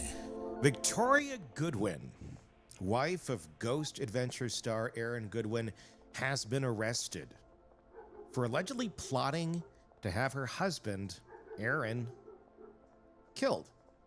Yeah. Instead of packing up her stuff, calling a lawyer like a normal, disgruntled spouse, she reportedly decided to go full crime documentary because why not when you are married to a celebrity and everyone is going to scrutinize your every move? Sounds like a great idea, right? Here's the kicker. Right. The Good couple point. actually got married at Disneyland's Haunted Mansion. You know, because nothing says till death do us part quite like a theme park ride about ghosts and eerie premonitions. Fast forward 3 years and Victoria, 32, allegedly wanted her 48-year-old husband to become an actual ghost. So how did all of this unfold? Well, according to investigators, Victoria had been in contact with an inmate in Florida back in October of 2024. You know, like you do. And no, she wasn't sending him care packages or words of encouragement or chicken soup for the soul. She was allegedly using him as a middleman to arrange a hit on Aaron. The plan? Hire someone to take him out. The motivation? It's a little murkier. But let's just say the couple wasn't exactly in marital bliss. Victoria had reportedly saved up $11,515 to fund the operation. That's what everyone says. That's what I said. That's what everyone says. Quite enough. Yeah. If I So give you specific. 11,515, will you do it? And 38 cents specifically. Like, If you're okay, missing the bring back. change, I'm sorry, we can't go forward. Come back when you got the 38 cents. Because apparently Right. murder for hire comes with a price tag just slightly higher than a used Honda. And in case there was any doubt about her intentions, she sent a chilling text message that read, "Am I a bad person because I choose to end his existence, not divorce?" I think someone said Yes. yes. Victoria, you are. You Yes. are a horrible Period. human being. And yeah, one word answer, yes. Yes, you are, and you should be put away for the rest of your life. Who said that? considering Who you're answered even yes? considering this as an option, because healthy people don't think this way. We've all had traumatic I mean, I think we thoughts and all do, relationships, but I mean, most like, who people is she settle talking for to? passive-aggressive texts or stress baking. Hiring a Or hitman divorce. or divorce. Hiring a hitman, Wonder. taking things a little too All right, where's far. Benji? I need Not saying it Benji. doesn't happen, because we have weed for plenty ya. of cases here where that is the course of action. But come on. Because crime tends to be a messy business, Victoria allegedly went the extra mile and handed over Aaron's Ghost Adventures filming schedule. Because, you know, timing is everything when you're planning a murder. But as you might expect from Yeah, a no shit. plan cooked up between an inmate and an amateur criminal, things fell apart rather quickly. Florida prison officials stumbled upon a contraband phone and uncovered the whole scheme in a way that sounds straight out of a bad thriller. One of the intercepted text messages from the inmate to his outside contact read, "He's asleep right now in the hotel room. I need to know what's going on. Can I get an update? Was it done?" So not only was the plan completely unhinged, Unbelievable. but it was also incredibly sloppy. If you have to ask the murder if it happened via text, maybe reconsider your career choices. When confronted with the evidence, Victoria suddenly developed a very convenient case of amnesia. She denied wanting her husband dead and claimed she didn't remember sending the incriminating text. As for the $11,515 she wired to the inmate, oh, that was just for cell phones, she said. You know, $11,515 for cell And phones. how do you wire money to an inmate? Well, I mean, they Like, can have a maybe bank he had account. an outside account. Yeah, I mean, they maybe can have that's- that. Yeah. It's not like she's sending it to his account I know. there in prison. What a so nut why job. should- Yeah. Or it's an intermediary because there is somebody beyond the inmate. Fucking like crazy. The inmate apparently reached out to somebody on the outside for the hit. So maybe technically it went over to the guy on the outside, and I don't True, know. true. I No, don't know. they were checking. But it was just for cell phones. They were checking the inmates. The person that was texting the guy on the outside, they were checking that inmate's cell and just stumbled upon that. Apparently. Green crack. Hold on a sec. According to her, she seems like a bright bulb because obviously dropping thousands of dollars on burner phones for a random inmate is totally normal behavior. She did, however, admit that she fantasized about being without her husband, just not in the let's legally separate and move on kind of way. Just separate, Meanwhile, Aaron dude. Goodwin, the guy who has spent years chasing ghosts, now finds himself in a real-life nightmare. He described himself as blindsided and devastated by the whole thing, and honestly, who could blame him? Huh. You sign up to hunt the paranormal, not to have your own wife, allegedly plotting to turn you into one. As for Victoria, she's been charged with solicitation to commit murder and conspiracy to commit murder. She's currently cooling her heels at the Clark County Detention Center on a $100,000 bail with strict Where are you, orders to Benji? have no contact with Aaron. Probably a solid call. There you have it. A truly It's bizarre. so sad because he's not aware of any of this. Could you imagine being married and you know, Hey, you buddy. probably got some red flags in your marriage, but you don't think it's this? Yeah. And to find out, like, this is what she's been doing, and then she's like, am I a bad person because I'm just Bam, trying you're to kill him? stacked, brother. What? you go. Go do your Yeah. fucking job. I can, yeah, I mean, Or you get the bat. no. I mean, to come across that sort of news of it literally, because it sounds like, I mean, this is how I'm taking it anyway, is that he almost got killed. The fact that she's asking, did it happen? Tells me like there was a plan in place of some semblance Yeah. to get him at, Hold on a sec. you know, his hotel room or something while he was out shooting ghost adventures. I mean, she had some kind of plan in place, and I just can't imagine. You know, this is your wife, the person you're in love with.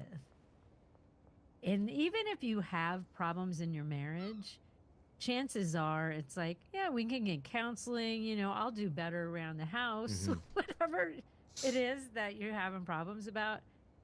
You would never go to this. That would make I hope you get some counseling after this, because that would really mess with your head. Yeah, it would make it extremely hard to trust anyone. Yeah. When you have a spouse that, you know, attempts to kill you, it leads to trust issues. We're not laughing because that's funny. We're Yeah, laughing that'll do it. because that's kind of true here. It's Oh, true. yeah. I've been through that. It wasn't a hitman.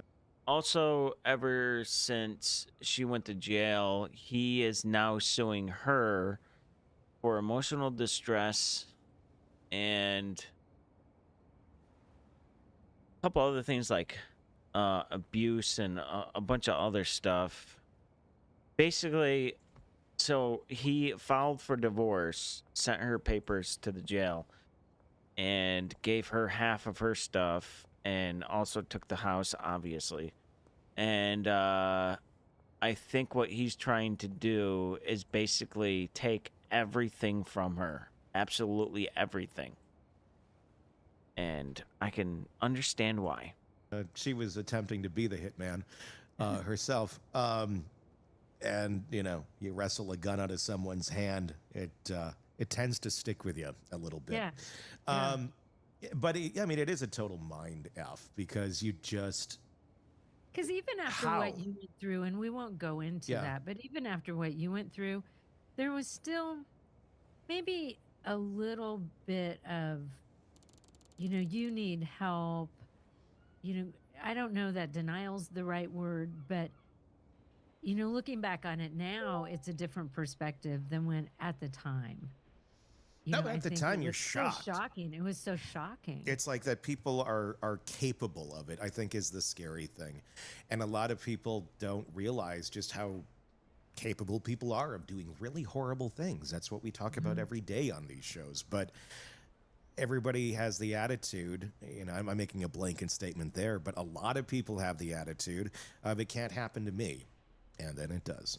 Yeah. And no, people are capable of some pretty horrible things when you least expect them. And then, retrospectively, Put it this way, ever since I've been watching all the bunch of crime stuff, and I'm not kidding when I say this, when I go into my place, I search my house before I even close the door all the way. And also I just do like routine stuff to where I make sure that I'm not getting blindsided or something someday, I have no reason to, but never know. Never know. Looking back on it now, it's a different perspective than when at the time. No, I at the think time, it you're was shocked. So shocking. It was so shocking. It's like that people are capable of it, I think, is the scary thing. And a lot of people don't realize just how capable people are of doing really horrible things. That's what we talk about every day on these shows. But I should hire a hitman someday to kill you. She's not going to lay it out there like that. They caught her in the act because she was trying to do this covertly. But nobody's going to be, hopefully nobody's sitting there literally threatening to kill you. That would be a pretty blatant red flag to run from. Yeah, I do the same thing in my But car, everything. It's just a slow build. And ultimately, always at the end been of the kinda day, like that. you're talking about a very unhealthy person in the ways of their thinking. If this is where they're going, it doesn't necessarily, there's something wrong with that person.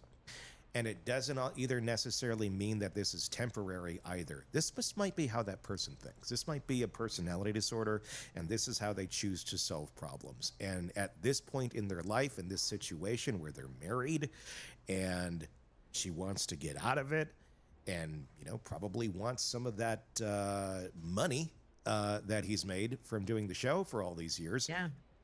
The only way you're going to get that is if he's dead. Yeah. 'Cause Imagine in a the divorce, entitlement. well, in a divorce you could do that too, but maybe there's a prenup. Worked his Hopefully ass he was off smart all enough. those years. He only got married 3 I years hope ago that there was a prenup. It's one thing if you've been together forever before he got big, and then that's there. But if she's realizing she's in a corner and she's now become accustomed to this lifestyle, she's going to want the money. She's not going to want to walk away from that, and she's not going to give a shit if she's truly entitled to it or not.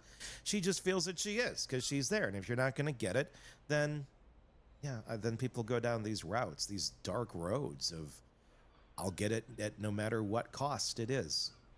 My question is, where do you decide to start reaching out to the people in jail?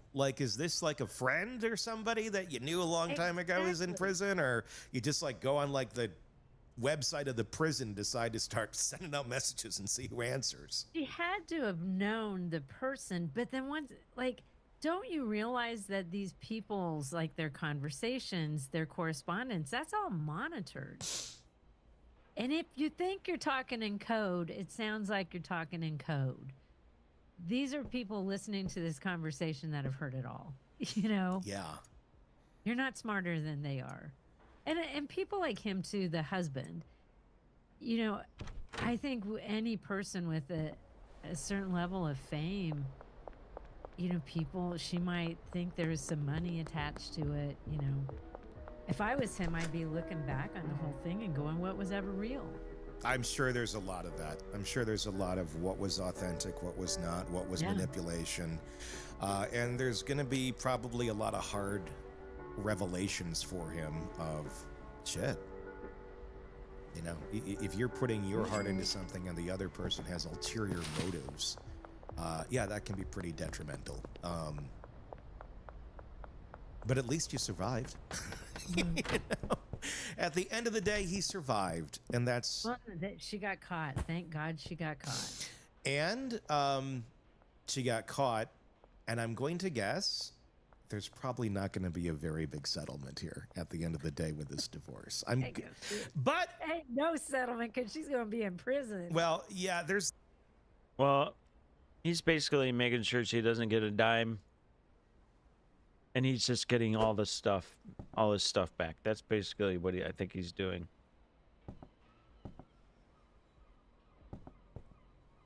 Ah. Yeah.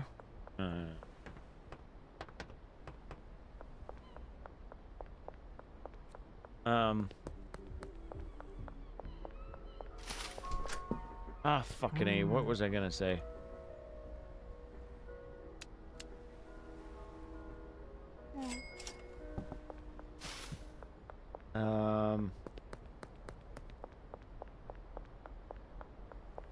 I would have felt horrible. I haven't watched that show in so long because it's pretty. I just feel like it's pretty fake.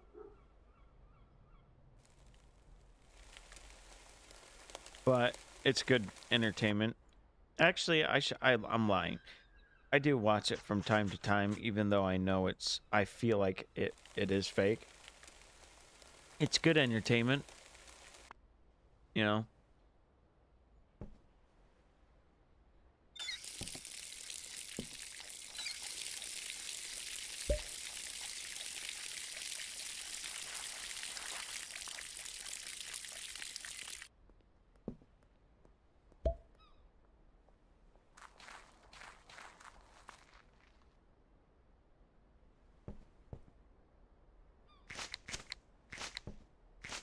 Much easier.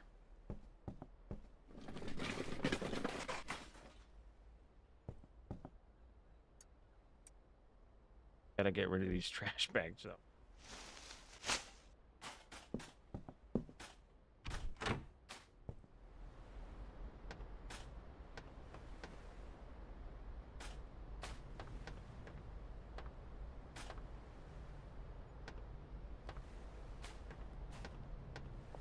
I'll get it later.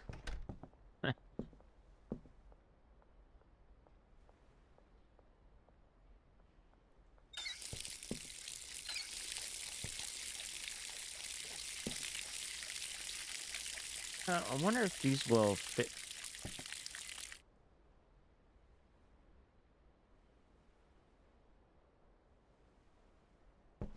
Cares.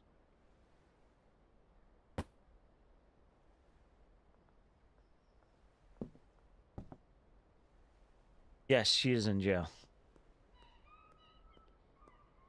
Yes, that bitch is in jail.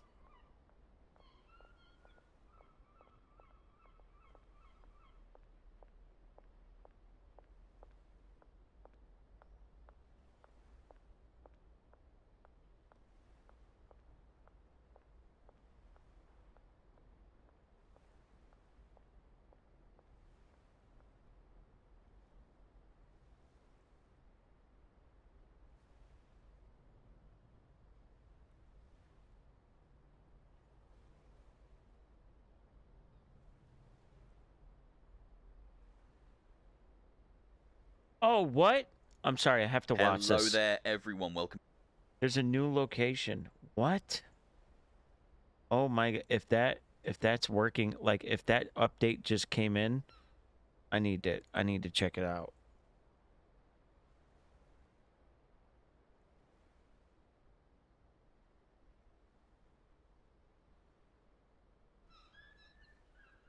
I fucking love that game. What? I don't see anything. I don't see any updates. Fuck, man. God damn it, Beardo Benjo. Back to the channel. It's time to go back into the radius because the developers of this fantastic game have given me access to a new beta build, which includes a brand new area. Today, I'm going to go and explore town. This little blue dot has appeared on my map. No. If I Nope, I can't watch it. It's got to be a surprise for me. Let me see if the developer emailed me.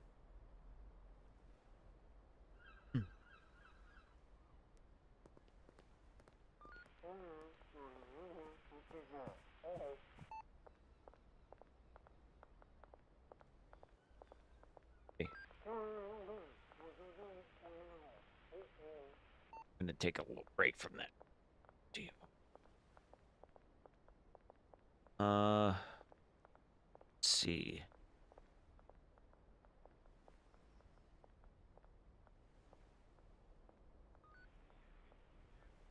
The idiot's mixed. Wrong with you? It actually makes me mad when people do that. When people are like, there's so many bugs, and it's in early access, and it says it all over the game. Literally all over the game, early access.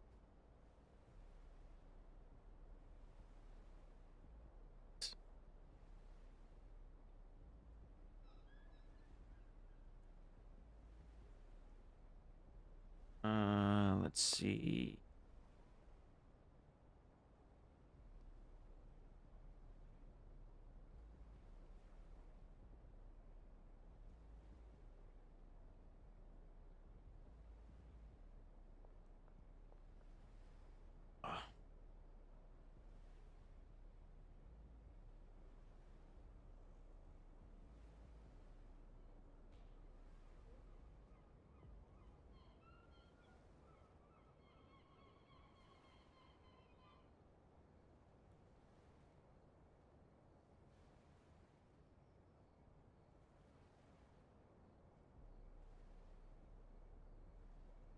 Let me get this guy's email real quick.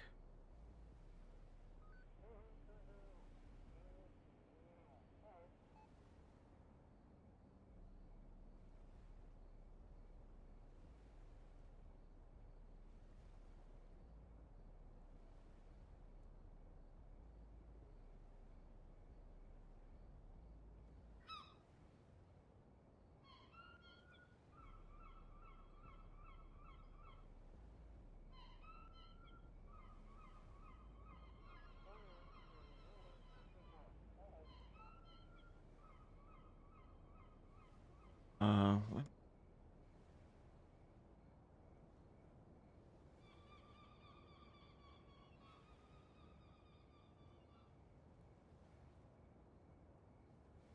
Here, I'll good to play see. this. I mean, Victoria Goodwin, 25CR02015. Good morning, Your Honor. David Brown on behalf of Ms. Goodwin, who's present in custody. Good morning, Your Honor. Christopher Hammer for the state. Good morning. Victoria Goodwin allegedly conspired with a convicted killer to murder her husband, Ghost Adventure star Aaron Goodwin. Now she's potentially facing years behind bars. This case has all the elements of a Hollywood thriller, but for Aaron Goodwin, it is a real-life nightmare.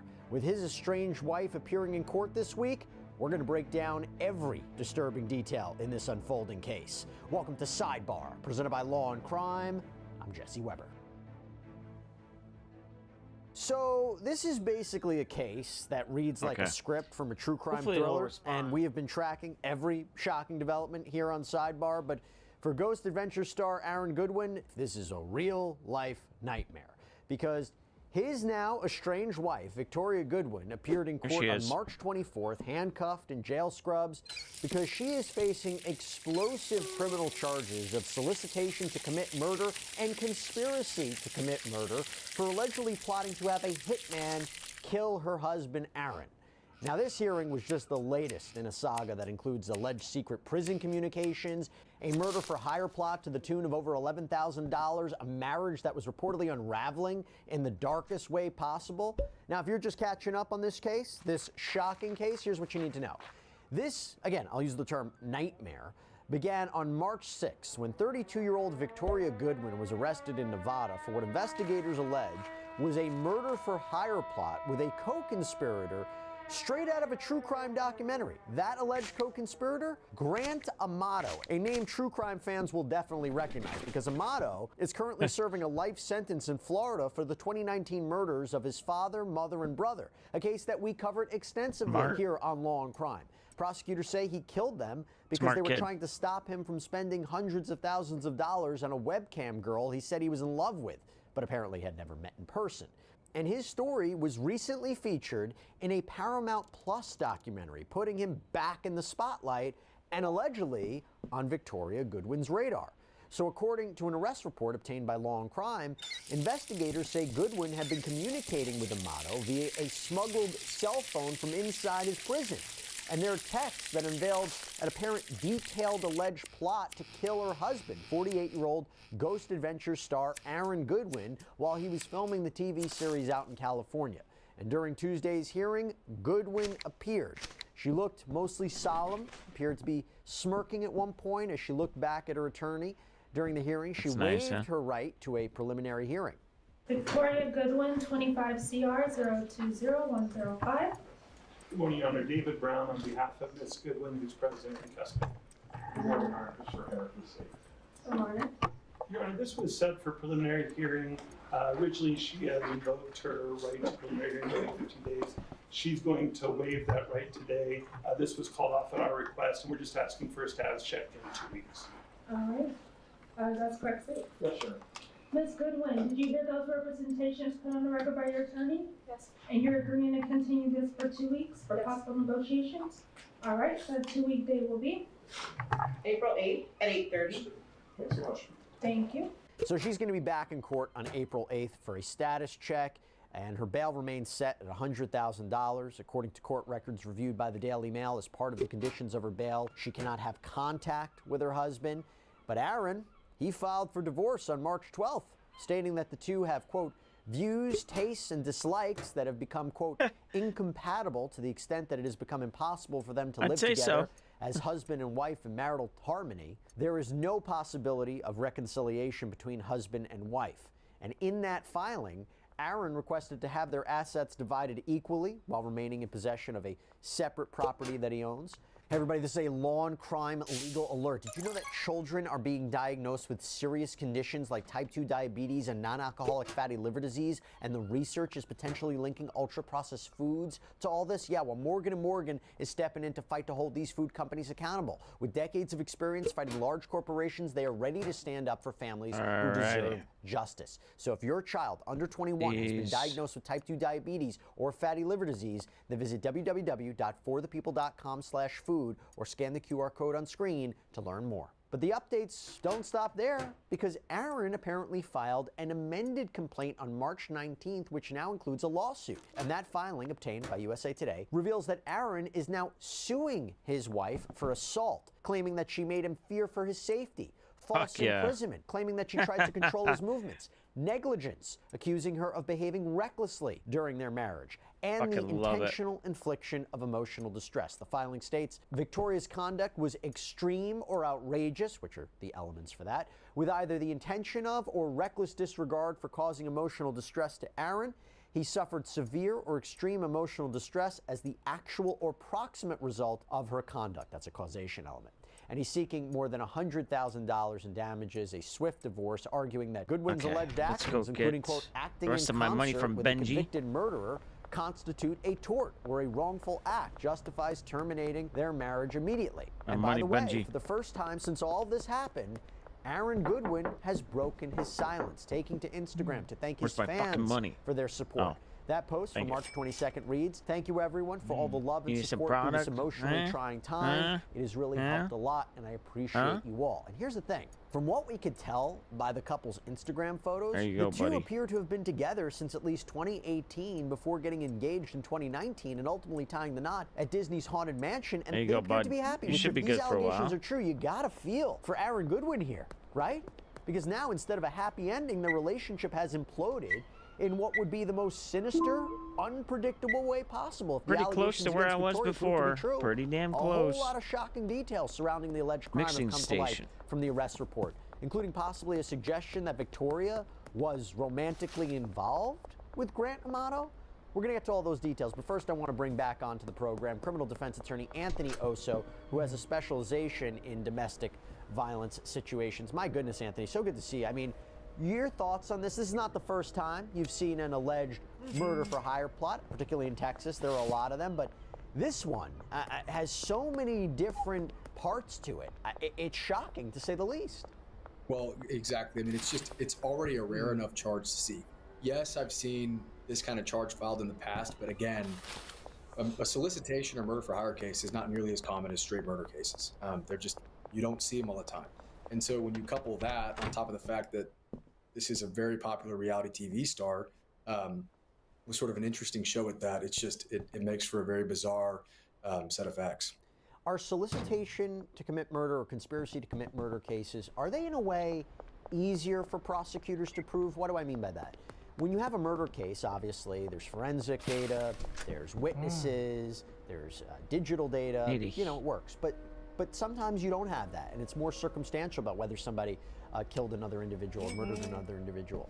Whereas with these kinds of cases, the way you ultimately arrest the defendant is there's a paper trail, there's a communication trail. You wouldn't file the charges unless you really have a clear-cut case of a plot, right? That's my take. Is that so off? Absolutely, Jesse. I think that you don't see them filed all the time because, again, they are hard to prove. And as a prosecuting agency, you want to have that paper trail and be absolutely certain that you're filing a good charge. But it's important to keep in mind solicitation is different from conspiracy, and that conspiracy just requires an agreement, sort of helping or assisting in some form or fashion, whereas solicitation is that kind of ongoing request, payment, prodding. So that's how I conceptualize those two offenses. And by the way, I looked it up in Nevada. I don't know if you had a chance to either, but correct me if I'm wrong. Maybe you see it in other states, including Texas. The penalty that should have obviously been paid murder for could be a life in prison, long but if time. the murder wasn't committed, and you just have the solicitation or the conspiracy, and steps were taken to advance it, I'm looking that it could be 2 to 10 years, 2 to 15 years. Is that right? You're not looking necessarily at life in prison. You're looking at significant prison time, but it's not the same thing as murder, right? Not the same thing as murder. It's treated very differently. I think in Nevada, a conspiracy charge would amount to 2 to 15, and I think for the solicitation case, it's 2 to 10, which is sort of shocking when you hear what actually transpired in this case. Well, and to be clear, look, she's innocent until proven guilty. I'm going to go in a little bit about what her arguments could be. First, I wanted to ask you, why would somebody waive a preliminary hearing? Any benefits to this? Needs to go back. It's just not necessary. So a lot of times at a preliminary hearing, you're just going through you're put on notice of your rights, notice of the charges against you.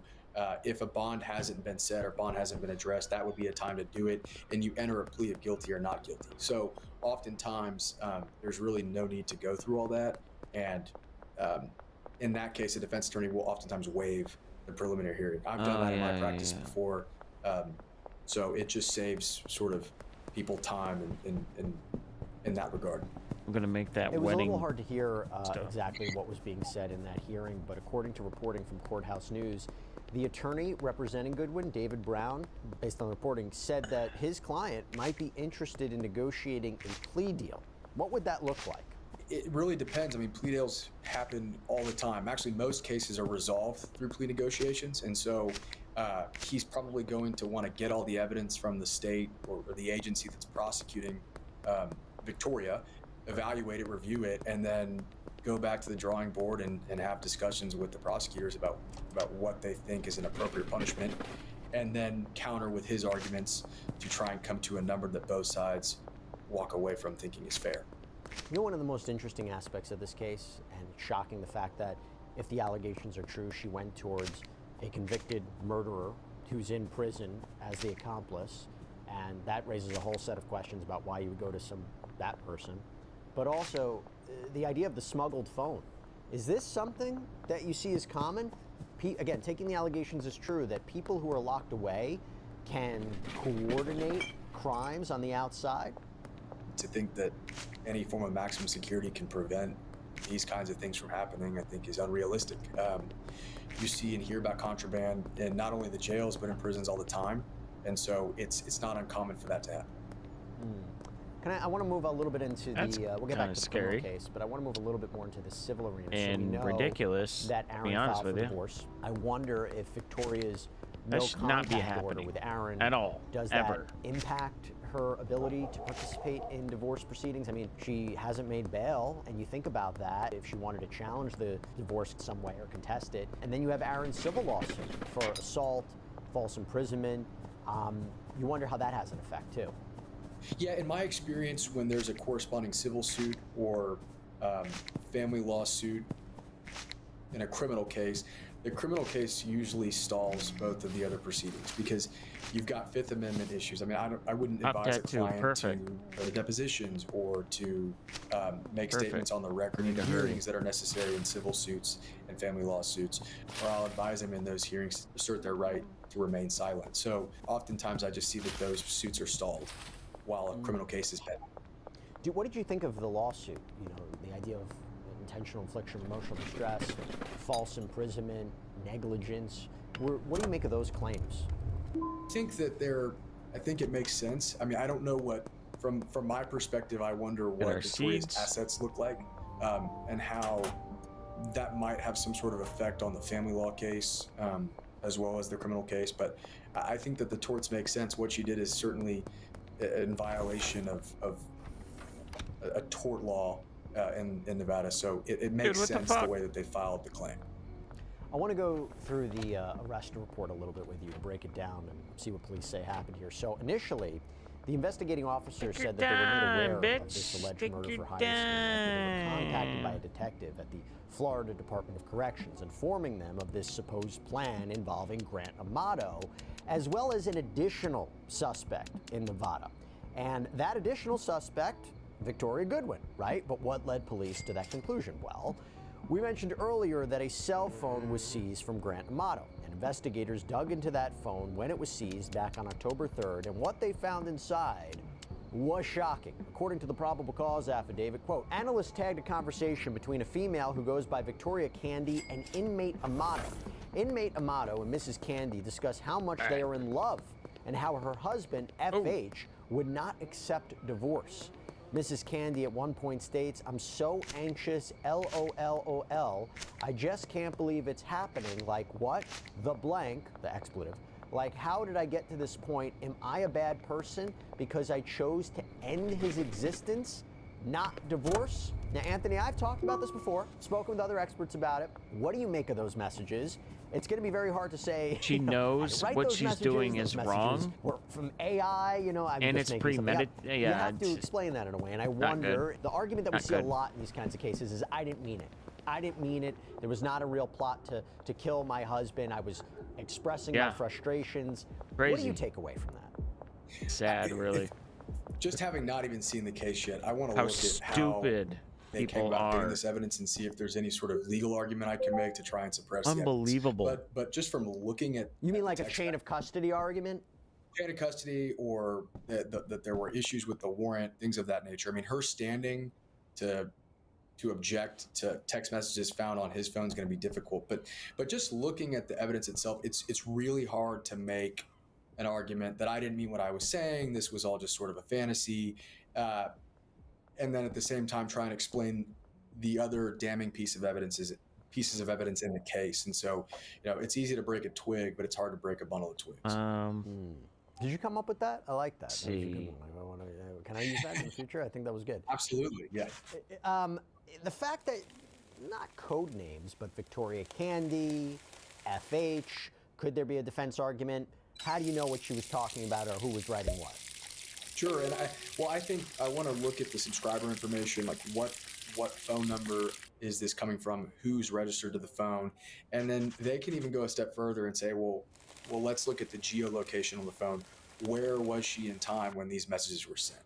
And if you can corroborate that she's with the phone, then it's going to be really hard to create a wedge between her and the person sending the messages. So there are a lot of tools that the investigators in their toolbox that they can use to put all that up against her.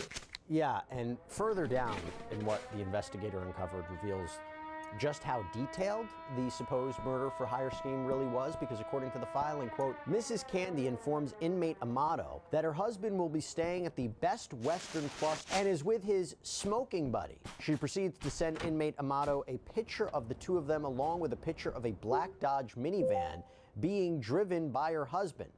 During this time, inmate Amato has been in contact with an individual whose name is redacted, who will be taking care of the situation. Inmate Amato and Mrs. Candy also have $11,515 set aside for this individual when the job is finished. Now, investigators also found messages where the two appeared to be discussing using PayPal, Zelle, Cash App to make payments. And it is noted that Amato had apparently asked Goodwin for a $2,500 PayPal payment up front to an account. Anthony, those numbers are so strange to begin, but you know, they tried to make it seem like something else. In those details, probably. Again, that's what I think. Is problematic for a defense. Now, I think it's a good indicator of why the defense attorney's discussing the possibility of a plea negotiation in this case. I mean, the opening statement writes itself that days before this plan is taken out, that Victoria is sitting in bed or lying in bed negotiating the price of Aaron's head. That's insane that they've actually come to an amount of what they think his life is worth. And that can be some really damning evidence in a trial. But yeah, the specificity, it goes directly against any form of, hey, this was just fantasy or playing around. So not good.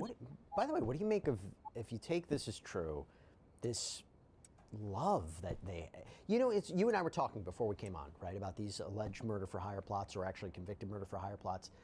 Love is a big factor in them, right? So if this idea that she had this love for Grant Amato, or had this relationship with him and saw him on the documentary. She didn't love that, him. As strange as that is, that's here. not outside the realm of what we've seen with other cases. It's almost consistent, right?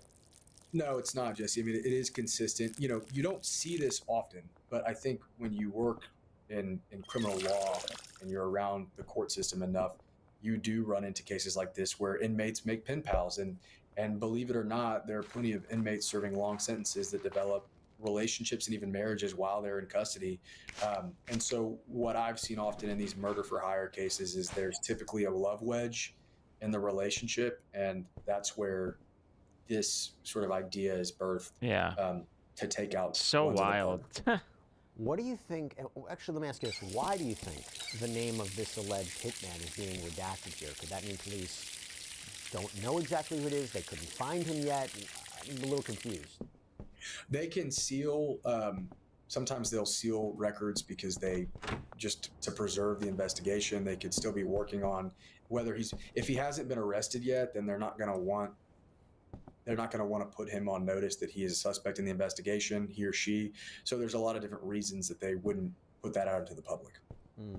Now, there was more revealed about the communications that Amato had apparently had with this alleged hitman, whose identity not yet known. According to the filing, analysts tagged a conversation between inmate Amato and an individual whose name is redacted. Inmate Amato tells this individual, block the main number I had been texting you from. Inmate Amato also informs this individual that he will distract the husband of Mrs. Candy with a phone call. He then informs this individual, he's asleep right now in the hotel room, brother. I need to know what is going on. Can I get an update? Was it done? Now, that name listed in the text, Victoria Candy, is close to her actual maiden name, by the way, which is Cadenis, according to a registry reportedly reviewed by the Las Vegas Metro PD. Anthony, you know, every time I go to one of these additional updates, it feels like it's getting worse and worse, and you're seeing, again, innocent until proven guilty, but you can see a little bit more of this, the string of this plot, of this alleged plot. Absolutely. And you know, not every case is a trial case. And I think that a lot of a defense attorney's job goes past being able to make a good case at trial. It's a lot of the work is done before that. And in this case, based on the new updates that you've been giving, Jesse, I think that that's probably going to be the route that this one goes. As much as everybody'd like to see how it played out in trial, it's really not a good defense case from what I'm hearing. By the way, so police Okay, say they haven't identified this alleged hitman, and once the person's arrested and charged, you wonder, would it be possible if this person is offered some kind of deal to testify against Goodman? Oh yeah, she'll testify. Oh yeah. This is who I'm talking about. His stories are really good. Yeah. Pretty wild how popular his channel got. I had spent a few days in Austin visiting friends. I live in Louisiana, so it's sort of an all-day drive. On my last day in Austin, my old friend Tom had commented on my Instagram story asking when I leave, and I said today. He told me he lived an hour outside of Austin, which was actually in the direction home for me. I hadn't seen Tom in years, and it would be nice to catch up. He said I should stop by, and I said sure, why not? I set my GPS for Tom's address, and it said about an hour-and-a-half drive. Tom and I had been friends back in high school, but lost touch after graduation. We followed each other on social media, but hadn't really spoken in years. When I pulled up, I noticed his house was a little old-fashioned. It wasn't run down or anything, just aged. The wooden porch creaked under my steps, and when he opened the door, I caught the scent of old wood and something rustic, like an old cabin in the woods. Tom was of course very welcoming, giving me a big hug and pulling me inside. Some friendships stay just as pure no matter how much time passes. The inside of the house was just as old as the outside. The furniture looked like it had been around since the 70s, and every step I took on the hardwood floors let out a small creak. It felt kind of Texas, I guess. It was kind of charming in a way, like stepping back in time. We sat down in his living room, catching up on life, drinking whiskey. It was like 5 p.m. by this point. One drink turned into two into three, and before I knew it, I was pretty drunk. The warmth of the alcohol made the room feel smaller, cozier, but also heavier. Hours passed like minutes, honestly. We were having such a good time catching up that eventually he dropped the question I knew he'd ask. "Hey man, you got a long drive back. Why don't you crash here for the night?" he offered. I hesitated, but he was right. I wasn't in any shape to be on the road. I said yeah, good idea, and asked if I'd take the couch we were on. And then he said, nah, I got a spare room. It's nothing fancy, but it's better than the couch. I know that's annoying. That was good enough for me. We ate some Chinese food that we had delivered, and after a while, he led me down a short hallway to the spare bedroom. I didn't pay much attention to the inside of the room because I was hammered. We both were. But I remember the air in the room was still, like the room hadn't been used in a long time. I barely had time to register my surroundings before I collapsed onto the bed, completely exhausted and drunk.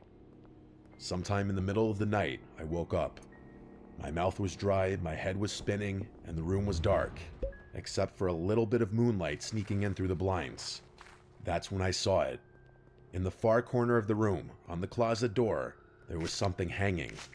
At first, it looked like a long black trench coat on a coat rack, but as my eyes adjusted, the shape of it felt wrong. It had a broad upper portion, almost like shoulders, and the way it hung made it look less like fabric and more like a silhouette. My heart pounded in my chest. I didn't remember seeing that when I stumbled into the bed, but I had been drunk. Maybe I just hadn't noticed. I rolled over, trying to ignore it. It was just a coat, nothing more, but I couldn't help myself.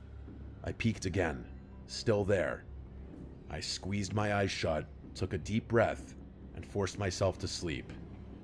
I don't know how long I was out there before I woke up again. It wasn't just discomfort that pulled me from sleep. It was sound. A slow, soft creaking, like someone stepping carefully on an old wooden floor. My eyes shot open. The room was dimly lit now, dawn creeping through the blinds. I turned my head toward the corner, and my stomach dropped. The coat was gone. I sat up so fast that my head spun. My body was buzzing with a sickening mix of fear and leftover alcohol. I scanned the room, my heart thudding against my ribs. There was nothing in the corner, just an empty closet door. I threw the covers off and rushed to Tom's room. He was snoring, completely unaware of the panic storming through me. I shook him awake, which took a lot of effort considering he was out from all that alcohol. He finally woke up very confused, rubbing his eyes. "The coat," I said breathlessly. "The one on the coat rack in the spare room." He squinted at me, confused. "What coat?" he said. "The black trench coat, the one that was hanging on the closet door. It looked like a person almost." Tom sat up, looking more awake now. "I don't own a trench coat, man. I don't even have a coat rack in that room," he said. Oh, no thanks. I stared at him, waiting for him to say he was messing with me, that this was some kind of joke, but his expression stayed serious. "Come look," I said. He sighed, but got up and followed me back to the spare bedroom. I pointed to the exact spot. "It was right there," I said. Tom scratched his head. He asked me if I was sure I wasn't just dreaming, but I said I know what I saw. I insisted, with my voice shaking slightly. "I woke up and it was there. Then I woke up again and it was gone," I said. We stood in the room for a few moments, sex. both of us feeling the same eerie silence pressing in on us. Tom finally exhaled and shook his head, agreeing we should check the house just in case. We searched every room, every closet, every corner. Nothing. No signs of forced entry, no weird coats hanging anywhere, nothing that could explain what I saw. Eventually, Tom tried to convince me that maybe I had been in some kind of half-dream state, seeing things that weren't there. I wanted to believe that, really. I didn't want to think about the alternative. As soon as the sun was fully up, I grabbed my stuff, said goodbye, and hit the road. And I almost felt guilty leaving him alone after that. The whole drive back to Louisiana, my mind kept circling back to that moment, waking up to that coat-like figure staring at me from the corner, the way it was just gone in the morning. Maybe Tom played a cruel prank on me, but to this day he's never admitted to anything, so I doubt that. Or maybe, Actually, just maybe, there had been someone in that house watching me sleep, and they decided to leave before the morning came.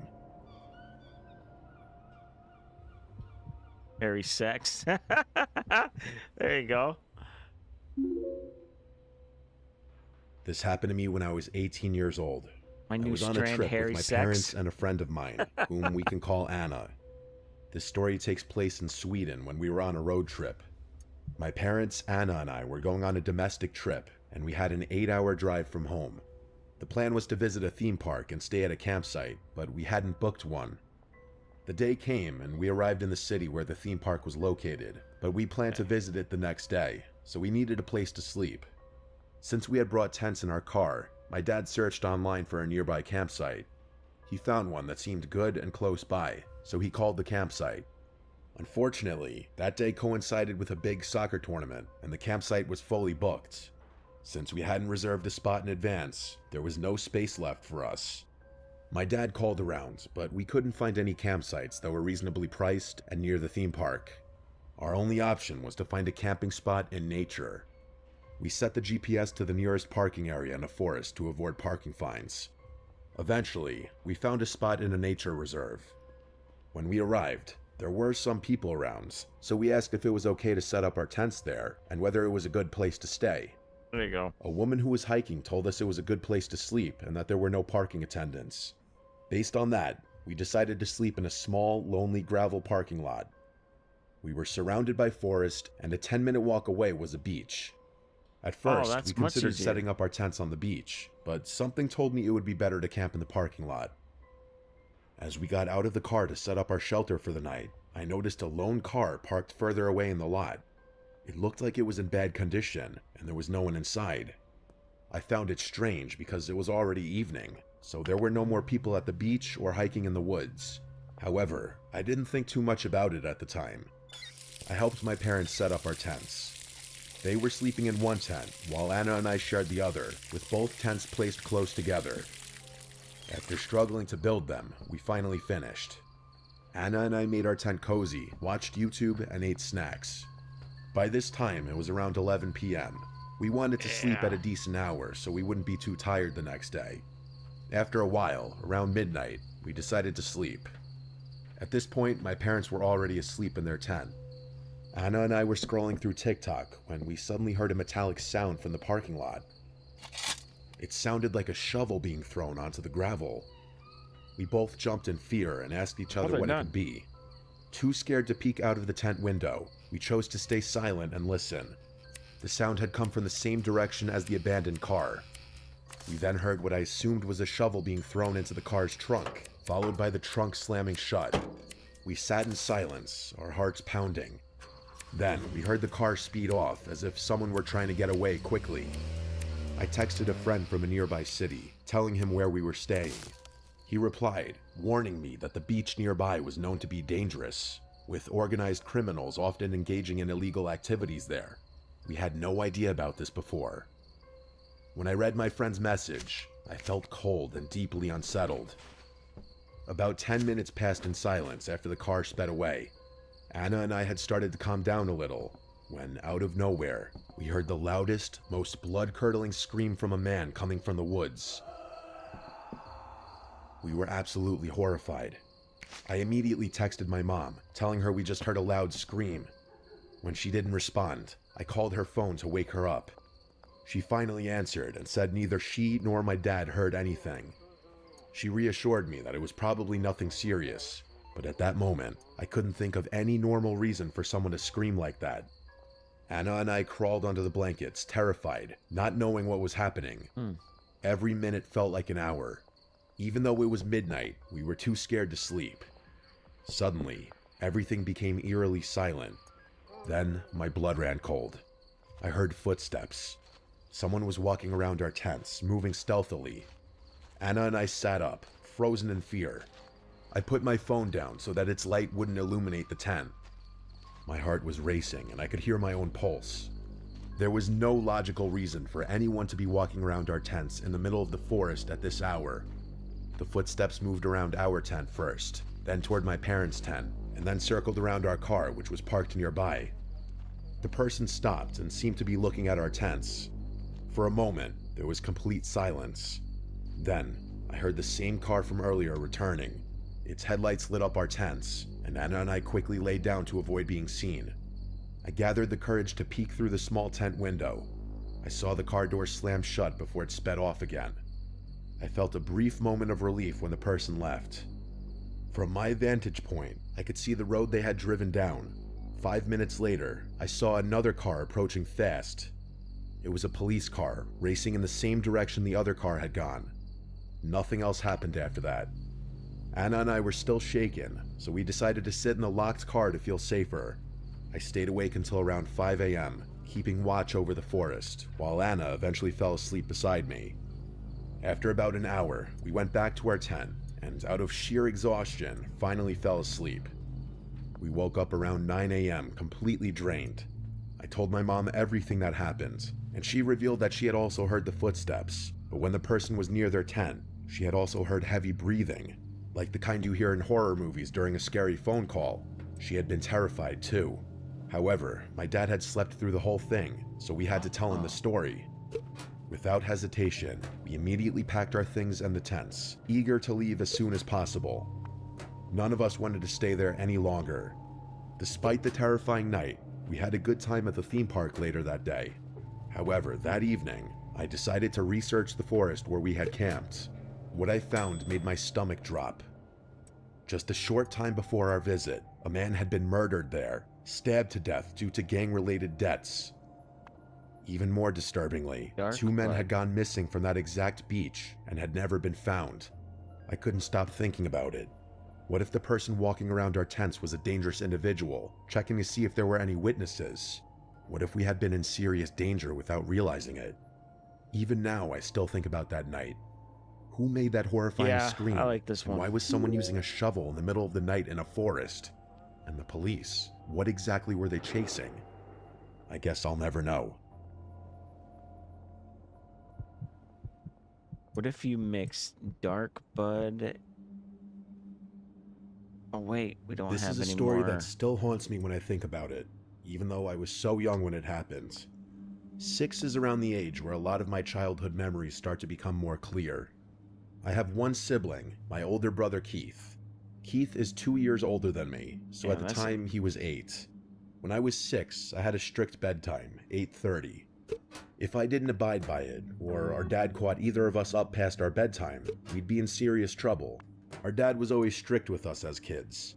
Honestly, I don't remember if this happened on a school night or not, but I woke up in the middle of the night to Keith shaking me awake. Keith and I shared a big bedroom upstairs in the house. My parents' room was on the first floor of the house. I was confused why Keith was waking me up, until he told me in a whisper to be quiet and listen. And I did listen, and I heard what he was talking about. It was our mom's voice calling for us downstairs, but it was in a very quiet, whisperish type of voice. I was going to get up to go answer our mom, but my brother told me not to. He said that he didn't think it was Mom. I told him to stop trying to scare me. I remember being so mad at him. Sounds sketch. He told me to go closer and listen, so I got up and went towards the bedroom door.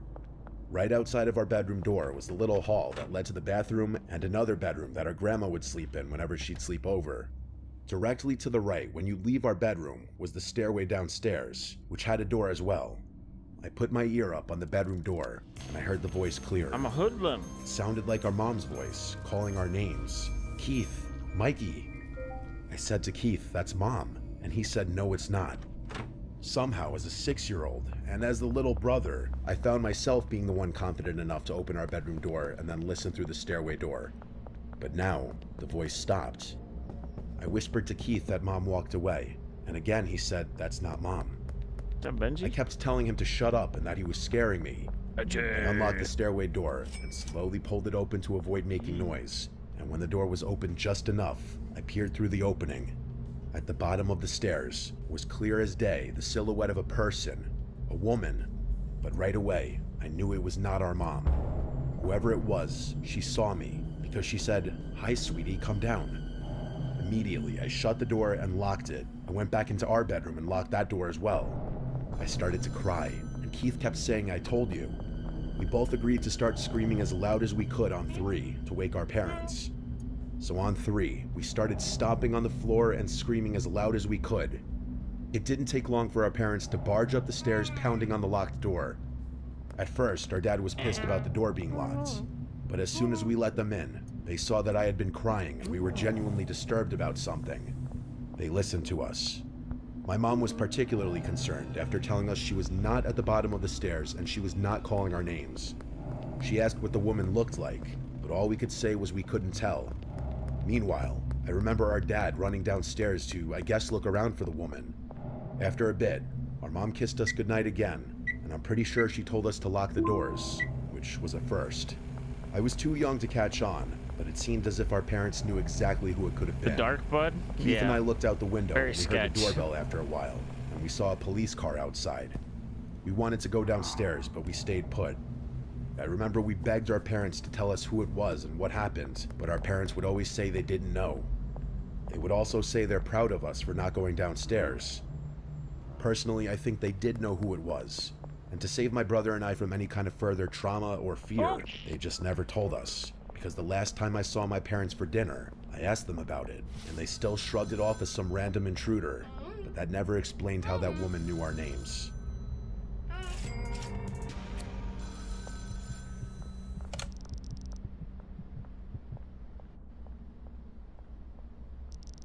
This happened when I was 16. I was still in high school.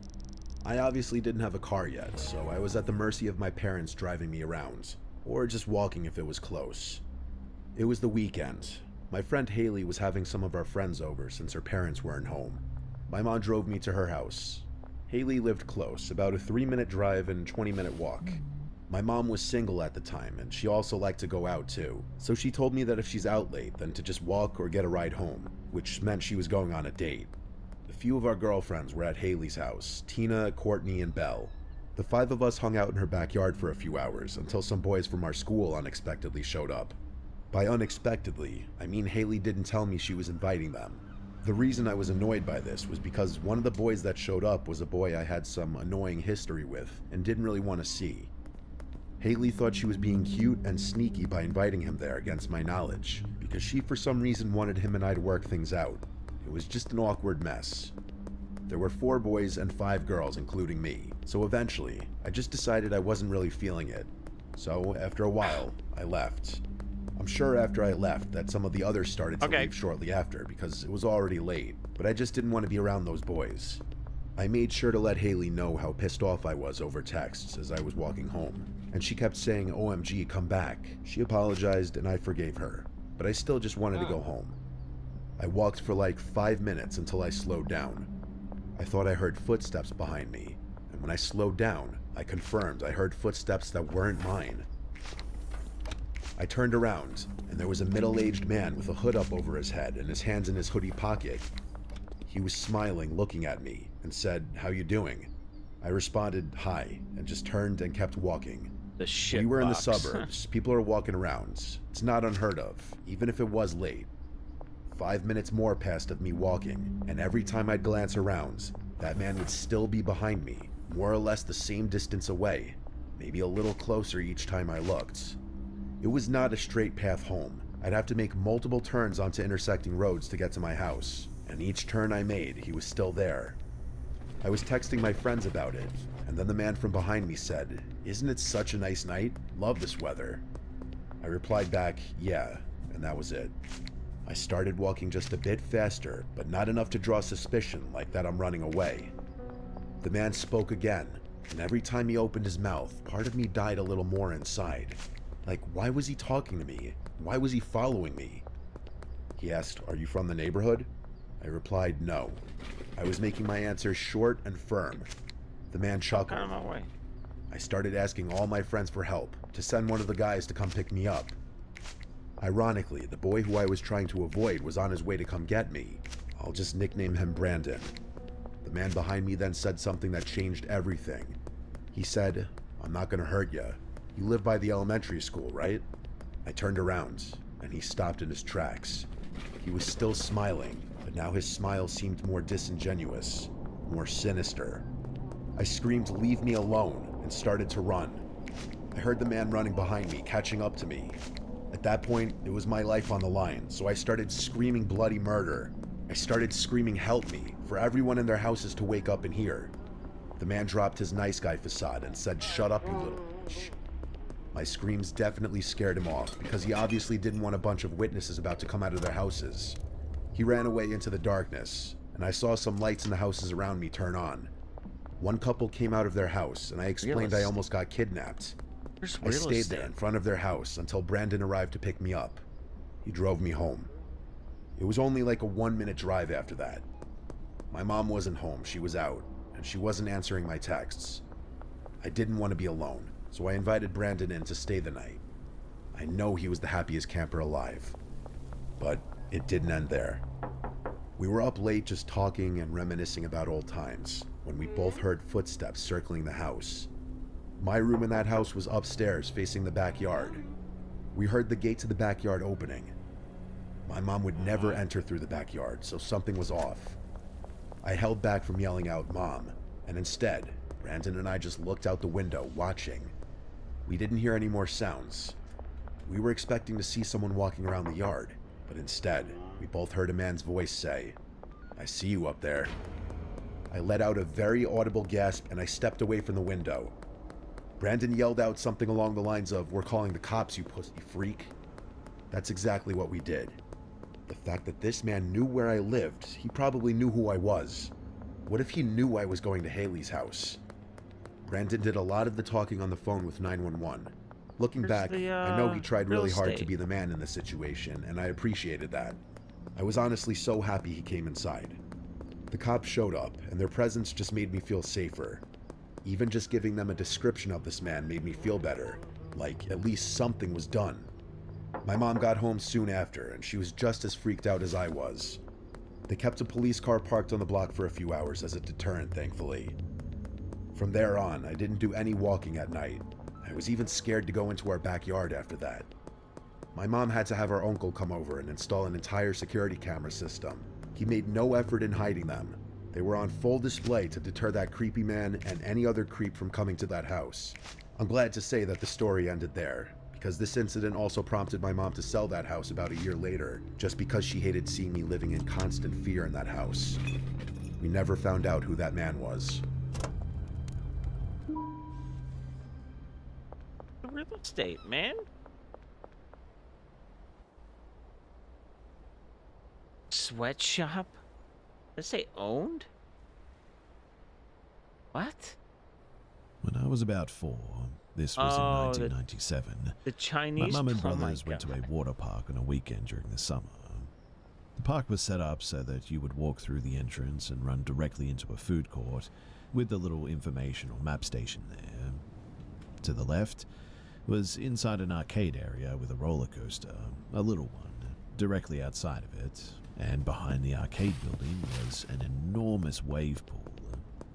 To the right of the entrance was the kiddie park, and then behind the kiddie park was a lazy river and all the water slides with it.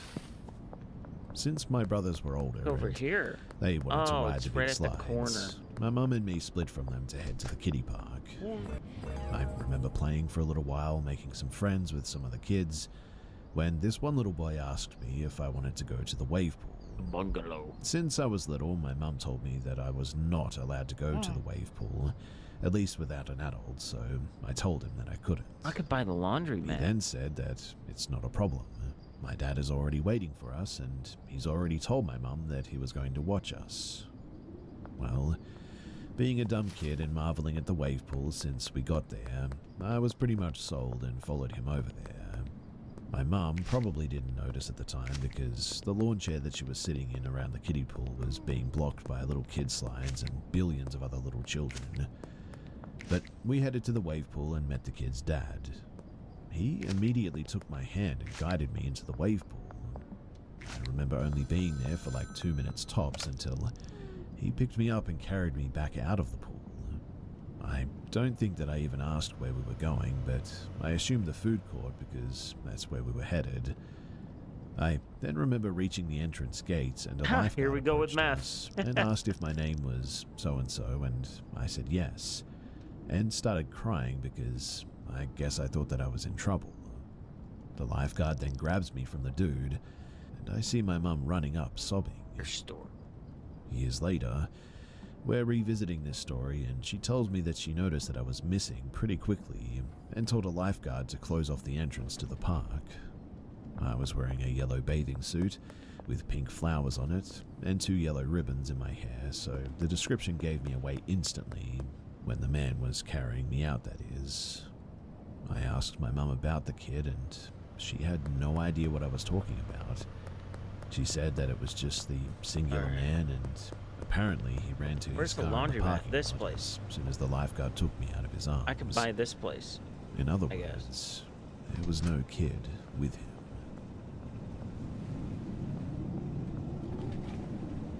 Oops. One night, while I was about 17 or maybe 18, I was living in this old Victorian home on the top floor. I lived alone. You could afford to live alone back then.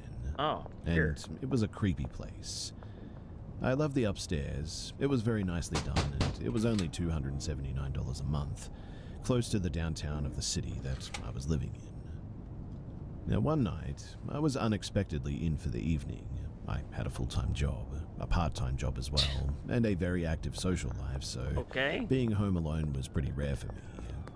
It was raining very hard that day, and I remember looking outside and watching the puddles get bigger and bigger. I went to bed quite early. Suddenly, though, I woke up abruptly after what felt like I had been sleeping for a long time. It was completely dark, almost pitch black in my bedroom. There was just a bit of light in the corner of my room from the streetlight outside. I looked to my digital bedside clock. I had only been asleep for 5 minutes at the most, though. I kind of got chills then, and I heard what I can only describe as like a hissing sound. I looked up to the ceiling of my bedroom, and there was a black blob-like form that was just moving and changing size and slowly making its way to me. By the time the realization that it was coming to me hit me, I became unable to move my limbs, my body. I could not talk or scream. I just laid there, unable to do anything but watch it get closer to me. When it reached me, it just kind of settled on me. I could feel its weight. I couldn't close my eyes. I so desperately wanted to, but I just couldn't. Oh, fuck, I The forgot what I terror was that doing. I felt cannot be described, though. The evil that I felt from this form was immense, and I have not felt anything like this, that kind of evil, in my life ever. After what seemed like hours, though, suddenly it was gone. My room got brighter and I was able to move again. I checked my clock, but again, only 5 minutes had passed. This experience happened 2 more times while I was living in that old Victorian house. Flu medicine. I later Oh learned, though, through boy. research at the library, that I had apparently been visited by an incubus. When I returned to the city that I grew up in and lived in that house, I drive by it. It's still standing, and I don't know if it's divided up into 3 separate apartments now, but it's a lot more run down, that's for sure. A lot of strange things would happen in those rooms. Let's go Things experiment. would go missing, and I'd find them in very odd places. And as far Okay. as I'm concerned, I that just let it house, go off. It's definitely hold on. haunted. Here I am. I got flu medicine, I was mouthwash, and traveling with some Viagra, friends and we're on gonna some mix that with some 4x4 weed. trails in southern Idaho. We were camping out one night, singing And by music the around way, the campfire for quite a while. I and my am- friends decided to go to bed eventually. My ex and I stayed up a little bit longer, hanging out around the fire and just enjoying the atmosphere. And by the way, I'm about to get into the meth business, apparently. So.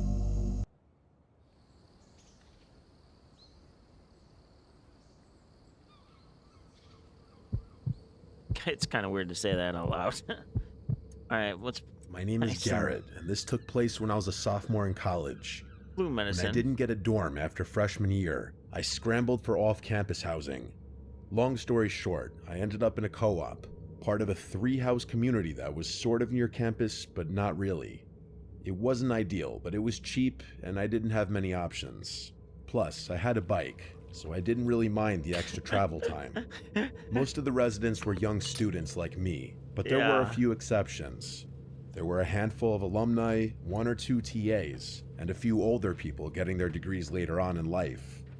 But the person who immediately stood out to me was an older woman who lived in one of the other houses. From what I could tell, she was maybe in her late 50s, even though she looked a little older than that. She had graying hair and walked with a sort of limp, like she had some kind of back injury.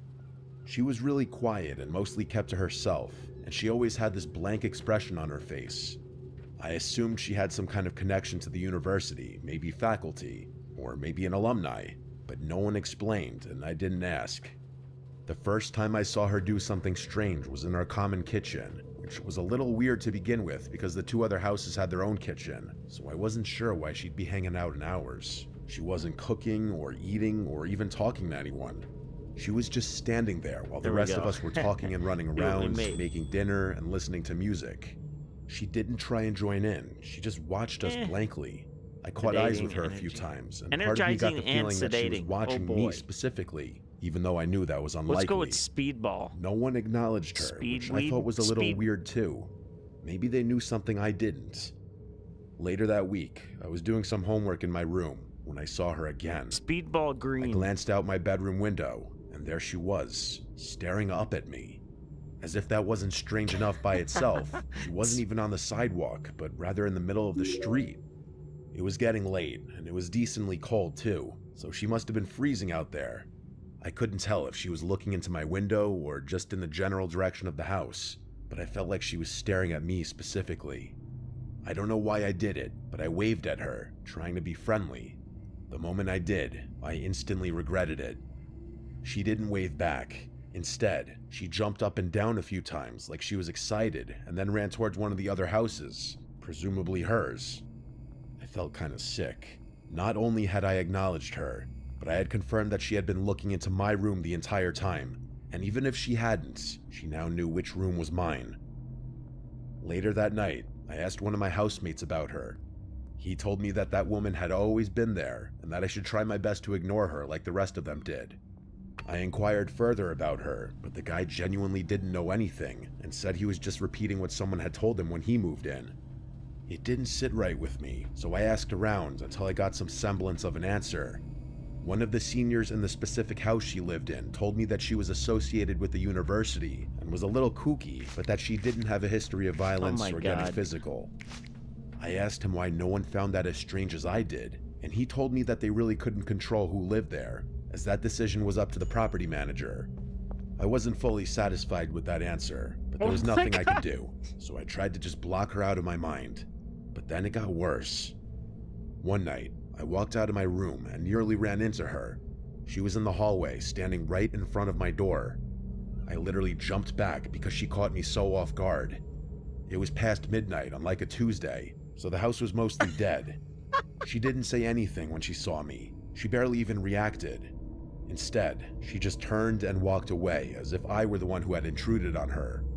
I'm not going to go That's into every hilarious. little detail, I know. but there were several more occurrences The like that game one came where I up with caught her that. either snooping somewhere where she had no business being or doing something she had no business doing. At some point, I lost my room key. All 3 houses had once been part of the same hotel, so all the rooms had personal locks and keys. It was a co-op, so most people just left their doors unlocked. But I was someone who couldn't sleep comfortably knowing someone could just walk into my room, so losing my key was a big deal. Everyone had a spare, including me, but I was pissed because I'd have to go make a copy of the key, and that was an extra annoyance I couldn't afford at the time. A few nights later, I woke up randomly in the night. I wasn't sure why at first, but then I heard it. There was a soft bumping coming from my closet every 20 seconds or so. Oh, dude. It sounded Oh, like fuck something no. shifting behind the door, like something was moving inside of my closet. I'm not one to scare easily, and I'm definitely not one to be helpless in a dangerous situation, so I was going to deal with this myself. I quietly got out of bed and took a deep breath. I slowly walked over to the closet, trying to keep my breathing under control. My heart was racing. In one fluid motion, I ripped the closet door open and screamed like a crazy person. Just as I expected, the woman was in there. She had one of my ties wrapped around her neck, and her eyes were wide open. She was holding a kitchen knife with her other hand. My scream must have startled her, because before I could react, she lunged at me with the knife outstretched. I screamed again, only this one wasn't pretend. It was a scream of pure fear. I wrestled her to the ground and was able to disarm her pretty easily, given how frail and small she was. That didn't make the situation any less terrifying, though. Oh, She wedding kicked and ass. fought and bit as I pinned her to the ground, screaming the whole time. I yelled for help, and I heard some doors slam, followed by some of my housemates running down the hall. My friend Lee immediately helped me immobilize the woman, and the 2 of us kept her pinned while someone else called the police. The rest of the night was a blur. The police got there quickly and arrested her on the spot. By that point, she had stopped screaming, but she refused to say anything either, which was extremely unsettling. The cops found my room key on her. Real big shocker there. A few weeks later, we got our answer about who she was. Apparently, she was the property manager's sister, who he had been letting live there under the radar. She had severe mental health issues, and instead of getting her proper care, he had just thrown her into one of the unoccupied rooms. I believe the property manager was eventually arrested for negligence and a slew of other things, and rightfully so. I honestly blame him so much more for what happened than her. If anything, I feel bad for her, but my pity won't erase the fact that she tried to kill me. I could have lost my life That that will do night. it, yeah. I have no idea why she seemed so interested in me specifically, but I can only hope nothing like that ever happens to me again. I'm graduating soon, and I'm definitely going to miss college, but I don't think I'll ever be able to look back at my time here without thinking about that night. Yeah, that'll do it when someone tries to kill you. Yeah, that'll do it. This isn't really my story, but I essentially watched the whole thing happen, so I'm telling it anyway. I've lived in a modest 2-story home with my husband Benjamin for the better part of 20 years now. All of our kids are out living their own lives, and I couldn't be prouder. What I'm about to tell you happened last year. Someone had just moved into the house across the street, which was really nice because I was getting sick of looking out at a vacant house all the time. I'm retired, you can so only I have spend a lot 5. of time on my front porch, knitting, reading, enjoying the weather with my husband, you name it. I also listen to a lot of true crime podcasts out there, and sometimes I'll just play music. The person who moved into the house across the street was a young guy, maybe mid-20s. He drove an expensive-looking BMW and always dressed in flashy clothing, so I figured he was either well-off or seriously pretending. Great. I hope I'm not giving the wrong impression about him. He was actually really sweet. He introduced himself to us after a few days. His name was Quinn, and he was a few years out of college, like I had guessed. He was a really bright guy and got along really well with Benjamin. There we go. They laughed and talked about sports, and Benjamin even dropped a few of his own college stories that I hadn't heard in a long time. Quinn said he worked in the entertainment industry, and that he did freelance work for some internet personality person, whatever that means. It kind of went over my head, but it must have been lucrative. He looked pretty wealthy, like I said. He talked about stocks with Benjamin, and told us about some of the investments he was making. All in all, he seems like a nice guy. Things were normal for a few months. Like I said, I spent a lot of time on my porch, so Quinn would often wave to me when leaving his house, and I always waved back. I can't remember exactly when, but I started noticing the same girl going over to Quinn's house every so often.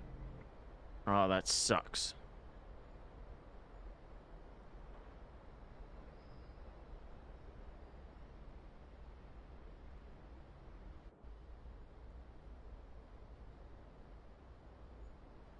I had to switch your phone. So I have to, so now I get to meet up with my dealer. Oh, that's good. Let's try and sell these,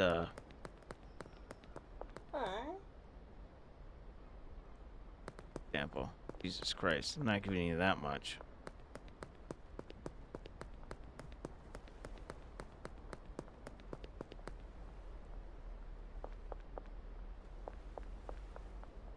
You're gonna want some of this. Fuck you. God, I don't like that guy. You know, he seems so miserable. You? Nope. Yeah, he's a meetup kind of person. Did you sell that other stuff? Actually, let me take...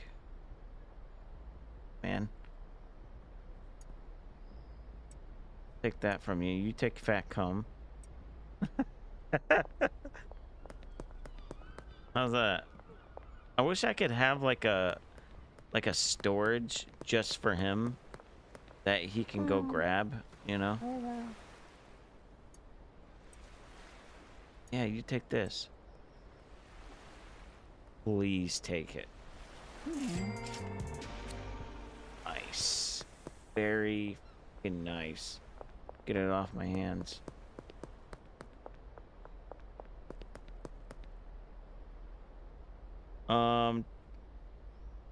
I don't know.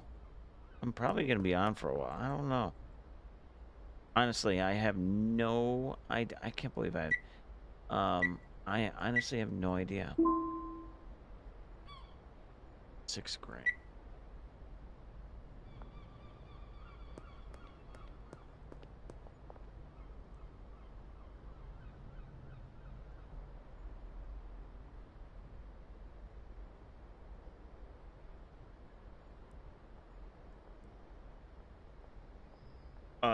Yes, you can. And thank you for reminding me. I actually forgot about that.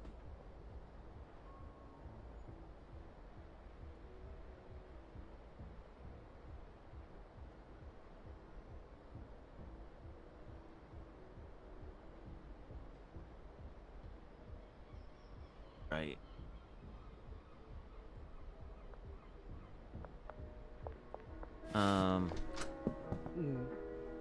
Let's see. Could...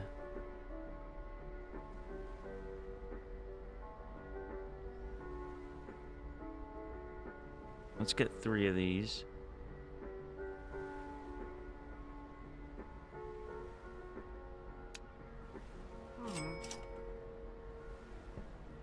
Oh man, I need...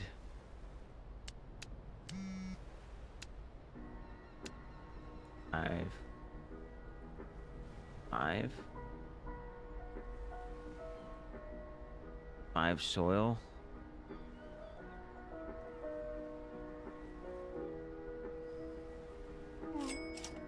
Jeez. It's so fucking expensive. The good soil.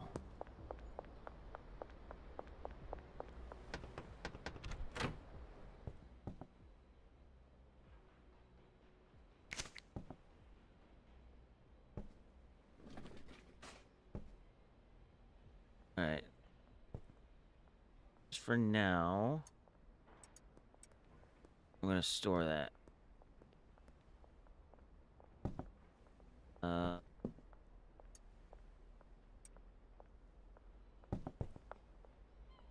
If I can find that person again.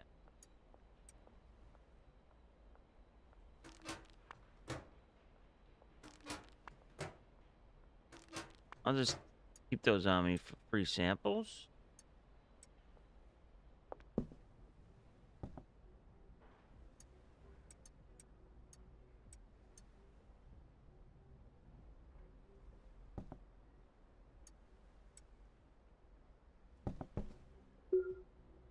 I really want to go in this warehouse.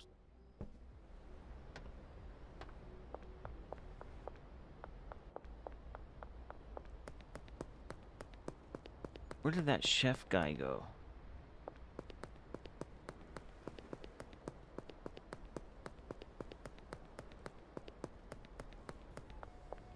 Damn.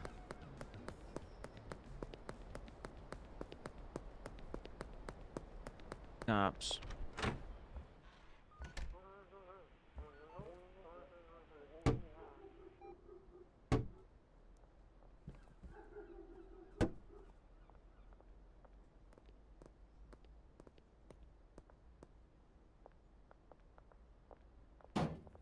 Here, I'm sitting right out front.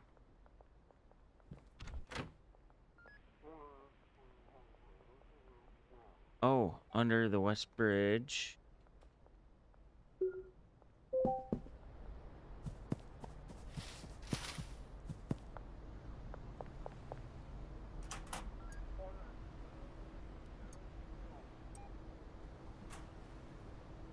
Nice.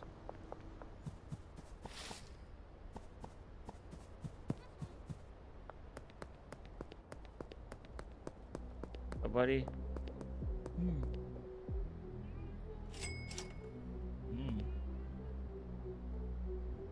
Might as well take that then. Might as well take it. Don't know, I have anything else.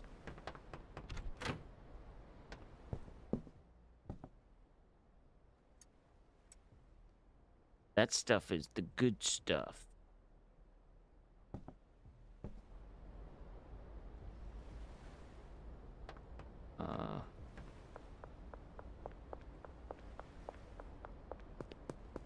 All right, I want to go check out this warehouse.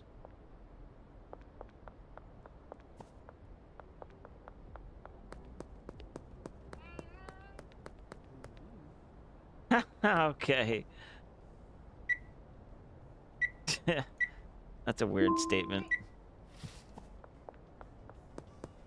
What? That car moved. The fuck? All right, here we go. I fucking love this game. Who the hell get lost? What?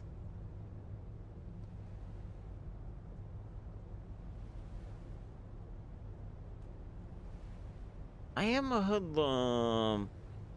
Wretched hive of scum and villainy gain access to the warehouse.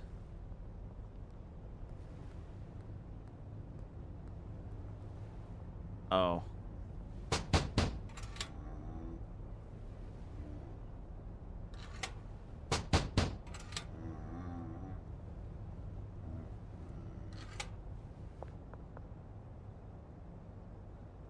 Meth. That's supplies for meth. I have to go to sleep and then go back.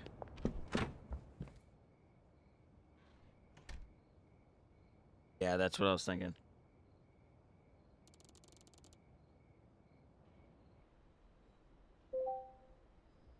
I have business hours.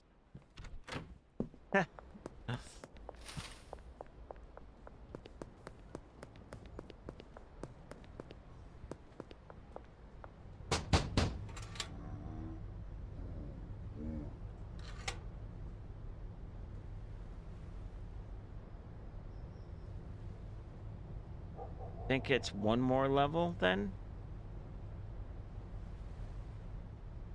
I don't know. Forget how how they work.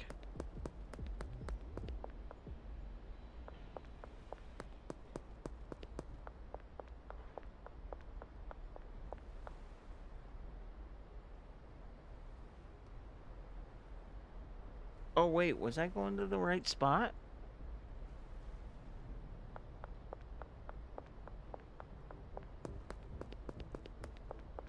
Oh, I think I was going to the wrong spot.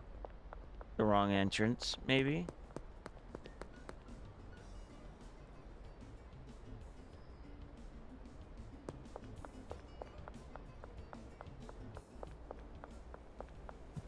Nope, that's the right entrance. Yep.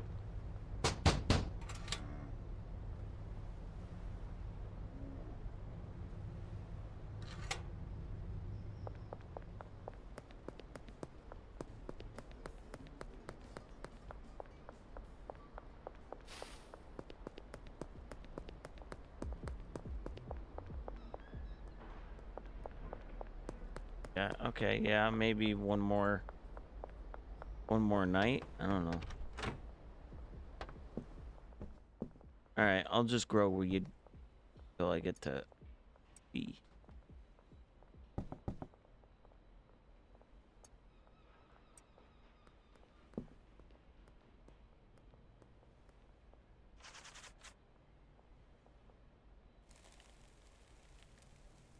I might take my once you go, I'm gonna take my camera off, but I'm gonna still have my microphone and stuff. I'll still be playing. I'll still be here, basically.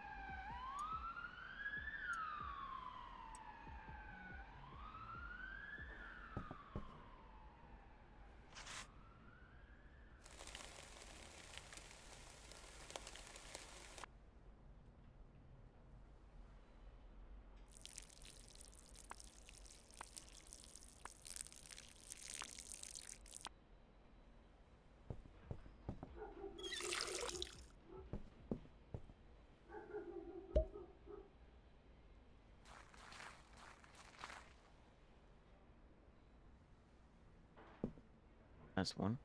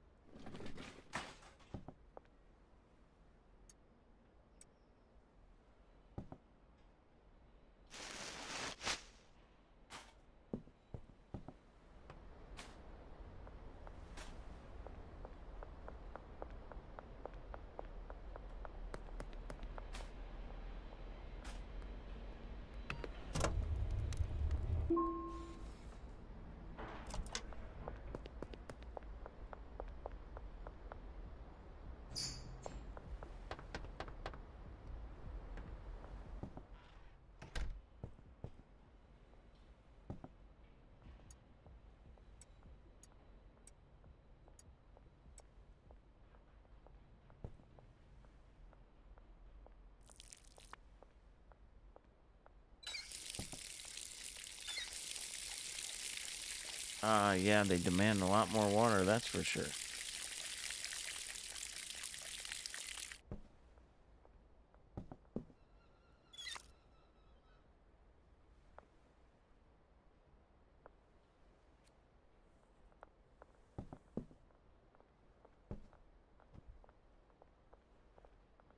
Okay. Yeah, I'm just gonna turn the I'll just turn on some stories or something. She drove a little white convertible, and she was pretty. Young, blondes, the type of girl you'd expect a guy like him to date. To be frank, she dressed a bit scandalously, which I didn't fully appreciate. I figured she was his girlfriend, maybe checking on the house while he was out. She had her own house key, so it made sense. It became a regular thing. Once, maybe twice a week, I'd see that car roll up while Quinn was gone. She'd go inside, stay for a while, then leave. I didn't really understand what she was doing, but young people date differently these days, so I kept my thoughts to myself. Then, one evening, I saw them together. Quinn pulled into his driveway with her in the passenger seat. That confirmed it, she was his girlfriend, just as I had assumed. But shortly after that day, things started getting tense. At least, that's what it seemed like. One afternoon, I was out tending to my little garden when I heard shouting from across the street. Quinn and the girl were standing in the driveway, yelling at each other. I couldn't catch what they were arguing about, but I didn't need to. She kept throwing her hands in the air, practically spitting her words at him. It looked like she was going to strike him. Eventually, she got in the car, slammed the door, and tore off down the road. Quinn shook his head and went back inside. I don't even think he noticed me. I figured it was a lover's spat. Every couple fights, and it wasn't my place to butt in where I was unwelcome. But then I saw that girl's car in front of his house again when he wasn't home. Not once, not twice, but multiple times. I told Benjamin, and he said it was rude to pry and that I should just leave the poor boy alone, which I agreed with. But then came the night everything went sideways. Benjamin and I were asleep when we woke up to sirens blaring outside. We rushed outside, joining the handful of neighbors who had come out to see what was going on. Quinn's house was swarming. Police cars, an ambulance, the whole nine. We watched as the cops emerged from his house with that girl in handcuffs. She didn't struggle or scream, just accepted what was going on and stared ahead with a blank expression. We saw Quinn being rushed outside on a stretcher. He was a bloody mess, and I gasped at the sight. We didn't see him for a week after that. I was worried sick. When he finally came back, Benjamin and I walked over to check on him. He let us in without hesitation and told us everything. Apparently, that girl, her name was Ellie, had confessed to everything, making things easy for the police. For starters, she wasn't supposed to have his house key. She had stolen his spare and made a copy without him knowing. According to him, she started asking him for things. Fancy dinners, jewelry, expensive trips. When he hesitated, she got possessive and angry, which was when things started going downhill in their relationship. Every time she had shown up unannounced to his house, he hadn't been aware. She had access to his location through his phone, which I didn't even know was possible. She had gone through all of his stuff, but worst of all, she had planted hidden cameras in his room. Every time she went back to his house when he wasn't there, she was replacing the camera batteries and making sure they were still working. The argument between them that I overheard was Quinn's attempt at breaking up with her. She refused, and Quinn reluctantly agreed to go on a break. Ellie had seen everything through the cameras, and the next night, she went to his house with a knife. I'm not going to explain the rest, you get the idea. Somehow, Quinn managed to get her to the grounds, but not before she seriously injured him. The doctors said he was an inch away from needing surgery, or dying. Benjamin and I tried to console him, but he was visibly shaken. The last thing he said before we left was that he had learned his lesson about flaunting his money, especially around pretty girls. Yep. He moved out not long after. He said he didn't feel safe in that house anymore, and that his ex had tons of friends just like her, and he didn't feel comfortable with the thought that they might have known where he lived. We never saw him again. I pray to God he's doing okay. No one should ever have to go through something like that, especially not someone as young as him.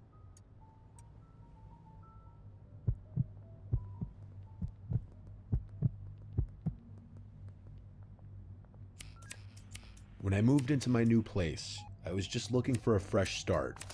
I won't get into the details, but let's just say I had a bad situation with an ex that made staying in my old city impossible. I ran into some money early in life and made some bad decisions about the kind of women I surrounded myself with. Lesson learned. The neighborhood I moved to is really nice. Low crime, quiet, mostly families. The houses here are really spaced out, which was partially what drew me there. but for some reason, the property next to mine is much closer in proximity than most of the other properties are to each other. And by the way, that house next door is huge. When I first saw it, I thought I could easily fit a family of 10. That's honestly what I assumed at first, that a big family lived there, grandparents and everything. But I could not have been more wrong. Even though I try to be low-key, I wasn't going to be a rude neighbor. I took it upon myself to introduce myself to everyone in the neighborhood. For whatever reason, I decided to introduce myself to my next-door neighbors last. I couldn't tell you why. Everyone else I met seemed really sweet and genuine. I'd say 90% of them were parents of young children. And yes, they were all slightly intimidating, purely based on how successful they seemed to be. I wasn't too sure how a younger guy like myself would easily blend into a community like that, but that was more of a personal concern.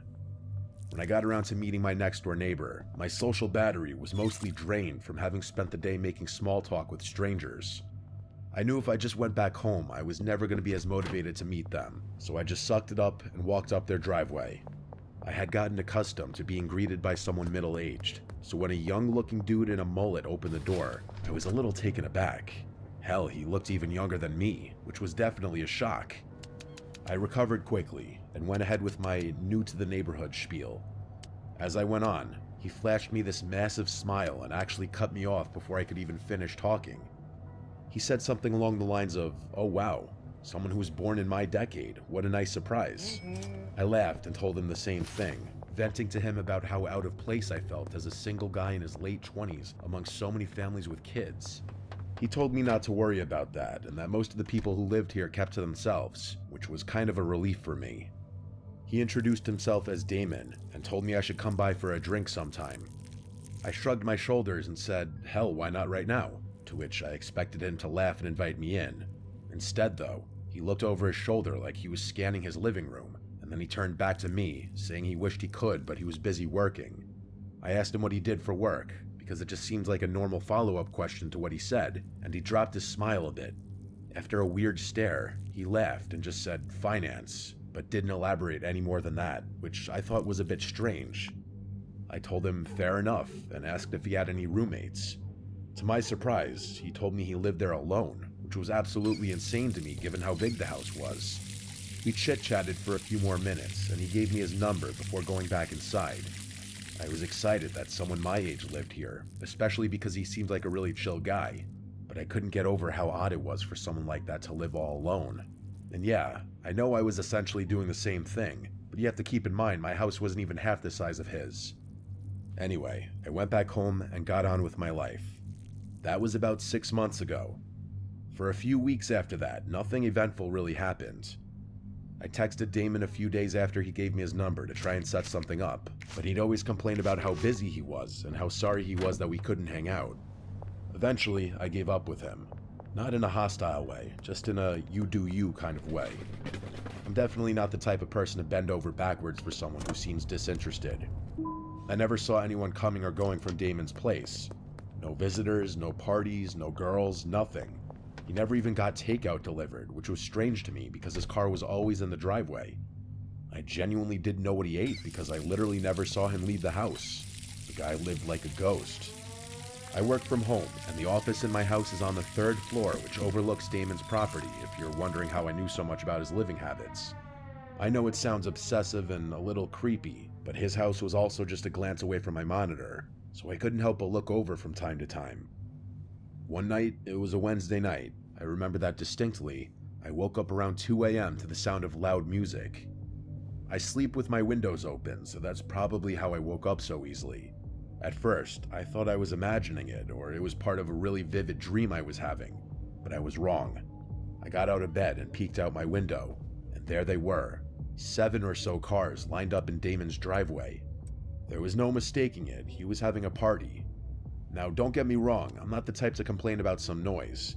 I've been to my fair share of house parties, but it was the middle of the week, and the volume was insane. I figured I'd just go over, knock, and ask him to turn it down. I threw on a hoodie and walked over. It was a full-blown party, that much was clear from outside. I knocked on the door, but no one answered. I pulled out my phone to text Damon, but I decided against it, knowing he'd probably ignore me and give me some BS excuse the following morning. I knocked on the door again, harder this time. Still nothing. I reached for the handle, half expecting it to be locked, but to my surprise, the door swung open. Inside, the first thing I saw was a pile of shoes in the foyer, at least 10 pairs. But there was something off. There was literally no one in there. I moved further in, expecting to see people in the living room, maybe the kitchen, but it was completely empty. There weren't even any drinks left out. I could hear people over the music that was playing in the background though, which I didn't understand. But then I really listened to it, and everything hit me all at once. It wasn't even music, really. It was a recording, a literal recording of people laughing, yelling, clinking glasses. The whole party was fake, all of it. But that didn't make sense to me. It still didn't explain the shoes or the cars. There were people in that house, that much was certain. I should have turned around right then, but I needed to know what was going on.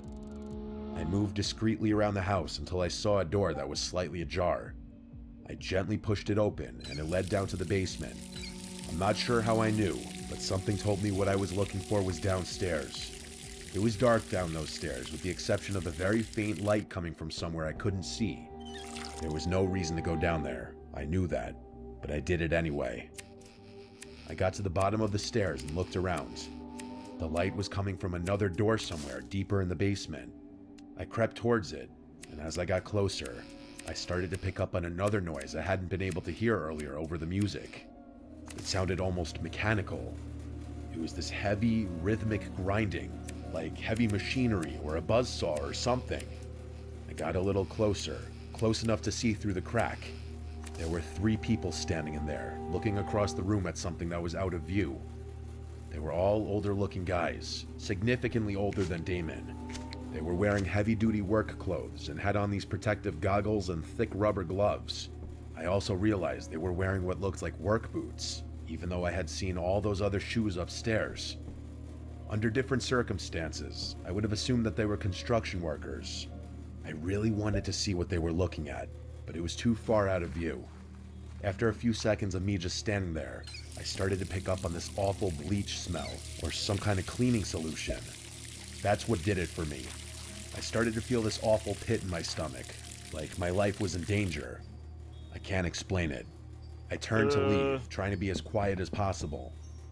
As I was finding my way back to the stairs, the light from behind me suddenly dimmed, like someone had shut the door behind me. I didn't actually hear the door over the music, but I felt it. I sprinted up the stairs as fast as I could. I ran through the house and burst out the front door. I didn't run directly to my house. I jumped my own fence and made it to the backyard. I slipped in through my side door, locking it behind me. My chest was pounding, but under no circumstances could I let Damon or any of those other guys know it was me who had been snooping around. I gathered myself and went up to my office, making sure all the lights up there were off. I crouched down below the window and peeked over at Damon's house. There was no one there.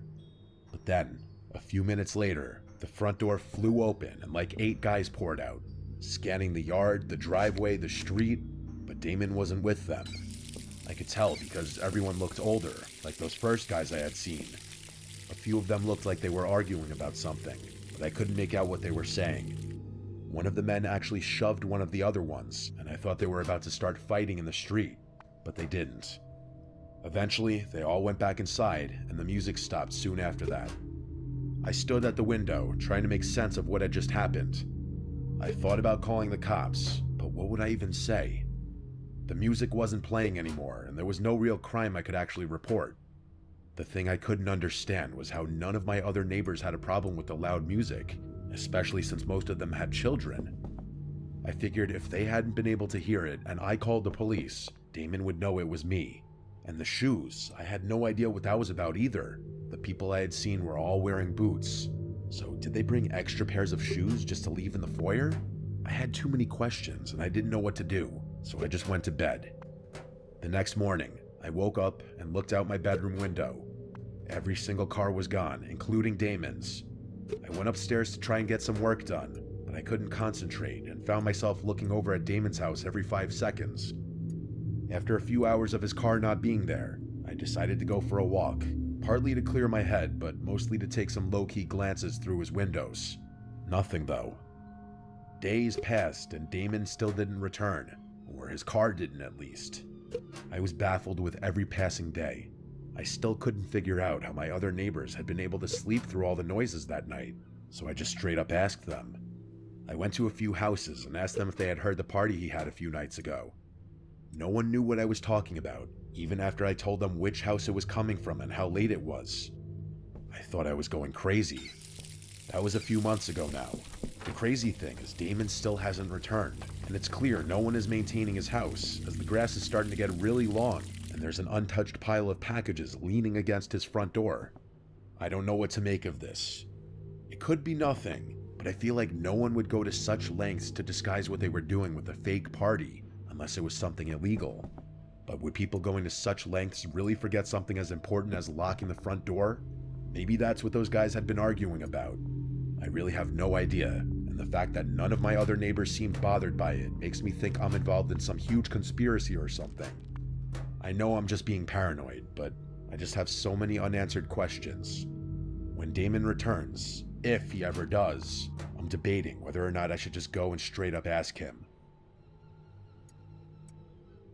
Yeah.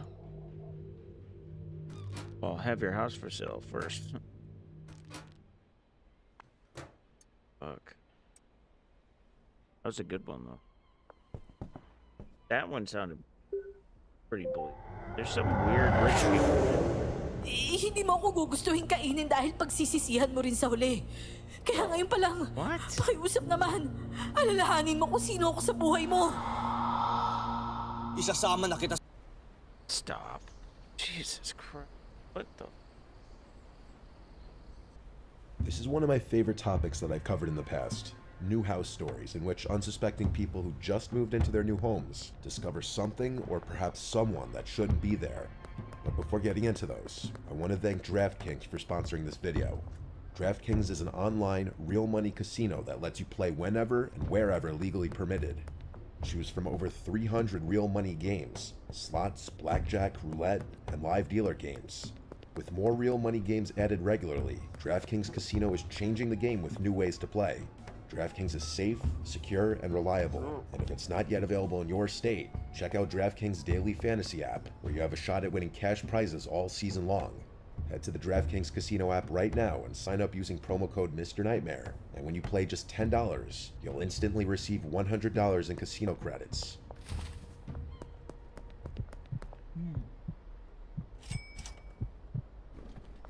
This happened a few years ago, but it still gives me an unsettling feeling whenever I think about it. The only reason I'm talking about it now is because I feel like it's been long enough since it happened, and I won't risk anything by putting it on the internet.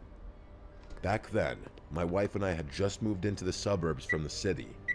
We just had our third kid, and between the baby stuff, the toys, and the general chaos, our apartment felt way too cramped. We found a nice house in a quiet, safe neighborhood. The neighbors described it as the kind of place where you'd feel fine leaving the doors unlocked. The house itself wasn't massive, but it was definitely a step up from the tiny space we'd previously been living in. One of the features that caught my wife's eye was the backyard. It had this beautiful, slightly overgrown garden with a few old statues scattered around. They were weathered, a little eerie looking, like something out of Game of Thrones. I know it sounds weird, but my wife and I loved it. Said it gave our yard character. I was pretty indifferent, so I left everything as it was, statues and all. I figured it was less work for me, which I was never going to complain about. A few days after we moved in, I was looking out the window, taking in the yard, when I noticed something odd. One of the statues, an angel I think, was facing away from the house. All the others were facing toward us, so it looked strange. I could have sworn they all faced the same direction, but I didn't really know for sure. I didn't think much of it, and just assumed I was misremembering things. The next morning, I looked out the window again, and that's when I noticed it. Another statue had turned around, again facing away from the house. This time, I knew something was up. I had never been more sure about anything in my life. I asked my wife about it, but she just shrugged it off and said she hadn't noticed anything. I thought maybe it was my son Jimmy. He was a little prankster back then, always up to something.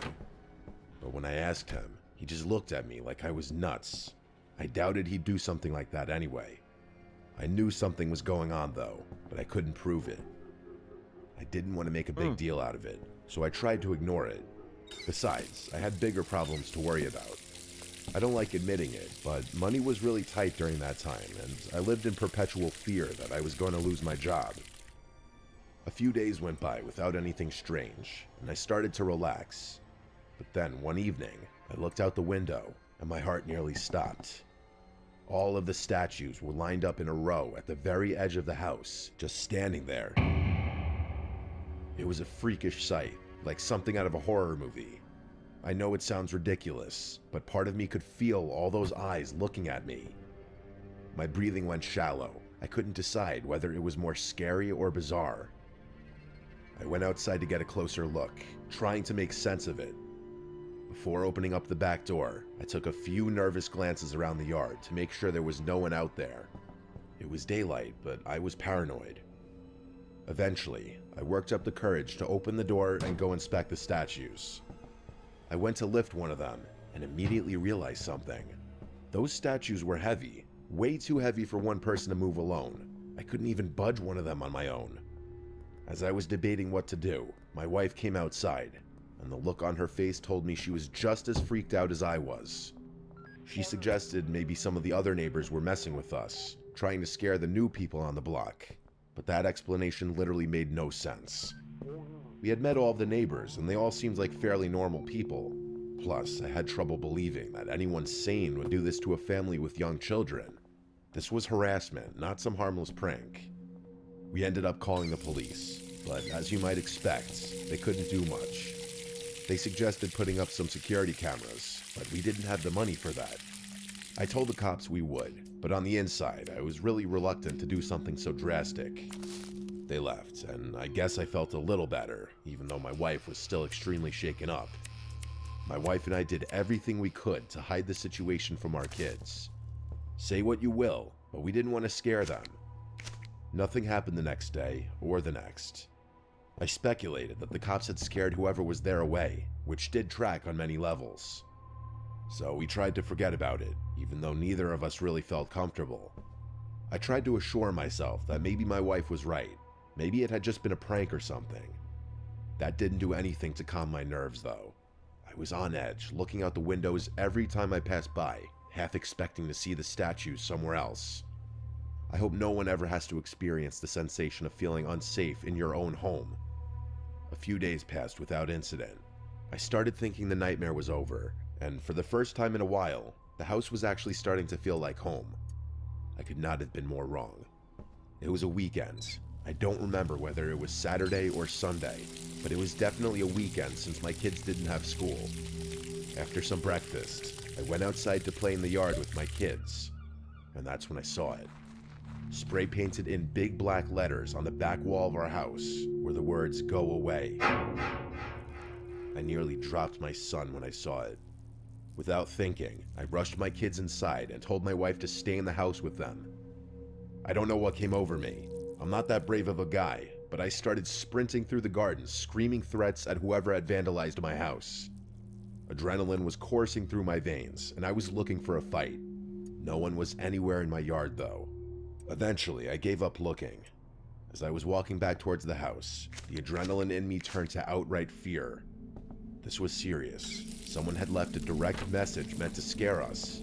They could have meant us harm, and I knew the situation was only going to escalate from there. The police came again and took down another report, but without any leads, there wasn't much they could do. I insisted that they stay on the property in case those people came back, but they told me they didn't have enough evidence to waste resources like that. As far as they knew, some teenage delinquents could have been behind the graffiti. I couldn't believe what I was hearing. They told me they'd make sure a patrol officer was nearby, which I guess was some kind of consolation. No. My wife was twice as upset as I was, so I reassured her that we'd be okay, Still working even though on I it. was freaking out internally. That night, I was in the kitchen, and I heard my wife scream from the living room. I ran in, and she was standing by the window pointing outside. I looked, and my stomach dropped. There were 5 people standing in our backyard, each of them wearing white face coverings. The hell? They were dancing around in this strange, jerky way, almost like puppets. We just stood there, fuck? watching them, too shocked to move. It was terrifying. I don't know what they were trying to accomplish, but it was the most disturbing thing I'd ever seen. I snapped out of my haze and grabbed the biggest kitchen knife we had. I basically screamed at my wife to call the police, and while she was doing that, I ran out the back door with a knife in my hand. I screamed like a clinically insane person and took one step toward them before instantly regretting it. There were 5 of them and 1 of me. They could have been armed. Before anything else could happen, I turned and ran back inside the house like a coward. The knife must have scared them though, because they stopped dancing and ran into the garden, out of sight. I told my wife to run upstairs, find the kids, and hide, and I guarded the back door in case they tried to break in. By the time the police arrived, those people were gone. The police did a thorough search, but couldn't find any trace of them. That was the last straw. I didn't care about the cost. I bought and installed security cameras the next day. My wife was hysterical for weeks after that, begging me to let us move somewhere else. I told her that if one more thing happened, that we would, and that we'd probably be screwing ourselves financially if it came to that. Luckily, the cameras must have done the trick, because those people never returned, and we never had another incident occur on the property.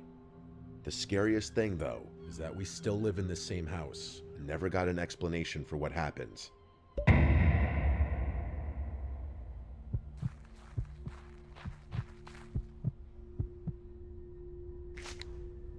My wife Taylor and I recently moved out of our old home. She didn't like being so close to her family and wanted to put some distance between us and them, so that's what we did. We don't have kids, and she stopped working ages ago, so she was relatively amenable to my suggestions about where to move. I'm an electrician, so bouncing around isn't much of a problem for me. We eventually settled on New Mexico. We've both been rural people all our lives, so it wasn't that drastic of a lifestyle change. That was about 3 months ago, give or take. We found a fantastic deal on a place way out in the country. The house is honestly bigger than we really need, especially since it's just the 2 of us and our black lab Lola. But honestly, we figured we'd make use out of the extra space, maybe even host some of the friends we'd make. We'd been settled in for a few months when I started noticing something odd. The upstairs lights kept tripping circuits, but the rest of the house would still have power. After this happened once or twice, I knew exactly what the problem was. Like I said, I'm literally an electrician, so this kind of stuff is my bread and butter. I figured it would be an easy fix, just a matter of rearranging some of the load on the breaker, which in all likelihood was downstairs. Times like those make me happy that I'm the type of guy who knows how to fix things. To be honest, I hadn't spent that much time in the basement since we moved in. I didn't really have a reason to. We'd looked it over briefly when the realtor showed us the place, but I didn't pay much attention. Come to think of it, I don't think I'd been in there one time since then. Anyway, I walked down the stairs and started looking around for the main breaker. The basement was pretty cluttered, and definitely not the type of space that could be easily used. It looked more like a storage room than a basement. Eventually, I figured out where the main was and started futzing around. After about 10 minutes, I realized where the load imbalance was and told myself I'd rewire it when I had more time. At that point, I was about to go upstairs when curiosity got the better of me. I figured since I was down in the basement already, it probably wouldn't be a bad idea to have a look around. After all, this is my house, and it was honestly a little strange that I didn't know every square inch of it. Like I said, most of it was filled with old furniture and a bunch of junk.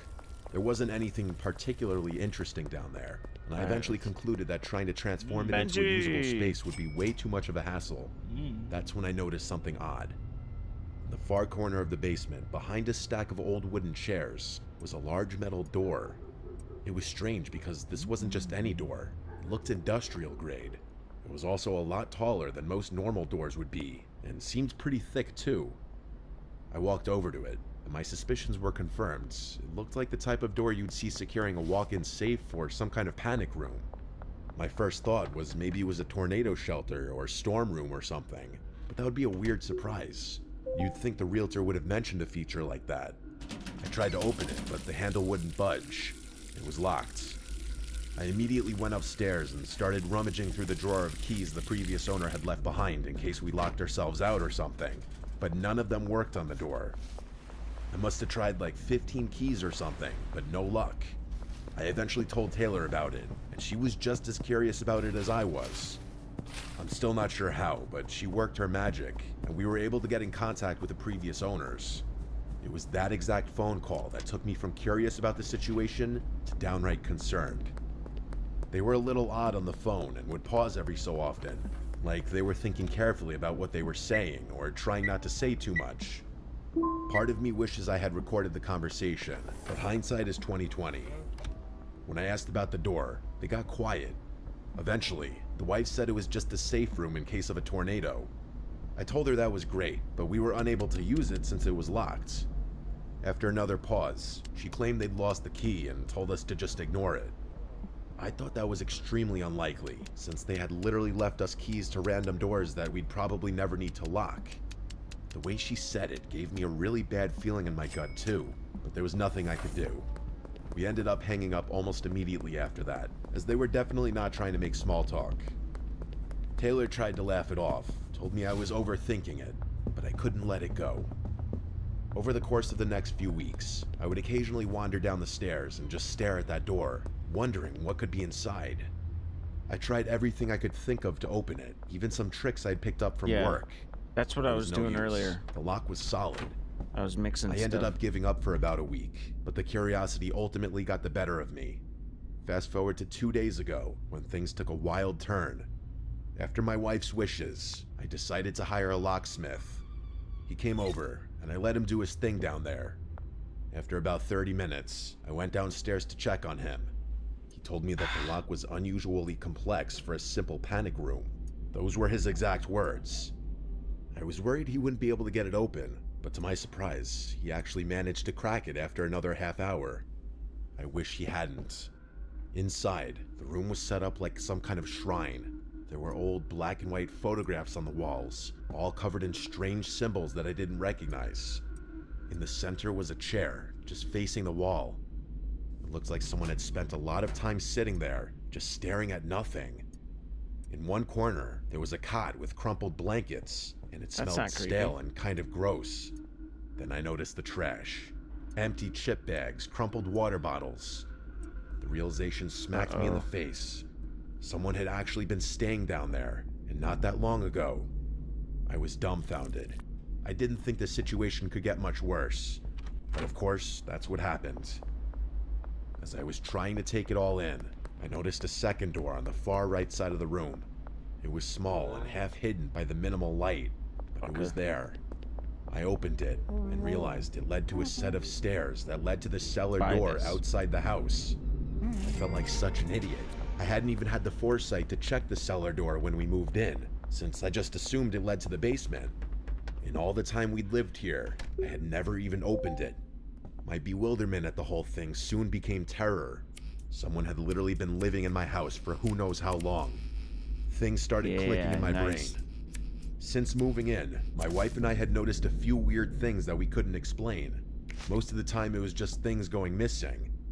Until that point, I had just assumed my wife had misplaced things, which she did have a tendency to do. This discovery changed everything though. Someone had been living in our house. I had to repeat that thought a dozen times in my head before I could fully wrap my mind around what was going on. I didn't know who had been in there or why, but I knew I didn't want them coming back. I tried calling the previous owners, demanding an explanation, maybe even threatening legal action, but they wouldn't pick up. Either they disconnected their number, or they just didn't want to deal with it. Taylor was freaked out, and I was too. That night, I took some heavy furniture and barricaded the cellar door from the inside. I found a heavy-duty looking chain and padlocked it shut for good measure. I didn't care what it took. There was no way I was letting someone sneak back in through that door. Benji. The police came and took down a full report before leaving, telling us they'd do their best to try and get in contact with the previous owners. We even called our realtor, who was horrified and said she'd assist the police in any way she could. That night, as we were getting ready for bed, we heard it. There was a loud bang on the front door. Lola shot up, barking like crazy, and we both froze. Neither of us moved, just staring at each other, listening. After a few minutes, the banging stopped, but then we heard small rocks tapping against our bedroom window. Taylor held on to Lola, and I went to look out the window. Taylor begged me not to, but I was furious at that point. In my mind, I was preparing to fight whoever was out there. I grabbed the baseball bat from under the bed and yanked the curtains away from the window, but I couldn't see a thing. I thought it was over. Taylor wanted me to call the police, but there was a little part of me that wanted to handle this myself. I knew the police would scare them away and call it pettiness, but I wanted to make sure whoever was out there got caught. I told her if one more thing happened, I'd call. But then from downstairs, I heard the sound of glass shattering. I sprinted downstairs just in time to see two figures running away from the house. The kitchen window was completely shattered. It was then that I called the police, who showed up not long after. They searched the house and the basement, Behind me. but there was no sign of forced entry into the storm room. They didn't find anyone on the property either. Their best guess was that whoever had been living down there was angry when they realized they were locked out and decided to come back and scare us. I was both furious and horrified. My wife has been a wreck ever since. The police escalated the situation since an actual crime happened and said they're working on tracking down the previous owners, but that it could take a few days. That was 2 full days ago, and we still have not been able to get in contact with them. I think the police scared away those squatters, though, at least for now, as they haven't been back to our house since. I'm actually shocked that something like this could even happen in the first place. If we can't get in contact with the previous owners soon, I have absolutely no idea what I'm gonna do. I'm fully prepared to defend myself, but I hope it doesn't come to that.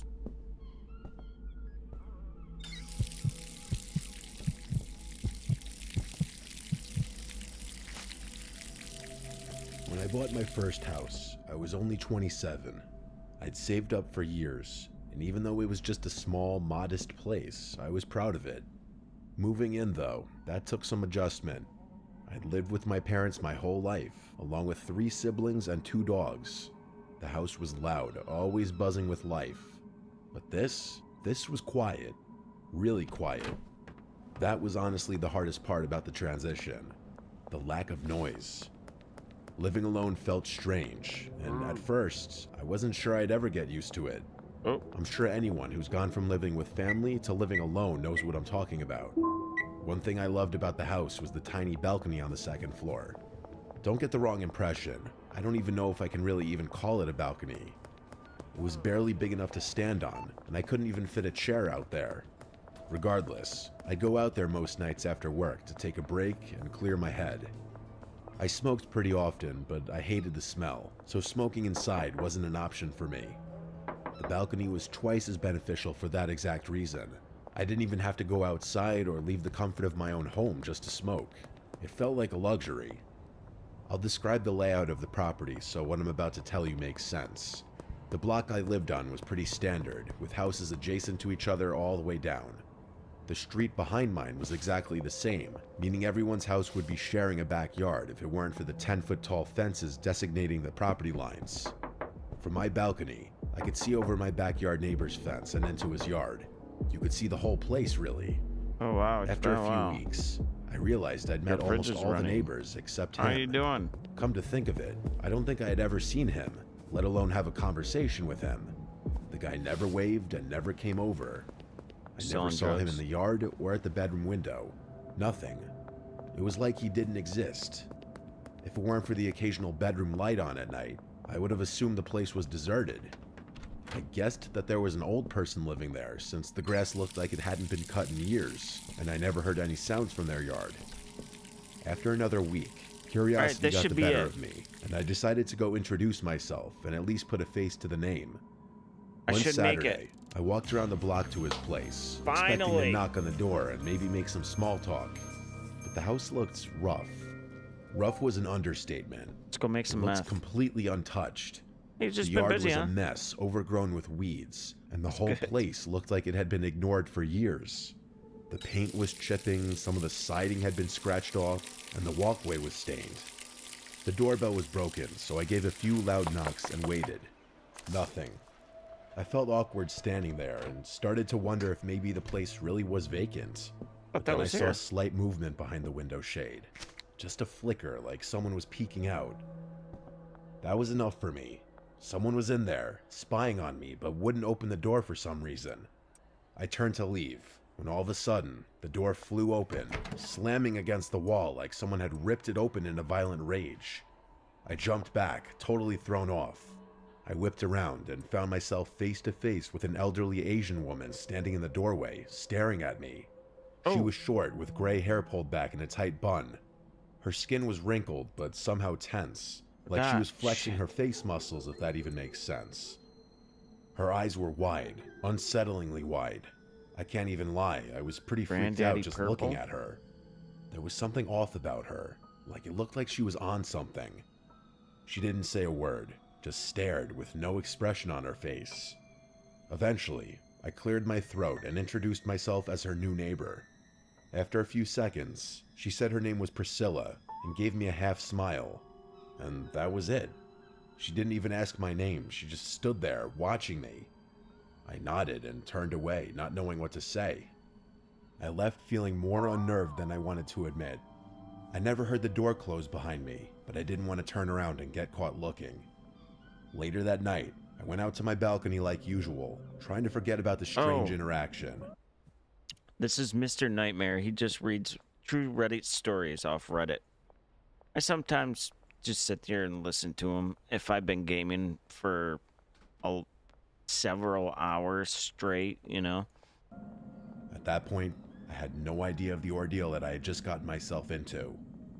When I glanced over the railing, there she was, that crazy-looking lady from earlier, standing dead center in her yard, looking straight up at my house. I didn't even think of this. Just pour it into the glass. Didn't call out, just stood there staring. It was one of those moments where you wonder if you're actually seeing what you think you're seeing. I didn't know if I should say something, wave, or pretend like I hadn't noticed her. It was one of the freakiest things I'd ever seen, and I didn't know how to handle it. I went back inside and told myself she was just a little messed up in the head, and that I shouldn't be getting worked up over a harmless old lady. But it didn't stop there.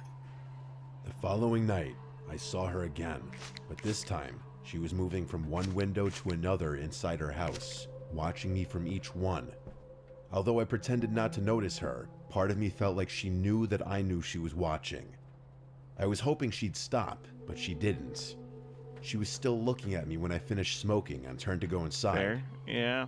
Out of curiosity, I peeked out one of my windows about 20 minutes later to see if she was still looking at my house. To my horror, she actually was. I called my dad, and he told me that she probably had dementia or something, and that she was most likely just lonely or confused. He told me that I should actually feel bad for her. It was kind of hard to feel bad for someone who was borderline stalking me, but my dad calmed my nerves and assured me that she was harmless. A few nights passed without anything weird happening. I didn't see her in her yard or at any of her windows. I thought maybe my dad had been right, and was starting to feel glad that I hadn't done something drastic. That is, until one morning, when I found a woman's sock on my side of the fence, just sitting in my yard. I stared at it, feeling a chill run through me. This wasn't just her strange behavior anymore. She'd been on my property. I didn't know what to do. I didn't want to confront her, but I was starting to feel like I couldn't ignore it either. I should have called the police right there. I've been reading books lately. I didn't want to create issues with a neighbor. Actually, that night, as I was laying in bed, the doorbell started ringing. I've last 2 weeks or so, I've been reading a lot of books lately. Right now the one I'm reading is what is it? Forgotten Tongues or Lost Tongues? It's really good. It's about Wendigos. Or it's about a Wendigo, really. I think that's what it is. That's what it sounds like so far. The Long Walk by Stephen King, The September House, and there's a couple other ones. Okay, well, you could do an audiobook. I mean, that's what I've been doing. I've been doing audiobooks because I just listen to it at work. Yeah, I wish I could read it if between gaming and being at work all the time, but I find the audiobooks have been fucking amazing at work. I really wish I could just sit down. I might try and start reading before bed. Because I'd rather read it than listen to it. I think it's a lot better for you. Oh, yeah. Yeah, my twin brother is really bad. What type of book is it? It's just about a couple, and I think the wife is native, and they go out to a cabin, and some weird stuff starts happening, like the husband starts seeing a black figure in the forest, and it starts yelling out really random words, just a jumble of words that just don't make sense. And hey, and it gets really fucking creepy. Not too often I get creeped out by books. Very, very, very rarely. But this one creeps me out. And the way the wife, like, you can picture what the wife starts doing really randomly. Oh, man. Yeah. Really good.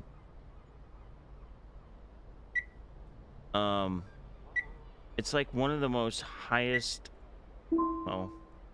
Probably the book I was, recommended the most for actually a scary book, you know?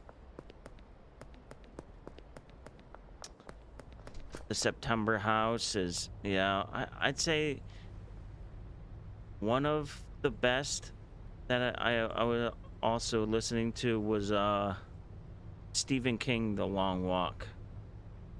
I'm surprised they didn't make that into a movie. That was highly recommended. Can I come in? Oh yeah, Boss Man told me about you. You can come in, but you'll have to wait until 6 p.m. Oh, I have to wait until 6 p.m. Oh.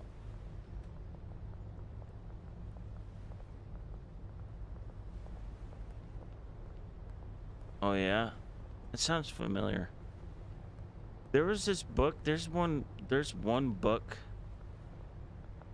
that that has always stuck in my head ever since I read it, because it was just so fucked up. And it was like a bunch of different crazy stories put into one book, and it was something, it had monster in it. I can't remember the name of the book, but it was a group of friends. Arms dealer. What? Oh, inside there. Okay. It was a group of friends, or two friends, and one liked torturing people, and the other friend liked killing people. So one friend would go out and they would grab someone. The one friend would torture them, and then once he was done having his fun, the other friend would take his knife and just kill him, stab him. And that's what he enjoyed, was watching the life come out of people or whatever, right? And like, he starts seeing his friend, the guy that likes taking the knife and killing people, he starts noticing his friend going a little crazy, going overboard, and he starts questioning like whether he should be doing it or what he, you know, and I think his friend gets mad, or he gets annoyed, because he's like, I'm not losing control. And he's like, yeah, you're losing control, I can see it. And next thing you know, the friend finds the friend finds someone, puts a bag over their head, and they torture the shit, or the guy tortures the shit out of this person. Like, takes a bat with barbed wire around it and sticks it up her, I mean, really tortures. And at the end, the guy takes the hood off the girl, and it's his sister. So he ends up killing his friend. Really fuck. God damn, man. Yeah. One of the most fucked up stories I've ever read in my life. Crazy story. I can't remember the name of the book, but the stories in them were like so fucked up, but they were so good that like you couldn't stop reading it. But after that story, I actually stopped reading it. I was like, yeah, that's just...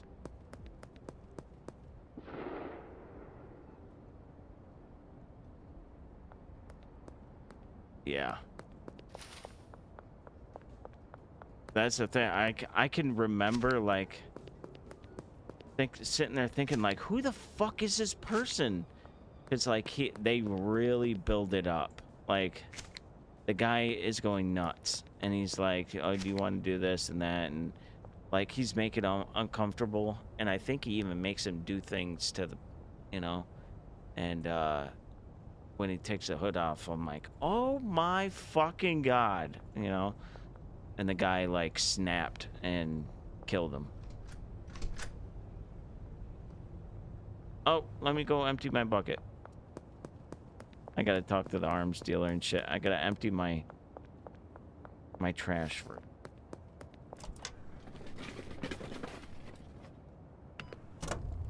Like, the biggest drug dealer in this town, and I like picking up my garbage. But this is where I'm gonna start making some good money. Oh yeah. Here we are, arms dealer.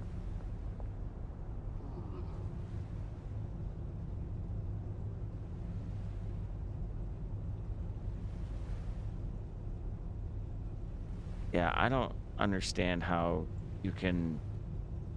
I don't understand how someone, like, thinks they feel power over doing that. I don't know. Weird. Doesn't make any sense to me.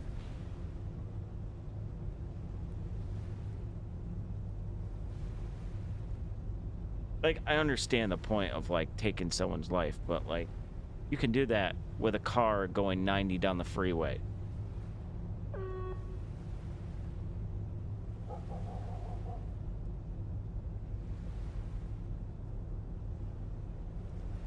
You sell blunt, sharp, and of course firearms and ammo too.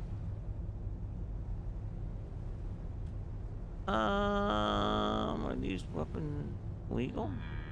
More or less. Most of them probably non-legal. What you asking, then you? Shit. Oh yeah. Yeah. Yeah. No, I know what you mean. But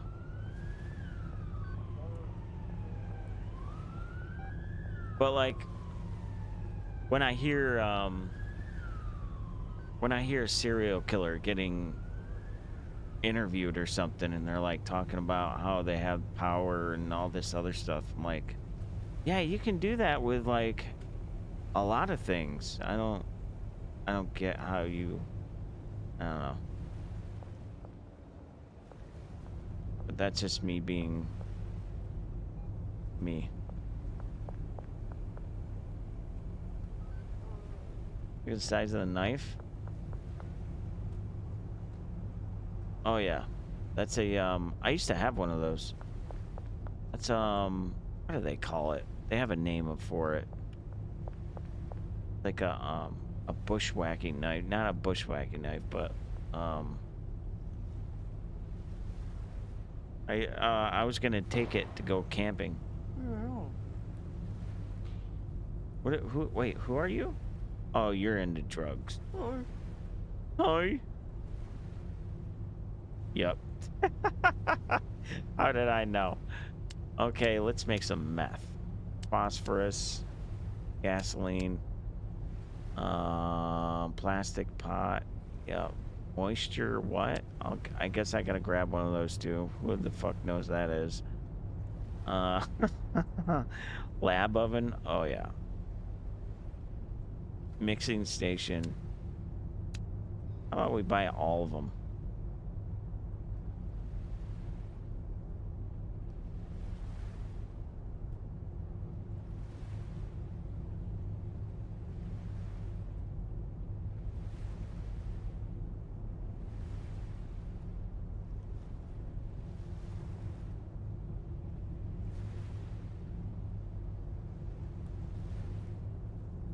Yeah, go figure.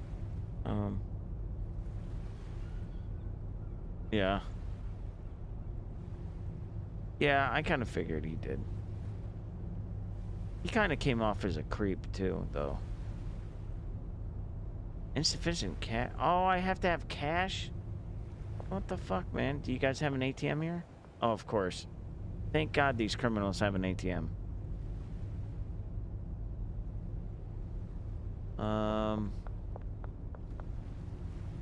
Fuck, dude, I don't know how to make meth.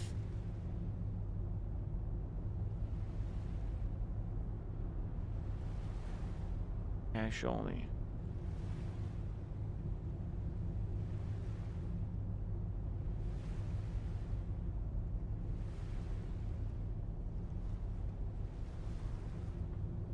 Dude, I don't know what I need. Okay, I don't fucking... I don't really... Doesn't bother me.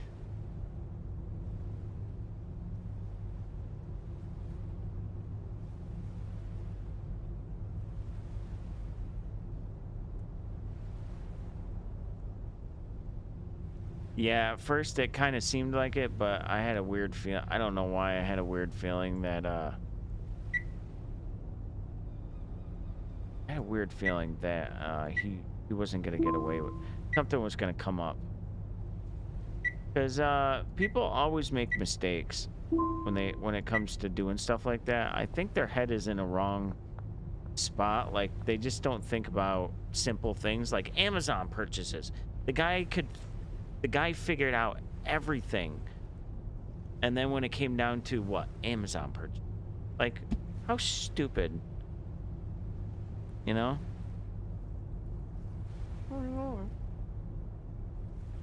Even there, what can I get for you? Well, let's see. A common use in chemistry station. Okay. Powdered form used in matches. Oh yeah, yeah, that's for meth. Okay. Oh yeah, the person that discovered phosphorus. That's a really interesting story there. He found it by accident. Oh my God. Gotta be kidding me. On the family account. Nice. Okay. 1 gasoline, 2 phosphorus, 2 acid, plastic pot. I suppose it... Okay, I'm guessing we need one of those. I don't know. LED, halogen.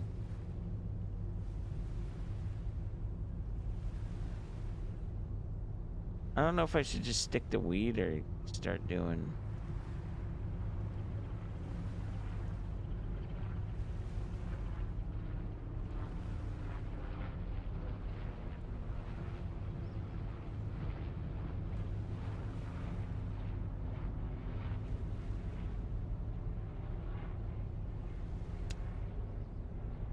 How about this? Grab 2 of these, right? We buy 2 of these. Okay.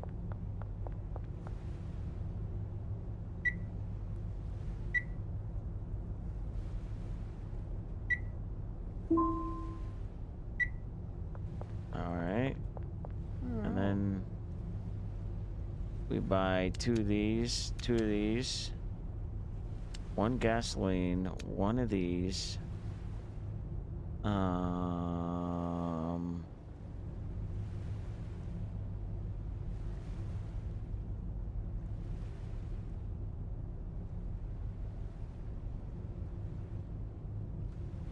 Yeah. Well, he was also talking about it on Reddit. About people that have killed people, and yeah, he was a little sloppy for someone that was in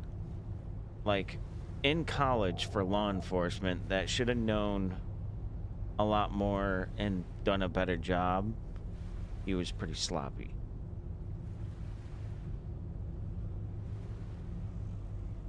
In my opinion, anyway. Two of those? Okay. That's all I'm buying. So everything else, where's everything else? Oh, right here. Okay. Well, how the fuck do I get... Shit. Alright.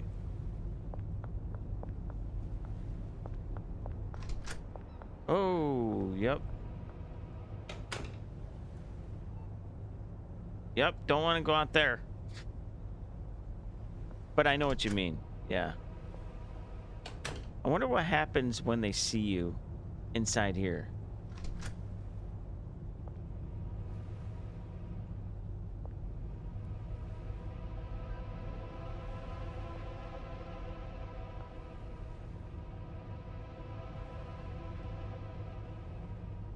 What are you gonna do, bitch?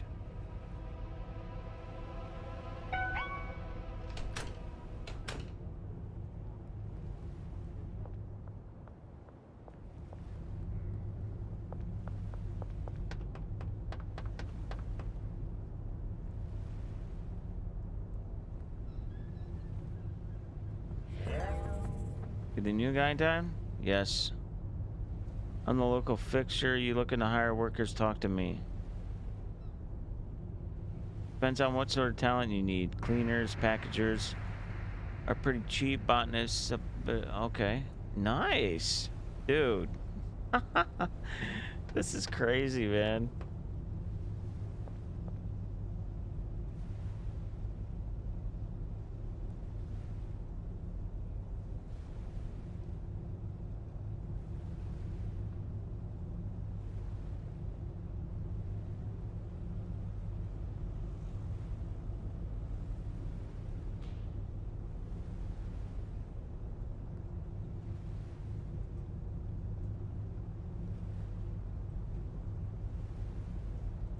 Yeah.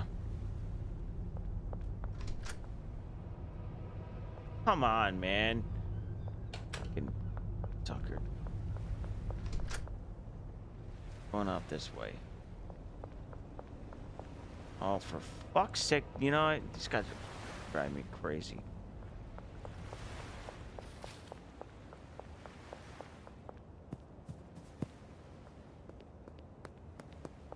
I'm going all the way around. I'm not getting caught with this shit on me.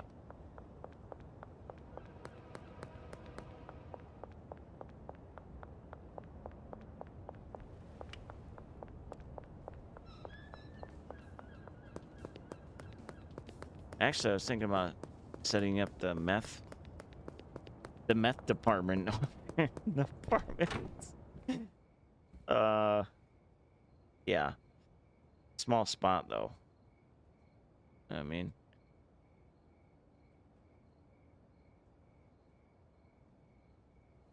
there is no fucking space in.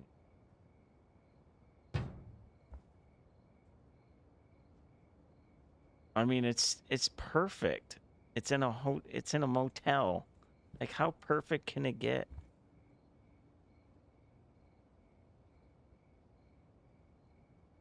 What is this anyway? What is lab oven?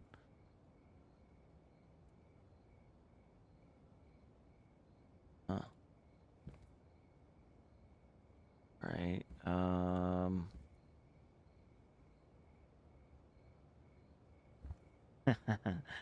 No. Oh shit, I can take this. Forgot.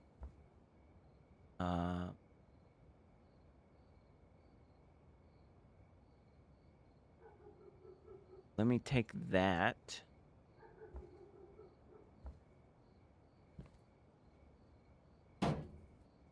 Put the oven right there. And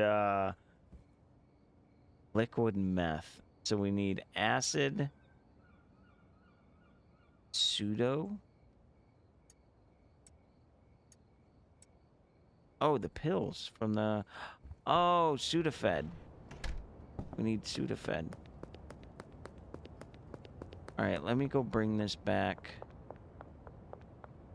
The other apartment. Sudafed. Duh. Of course, Andy. Why am I not... How do I not know that? Sudafed. Duh.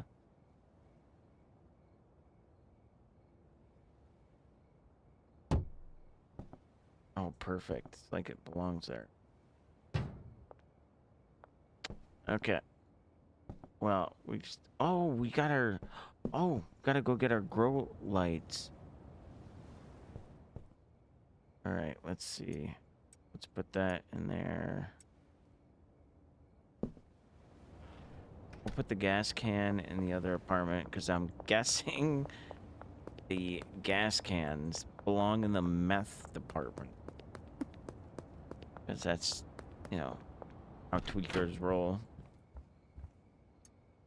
So, leave that in there. Shit.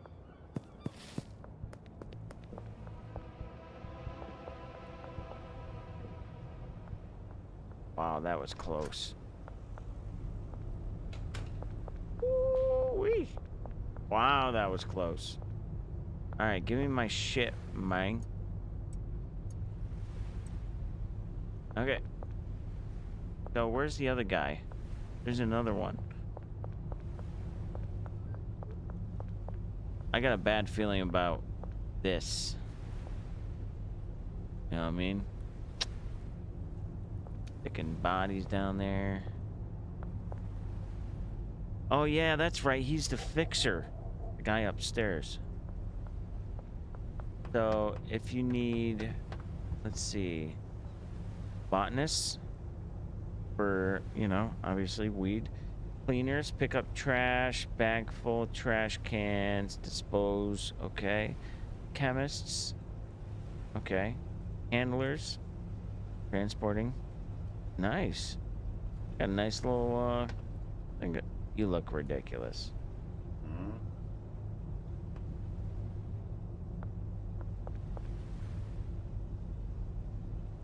I don't need any weapons yet. Hi.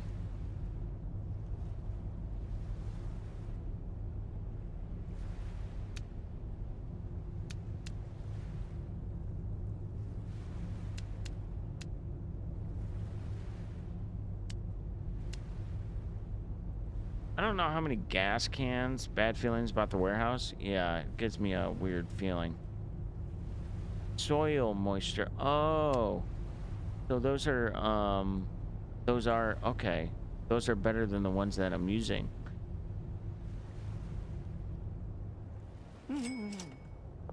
Nice. This fucking cop's still there. I was wondering why. Yeah, they choose those spots on purpose.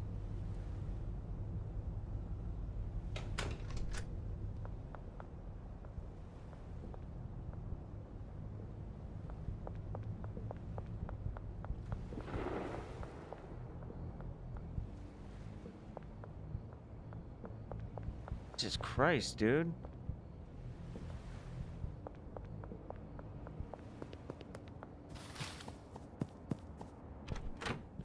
Wow. Those guys are right on it.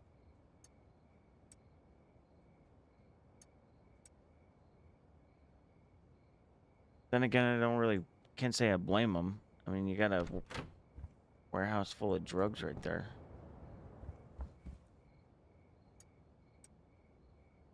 Or at least stuff to make drugs.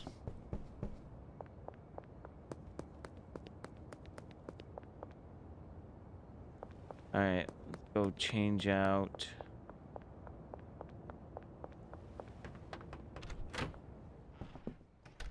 Alright. Oh! That's pseudo. Oh, that's Viagra. Never mind.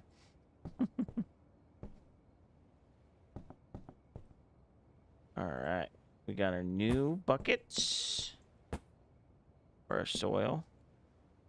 Oh, I could have grabbed 2 more.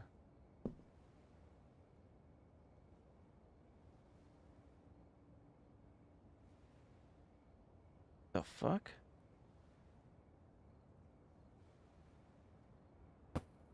Oh. Wait a second, what did I just buy?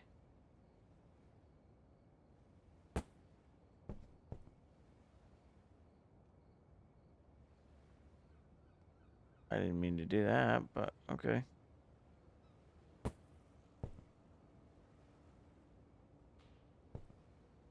Well, I guess I could buy 2 more stands, seeing as... Shit.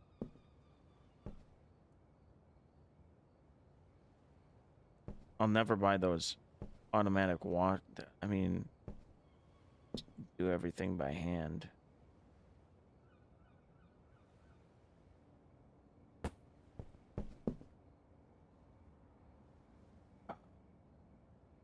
Alright. Dude, I've been at this for quite a while.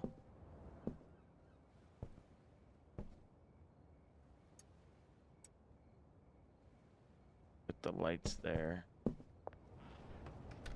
Alright, we need to go buy some Sudafed.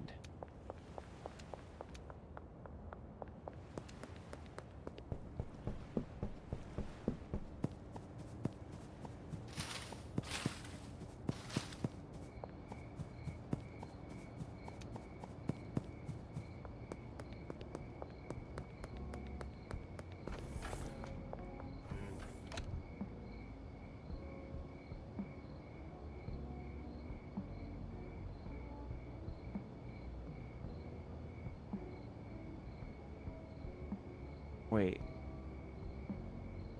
I need to go to the pharmacy, huh? Where I get to the Sudafed? Where do I get that?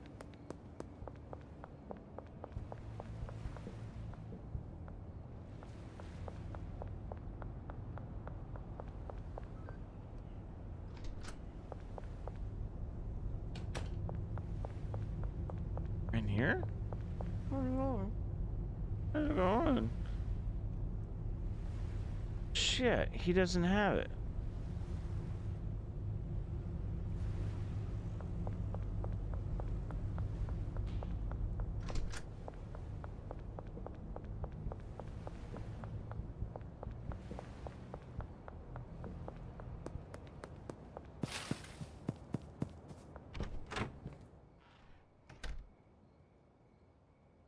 All right.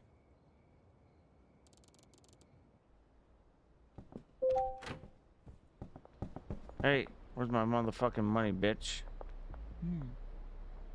I can't believe that this dude tried to stab me. Motherfucker. Basically, almost everything I spent, I got back, so. The Benji. Okay, where is the pharmacy? What shop? Hotel.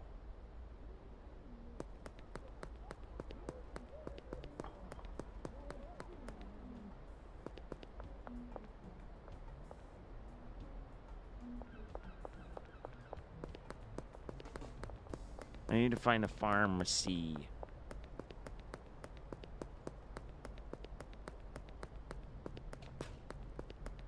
If there is one. For market?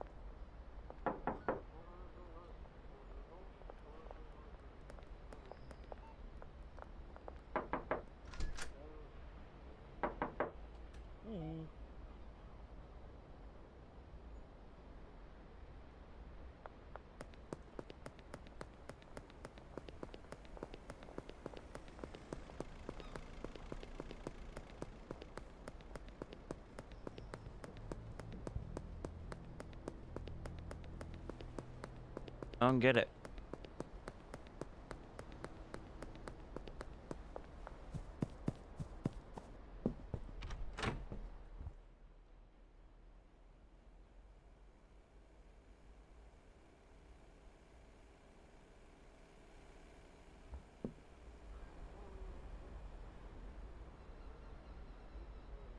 Oh my god. My eyes are starting to hurt.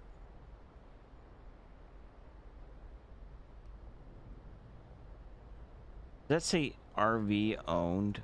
It's blown up.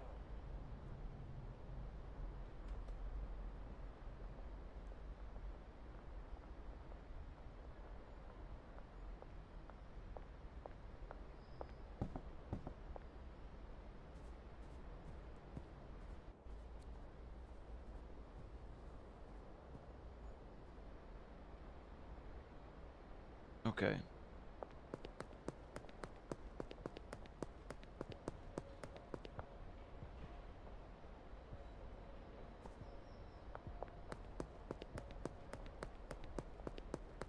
Where the hell am I gonna find Sudafed? You think you'd find it? Not here. Tattoo shop.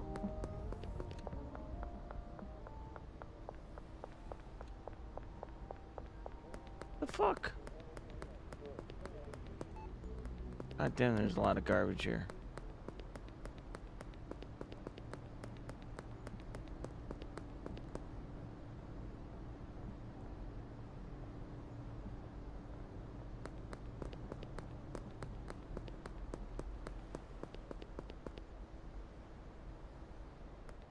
Oh, good point.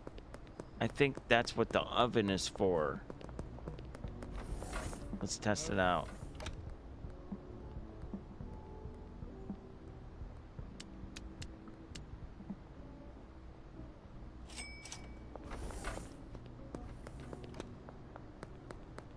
Duh.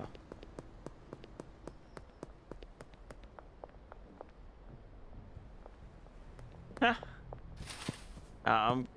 I'm not gonna last much longer, I can tell you that.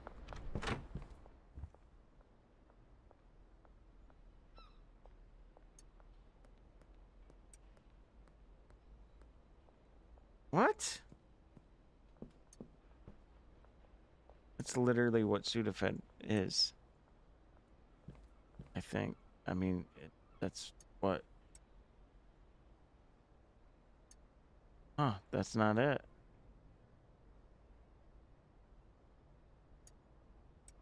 Oh, you got me on that one.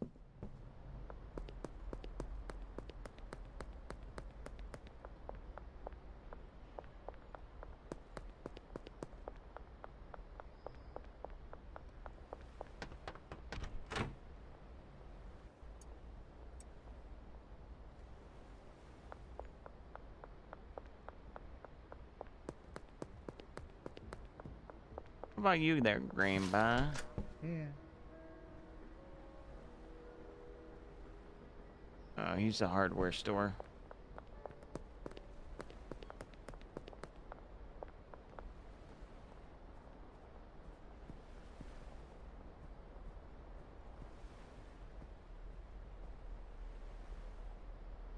Yeah. Yeah.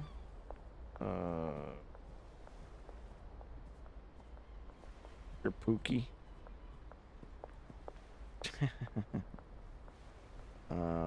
What's this called again? Schedule 1.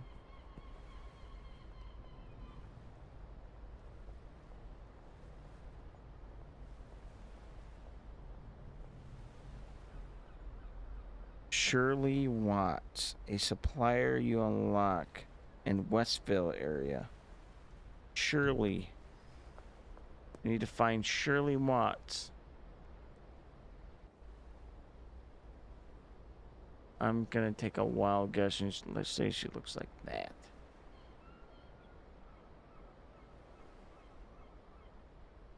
Oh, apparently I have Peggy, Ludwig,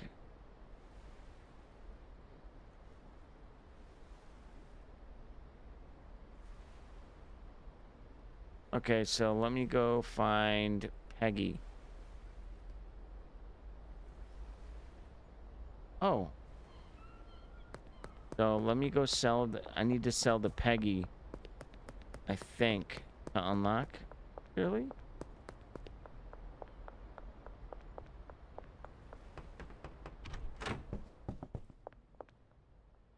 All right.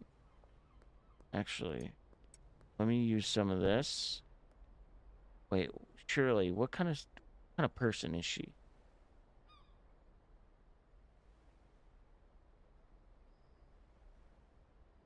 Bright-eyed, refreshing. She likes refresh. Well, I'll give you a fucking fresh. God damn it.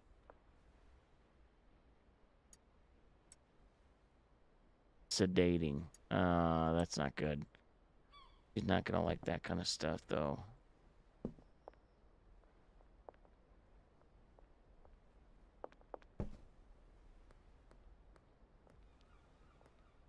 The only weed I got, so give it a shot.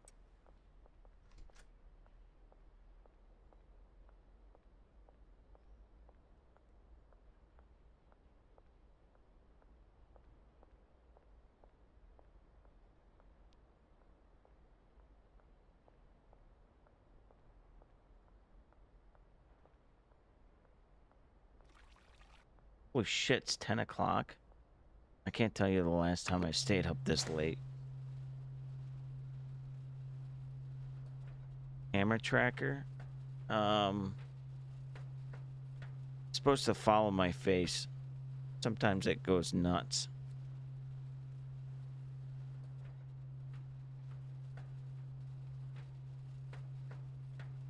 I don't get it because I could just be sitting here and it just goes crazy. It literally starts going all over the place.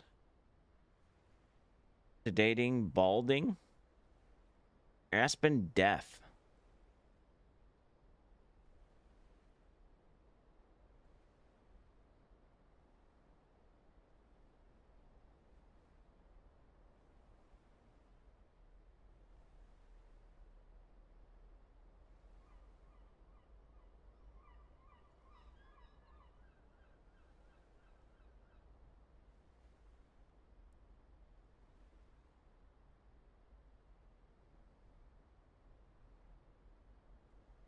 Yeah. I know, right? Why is this getting played through my... Are you guys hearing any of this? Seems like my headphones... Weird. Playing through my USB. That's weird. Oh well.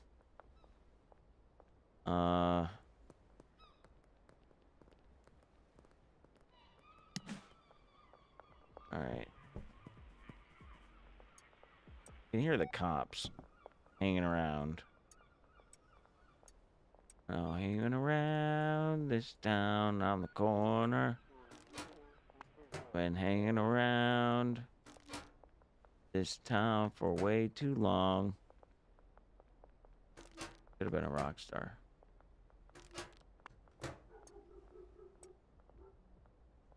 Goes along with the dealing. You gotta say, like, I was gonna be famous once. But they passed me up. Goes along with the drug dealing. Okay, Peggy, where are you? Bitch. Where are you? You're gonna like this weed and you're gonna take it and you're gonna smoke it. Okay?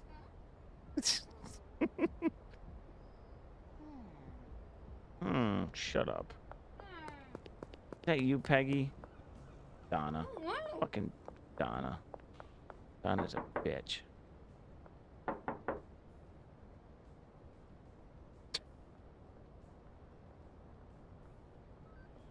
Peggy.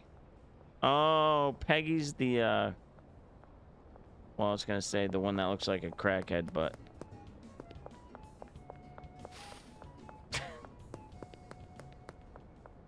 Okay, let's be honest. She looks like the one that's been ran through a couple times.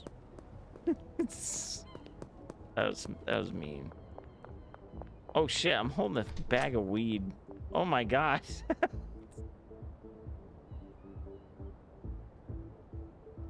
He's watching me. Peggy. Ludwig. What is this fucking place? Oh, the pizzeria.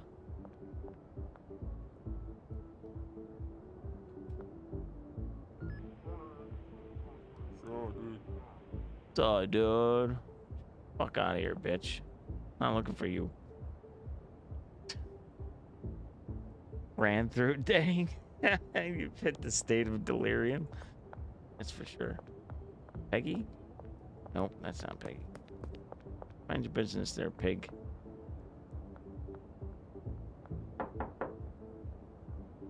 Frankie Frank? Come on, Peggy!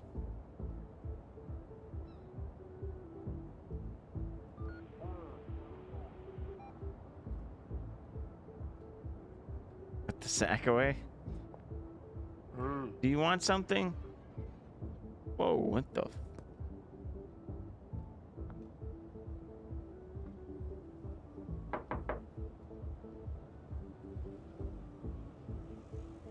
Oh my god.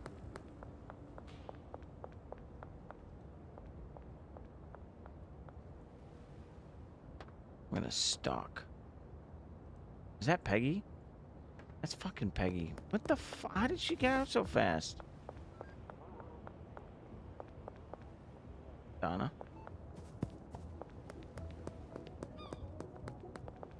Oh, that's... Dude, man. There goes Cranky Frank. She's still in there. What is she doing? Oh my god.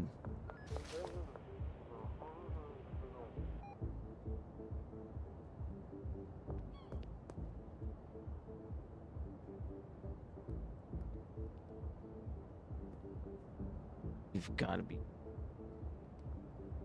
21 Jump Street. Uh-oh.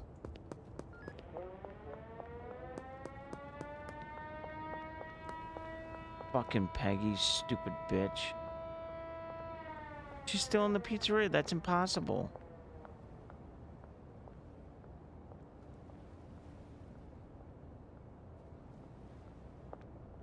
Wait a second. She wasn't even in there, was she? Oh my god. She wasn't even in the pizzeria. I was at the wrong place. No wonder why.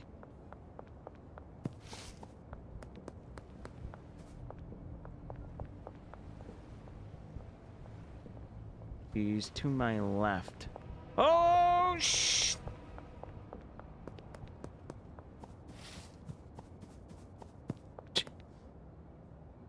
My god.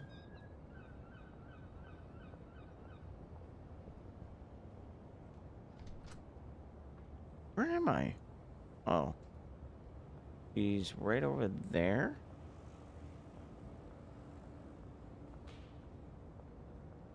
She's over there. Where the cops are. The fucking snitch.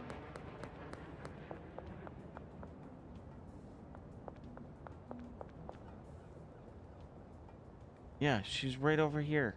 Like, right there.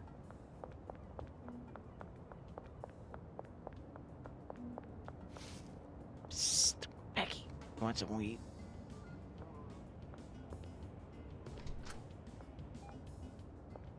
There she is, right there.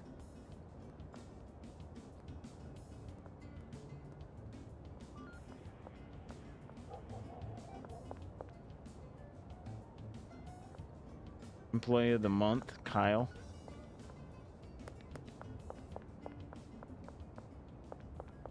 Hey, get your fucking stupid ass over here. Oh, that's Jesse. Want your ugly ass? Get the fuck out of here.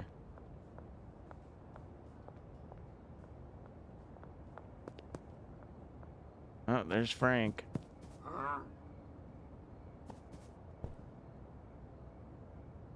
Dude. Where the hell did Peggy go? Oh my god. She is forward. Ahead. Probably working them for him. Yeah, she's probably working the streets.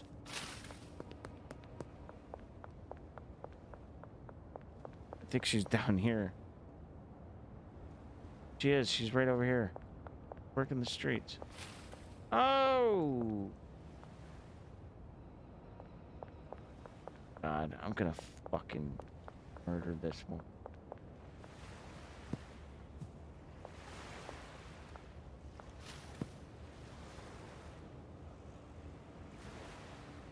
She is right in front of me.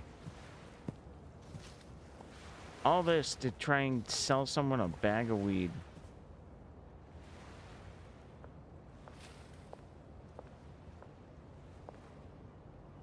Where?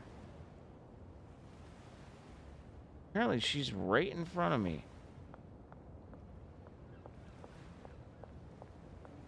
That's not Peggy. That's a... See? Where is she?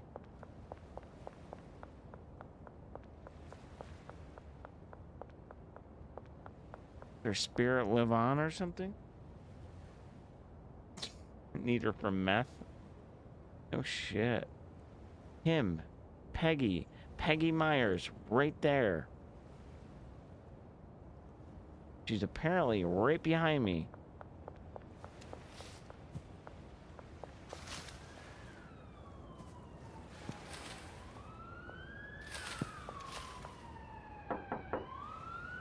Peggy! Thank you. You want two? Take two? Oh. Please, please love it. Oh, she was at her apartment. That's why.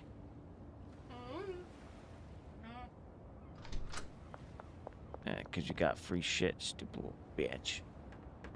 Alright, let's go to sleep. I'm sure my electric bill will be up the wall.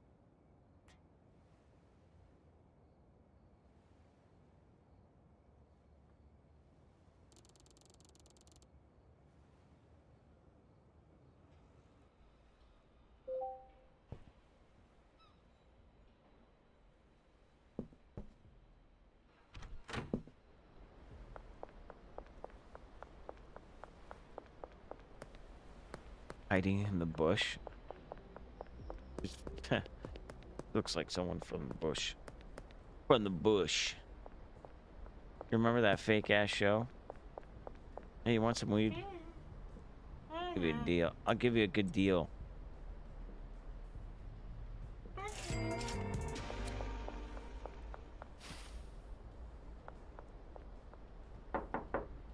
Hi.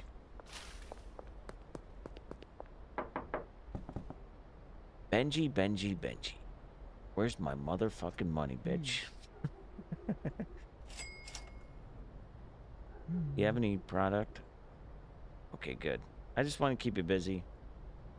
You're slow as fuck, but whatever. Oh my god, I have $2,000 on me. Not good.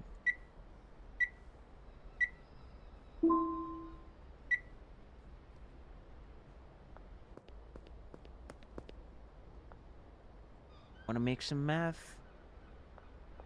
But no. So we'll meet up with this weirdo. Overpass. North end of the overpass. So we should be over here.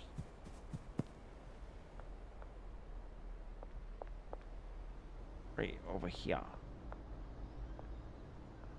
Somewhere.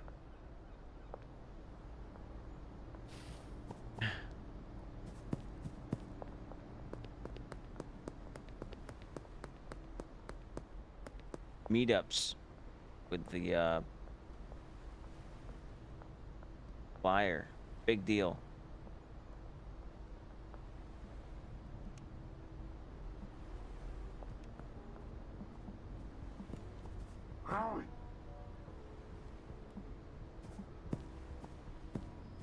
Sheesh.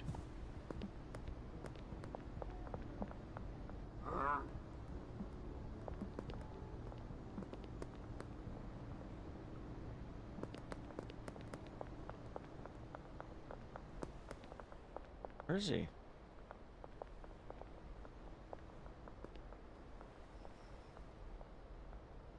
Under the north. Oh. Yeah, that makes better sense. I'm sitting here going, why would you meet up where all the police are always meeting up?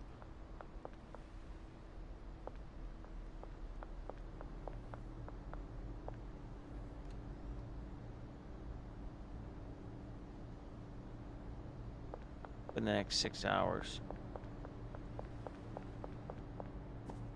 This is the bridge. Not the overpass. I'm just trying to... Maybe he'll... I don't know, load in there or something.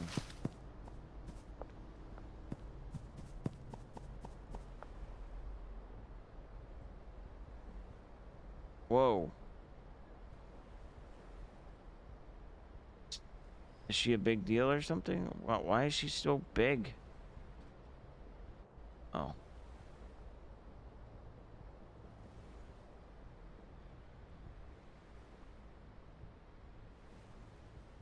Come on, Albert, where are you?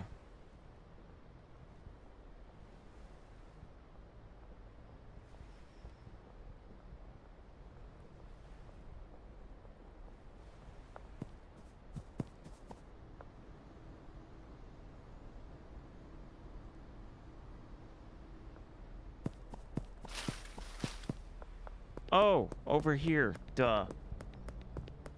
North end of the overpass. But where?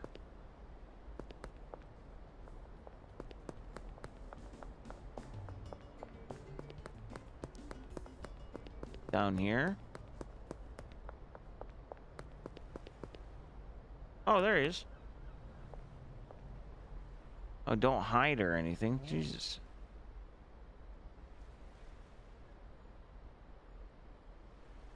Nice. I love how he's right here now. I don't have to wait fucking 6 hours.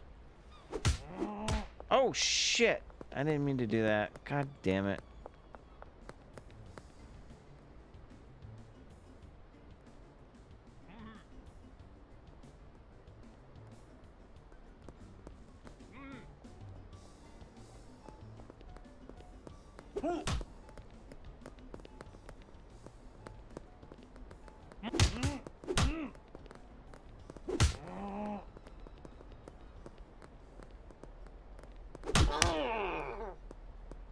Bitch.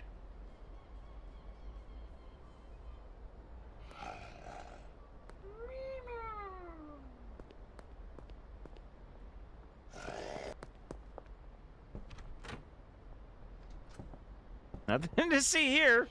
Just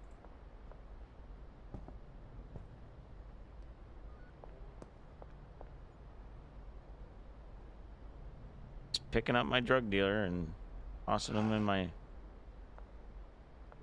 room.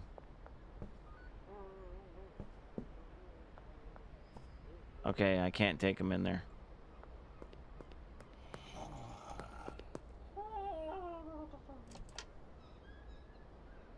I put this bitch to sleep.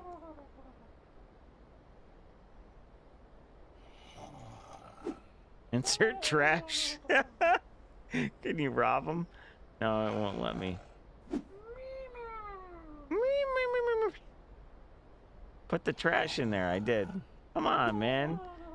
You got the devs got to fix that. Like if you put someone in here, it'll actually give you something.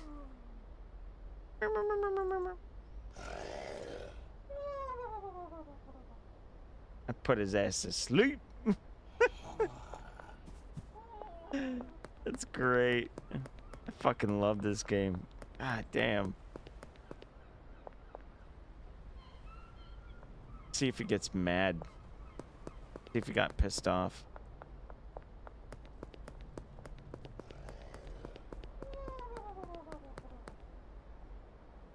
See if he answers.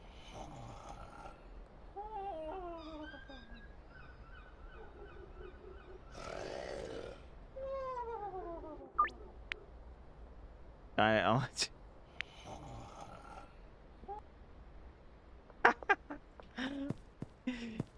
He just. I'd have funny if you could hear his phone go off.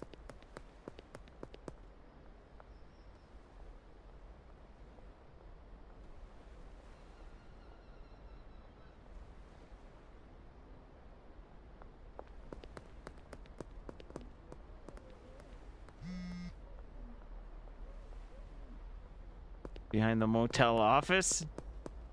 Gee, I wonder why I was so close to the motel. Could it be because I knocked your ass out? I don't know what to do right now. Because I can't get Sudafed. So...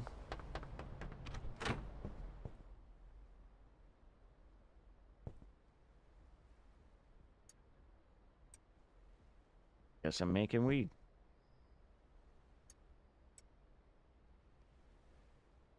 Actually, I need 2 more.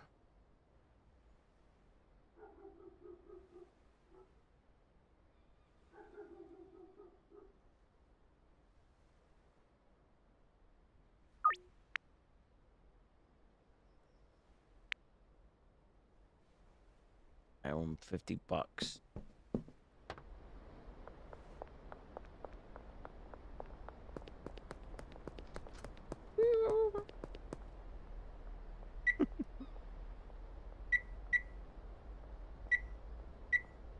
There. I'll give him an extra $200 for future stuff. Only get 50. All right, whatever.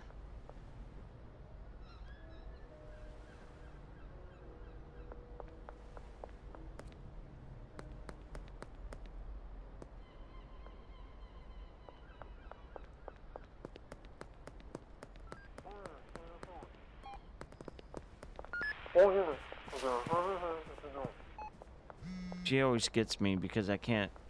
She has no police on her.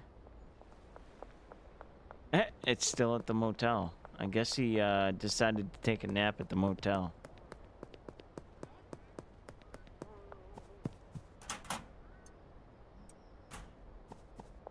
Alright. Gotta grow some weed.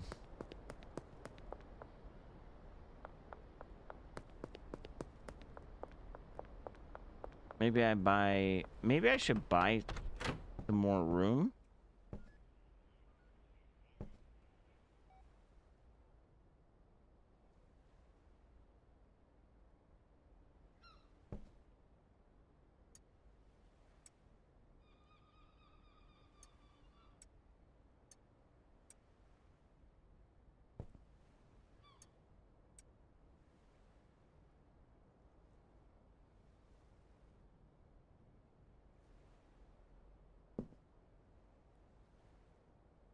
Probably, yeah.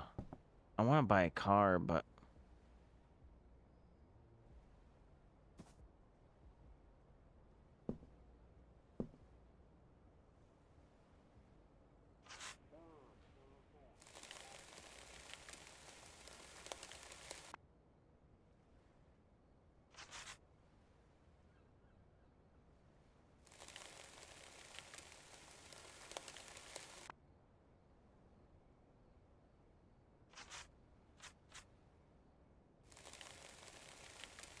apparently these are good buckets.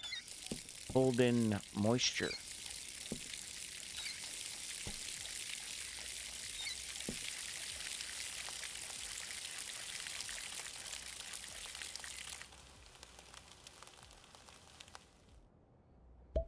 Perfect.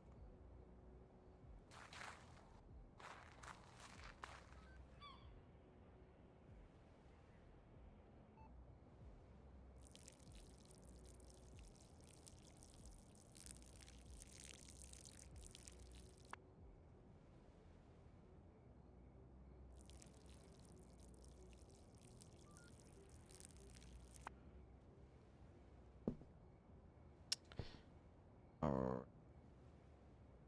that's already got.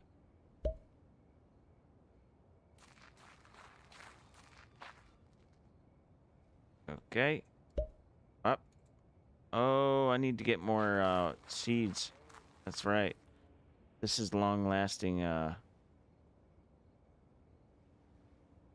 Shit. Long-lasting soil. Completely forgot.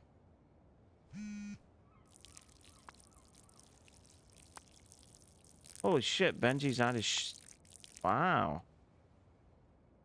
Old ass.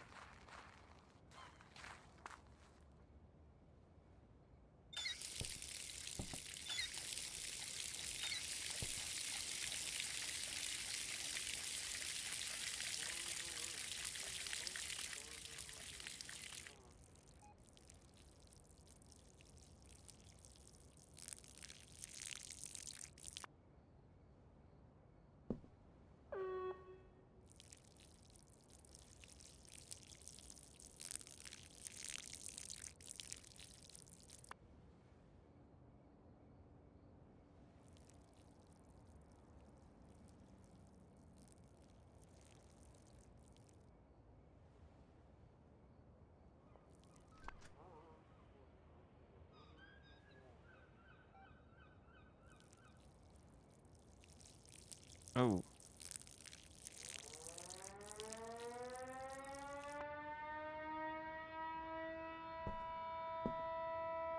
Alright, I need to order a dead drop.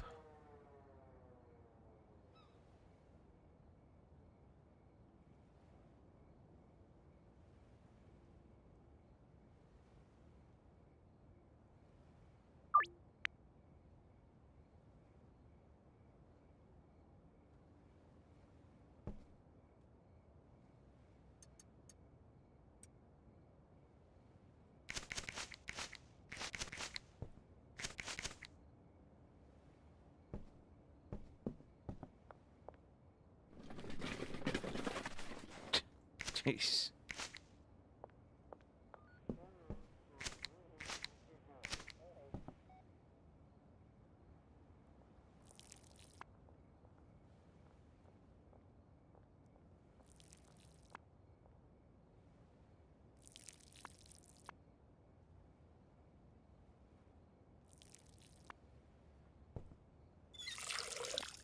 Yeah, these plants take water fucking fast, man.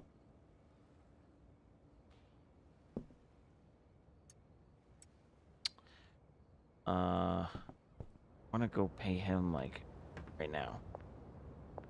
Oh. Are we?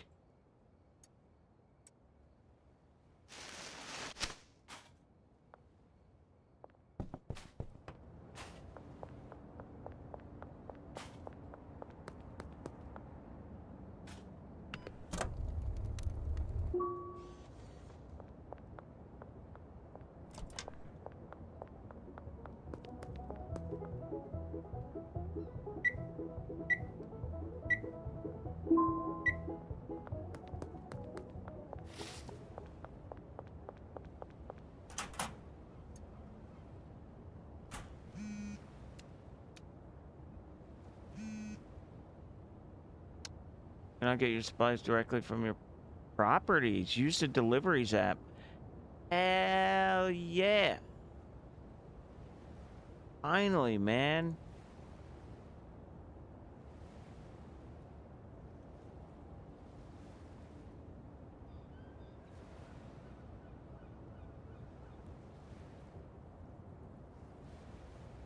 What's his fucking name? There you go.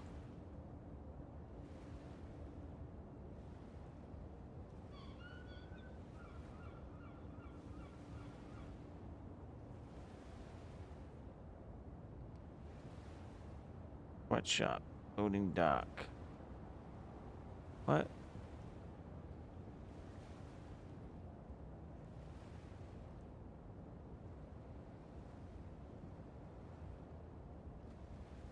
Has no loading docks. Oh.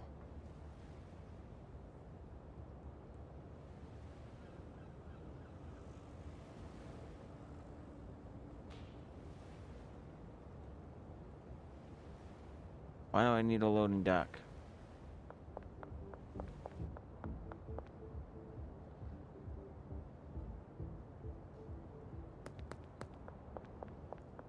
Yeah, he's out. And we need to grab those new ones by the time this stuff is all done.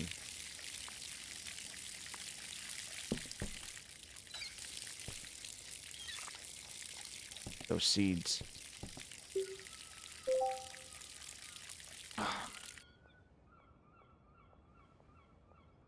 On Albert.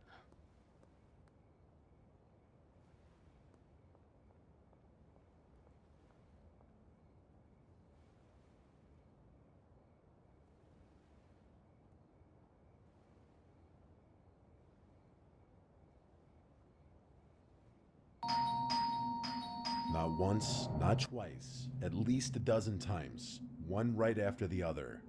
I didn't even need to look. I knew it was her. In my tired haze, I wasn't thinking clearly. I was more annoyed than scared. I got up, threw on a shirt, and went to the door, telling myself I'd just ask her to leave me alone. I told myself that I'd been putting this off for long enough, and it was about time I dealt with it. I have no idea why I wasn't scared in that moment. I still look back and cringe at how flippantly I handled the situation. I don't even want to say I was naive, but I can't think of a better word to describe my attitude to it all. The second I opened the door, she lunged at Albert. me. She ran full speed at me with a kitchen knife in her hand, her face Yeah. twisted in rage. That's right. She started screaming, yelling something about how I had taken her son from her. I barely had time to process what was happening. I grabbed her arm, managing to wrestle the knife out of her grip. I pinned her down on the floor. Grocery store. Where's that? She was easy to overpower, but that didn't make the situation any less terrifying. Grocery my heart store? was racing What? and my hands were shaking as I held her there and called the police. She was still screaming nonsense about her son and told me that she was going to kill me. At one point she tried to bite me, but I wasn't going to let her go until the police arrived. Oh, he's mad at It was me. the longest 5 minutes of my life. She never stopped screaming or squirming the entire time. When the police finally arrived, they restrained her and forced her into one of their cruisers. She screamed the whole time, and I could still hear her screaming even after they shoved her in the car. I had never been more scared in my life. The police made sure I was okay and told me she'd be sent to some kind of psychiatric facility. I never saw her again after that. This incident still weighs pretty heavily on my mind and has definitely made me a more paranoid and cautious person. I ended up moving out not even a year later. This game is fucking awesome. I honestly didn't think I was gonna like this game. That's why I didn't buy it initially. Ah, right in time. I told my friends what Nice. I'm about to tell you, and they urged me to share it here. It happened back in December, about a week before Christmas. Whoa, what the So, I'm a 32-year-old guy currently using my GI Bill to go to college in a city in one of the mountain time zone states. It's like I just turned So busy 32. with school and work, Hey, so man. I just don't really have time to go out and socialize often. I have to rely a lot on apps to go on dates, and I matched this really cute girl around my age. We had a good convo, and we scheduled a date. It was at a bar restaurant, not far for either of us to drive to, so it was Really easy does enough. feel like I just turned She 32. was very pretty in person, and we got along great. Turning 39. During our conversation, too, I found out that she worked in a non-cop role at the police station, like a receptionist, essentially. I also learned that she had a roommate, whom she said was out of town for the holidays. She added that she hated being alone because she had a crazy ex-boyfriend who stalked her, apparently.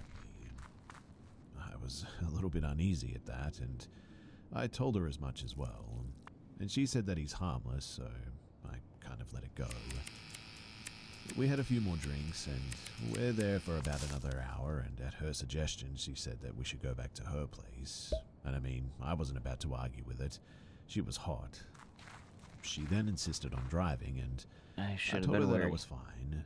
And she said no, that I had been drinking and she saw too many DUIs at her job. I got what she was saying, but I only had 2 gin and tonics and was Things fine. guys will do Again, for she just... insisted. Oh. I thought that it was weird, but I didn't care.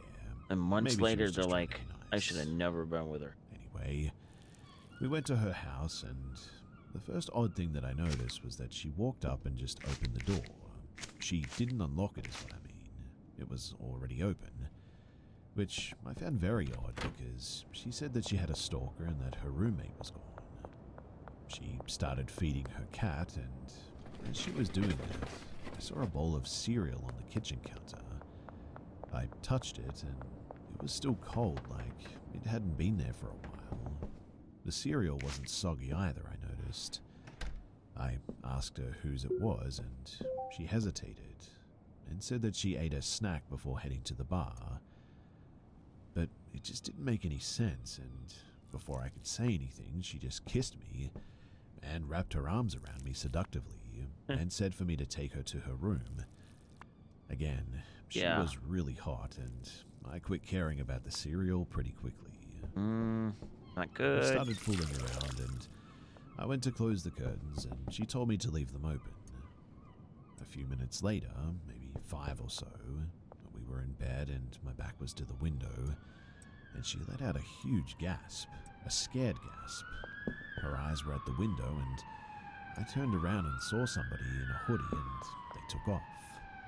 I heard the steps running on her back deck.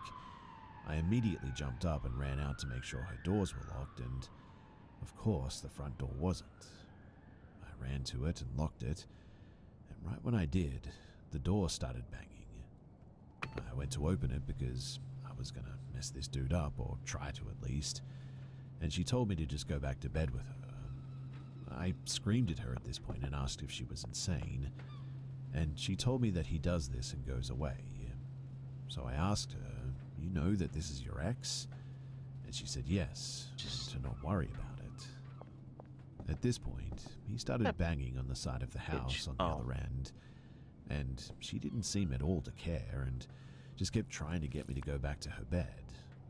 I didn't want to call the cops because, for all I know, this dude is a cop, or she'd know the cops that showed up and would take her side or whatever. I also couldn't just leave because my car was at the bar now, and quite honestly, I was pretty terrified as well. At this point, I started calling her out for the door not being locked, the cereal. I openly called her a liar. She couldn't come up with logical answers, and I had no idea what I was into at this stage. I shouldn't have done this, but my fight or flight was pretty much kicked in, and I told her that if this is a robbery or some kind of setup, I promise that I'm going to kill you both. I'm not hard like that or anything, but my fear told me to let her know that no matter what it was, that they would definitely have a fight on their hands at the very least. My thoughts of what were going to happen to me were all over the place, so in the end, I ordered an Uber off of my phone and I didn't tell her. I just kept arguing with her and asking what was going on, hoping to just keep her talking and in the room. I stayed right next to the door so that I could leave ASAP. Luckily, I never got my pants off, and my jacket and shoes were right by the door, so I was able to get dressed pretty quickly. The Uber showed up, and without saying Sounds like anything, a fake story. I A just good opened the story, but a door fake and story. ran out as fast as I could. I looked back at the door, and weirdly, she was just standing there. I mean, really? She admitted everything? It's only been a little over a month now, but I honestly have no idea what the heck I was into that night. I don't believe the story of just a girl with a crazy ex, based off of the factors that I've already told you. It feels like it was either a robbery or some sort of weird fetish type thing. I don't know, but it's definitely something that I'm very mad at myself for. I mean, I'm a 9-year Navy vet and allowed myself to get into a situation like that. What does being a Navy vet? I reported her account on the Uber ride back to the bar, and I told the bartender as well if they ever saw her again, just in case, but who knows. In any case, I'm just glad that I got out of there unscathed. I don't know. These guys seem like they'll just read any story that comes to them. Mr. Nightmare seems like he chooses certain ones. In a Southern California medical school morgue. This is one of my favorite topics that I've covered in the past. That's the stuff you fall asleep to. Just needless or like just random ass. Random.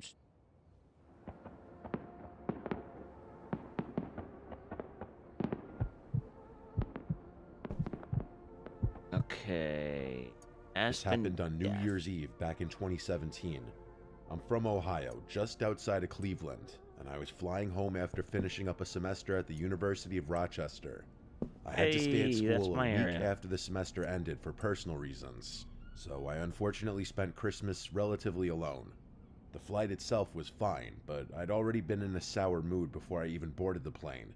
Oh my God. I'm a big Browns fan, and as I was at the airport, the Browns lost their final game of the regular season to go 0-16, completely winless. And as a lifelong fan, it was a special kind of misery.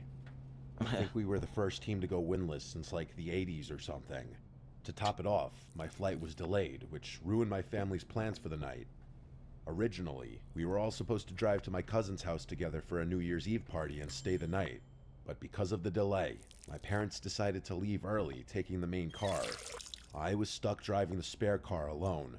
My mom tried to make it up to me by leaving Vera, our golden retriever, behind to keep me company. I wasn't thrilled about making the trip solo, but Vera was always good company. I figured I'd make the most of it. By the time my Uber dropped me off from the airport, it was creeping on 10 o'clock. I didn't even bother unpacking. I just jammed all my stuff in the car, got Vera, locked up the house, and got on the road. The drive itself wasn't anything special, just miles of Ohio backroads winding through empty fields and patches of forest. There wasn't much snow on the grounds, just a light dusting, which was nice since I hated driving in the snow. That weed looks cool as hell. It was pitch black dark though. The only light came from my headlights and the occasional farmhouse with its porch light glowing faintly in the distance. About halfway into the trip, Vera started whining. At first, I thought she just wanted attention, but then she stood up, pacing in the passenger seat. That's when I realized she needed to go to the bathroom. I groaned, knowing there wasn't much else I could do but pull over. The next clearing I came across was small, barely enough space for the car, but it would have to do. I remember noting to myself how dark it really was out there. If not for the patches of white snow here and there, I probably wouldn't have been able to see into the woods at all. I jammed my hands in my pockets and tried my best not to freeze to death.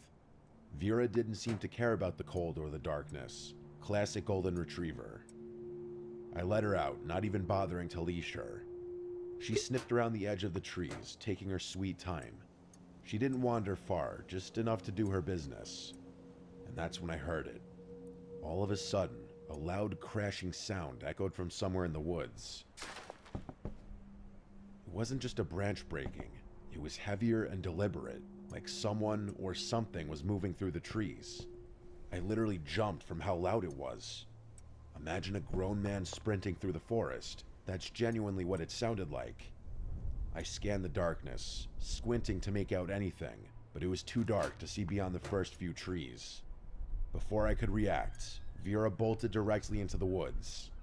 It was some worst nightmare type stuff, I'm telling you. She disappeared into the trees, and I lost sight of her in mere seconds. I yelled her name over and over, but she didn't come back. At that point, my heart was racing, and it started getting hard to breathe. The cold didn't help matters. I couldn't leave her out there. That wasn't an option. Without thinking, I ran into the woods blindly, yelling for her to come back. I didn't want to think about what she was chasing after, so I just ran, letting the adrenaline take over. The only light to aid me was my dim phone flashlight and the thin layer of snow on the ground. It was so dark I was practically running into the trees. I kept running, praying I'd find her before she caught up to whatever was in there. I ran until my lungs gave out from the cold, forcing me to take a break. Hey, buddy. After nearly falling over from exhaustion, I leaned up against a tree and felt myself about to break down. I honestly didn't know what to do. Hope you had a good night off. I saw her. Here's your weed. She was crouched low and shivering, walking slowly toward me. Her tail was tucked tightly between her legs. I had never seen her like that before. I dropped to my knees and embraced her. Relief flooded through me. She pressed against me, and I could feel her body trembling. Something had terrified her. That's when I snapped back to reality and realized how serious the situation was. We were still in the middle of the woods, and there was still something out there. I sprung up from my position and told Vera to follow me. This time she obeyed and stuck by my side like her life depended on it. We started back to the car, but I had no idea if I was going the right way. So close to As 10. if things weren't bad enough, I damn near jumped out of my skin when I heard crashing from behind me. I didn't think, I just started running. Vera darted ahead of me and I followed her, praying I didn't trip. The crashing sound didn't stop this time. It seemed like it was following us. I can't even tell you how scared I was in that moment. I genuinely felt like I was going to die. By some miracle, Vera led me straight back to the car, and I practically threw her inside before slamming the door shut. As I was jumping in the driver's seat, I glanced back towards the woods. I'm a and my peddler. stomach dropped. There were 3 figures standing at the edge of the woods, watching us. I jammed the keys in the ignition and floored it out of there. I didn't stop, I didn't even slow down. I was still in shock. It wasn't until I'd driven a few miles that I noticed Vera was bleeding. I started panicking as I realized there was a cut just below her shoulder blade. Someone had stabbed her. I slammed on the brakes and ran around the car to the trunk. My mom always kept a first aid kit in every car, and for once, her insistence on being overly prepared paid off. I cleaned Vera's cut as best I could and wrapped it in gauze. She whimpered, and I worried that I was hurting her, but I knew I was doing the right thing. For the first time since the whole sequence had started, I felt myself begin to relax. It was over. I tried not to think about it for the rest of the drive, but I was just so shell-shocked that something like that had happened to me. I ended up not telling my parents or relatives. I don't know why. It just felt like one of those things you keep to yourself.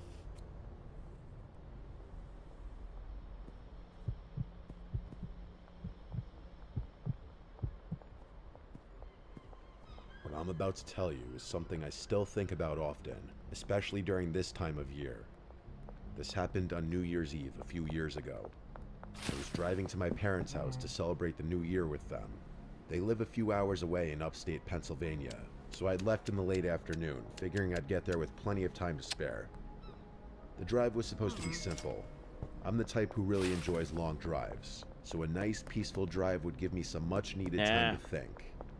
But the weather had other plans. The snow started falling about an hour into my drive. At first it was light, just flurries dusting the windshield. I might get off, play thought for the a little bit, snowfall and was then actually quite go to pretty, sleep. But I'm pretty sure. Because if I stay on, then I'm just gonna... Yeah, that's what I'm gonna do. I'm just gonna finish up here. Go to bed. Damn, these plants are taking forever.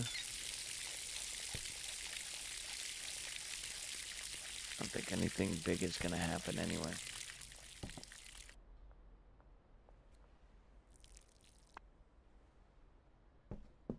Damn, these plants.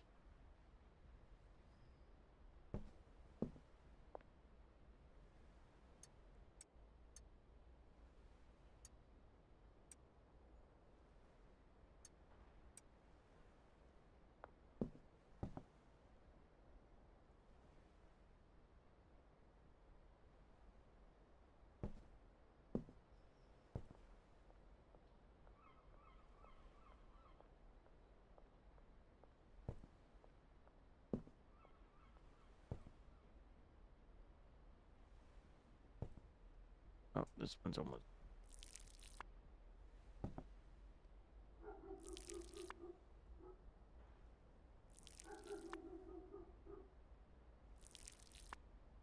Oh, this one. One's not showing jack shit.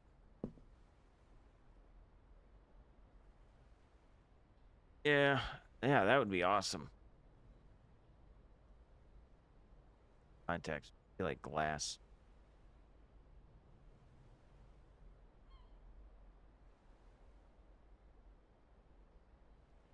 All right, I'll talk to you tomorrow.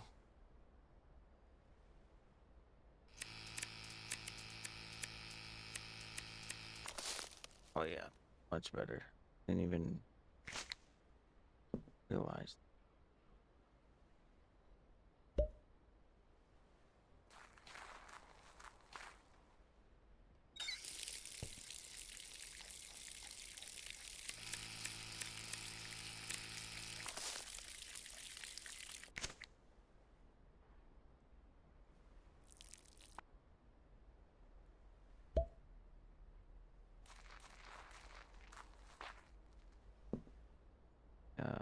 On this.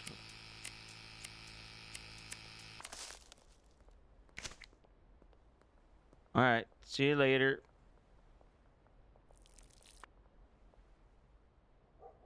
That in there. Boom. Oh, I never put one in there. That's not good. Oil's gonna get. All right. See you later. See you tomorrow. 7, almost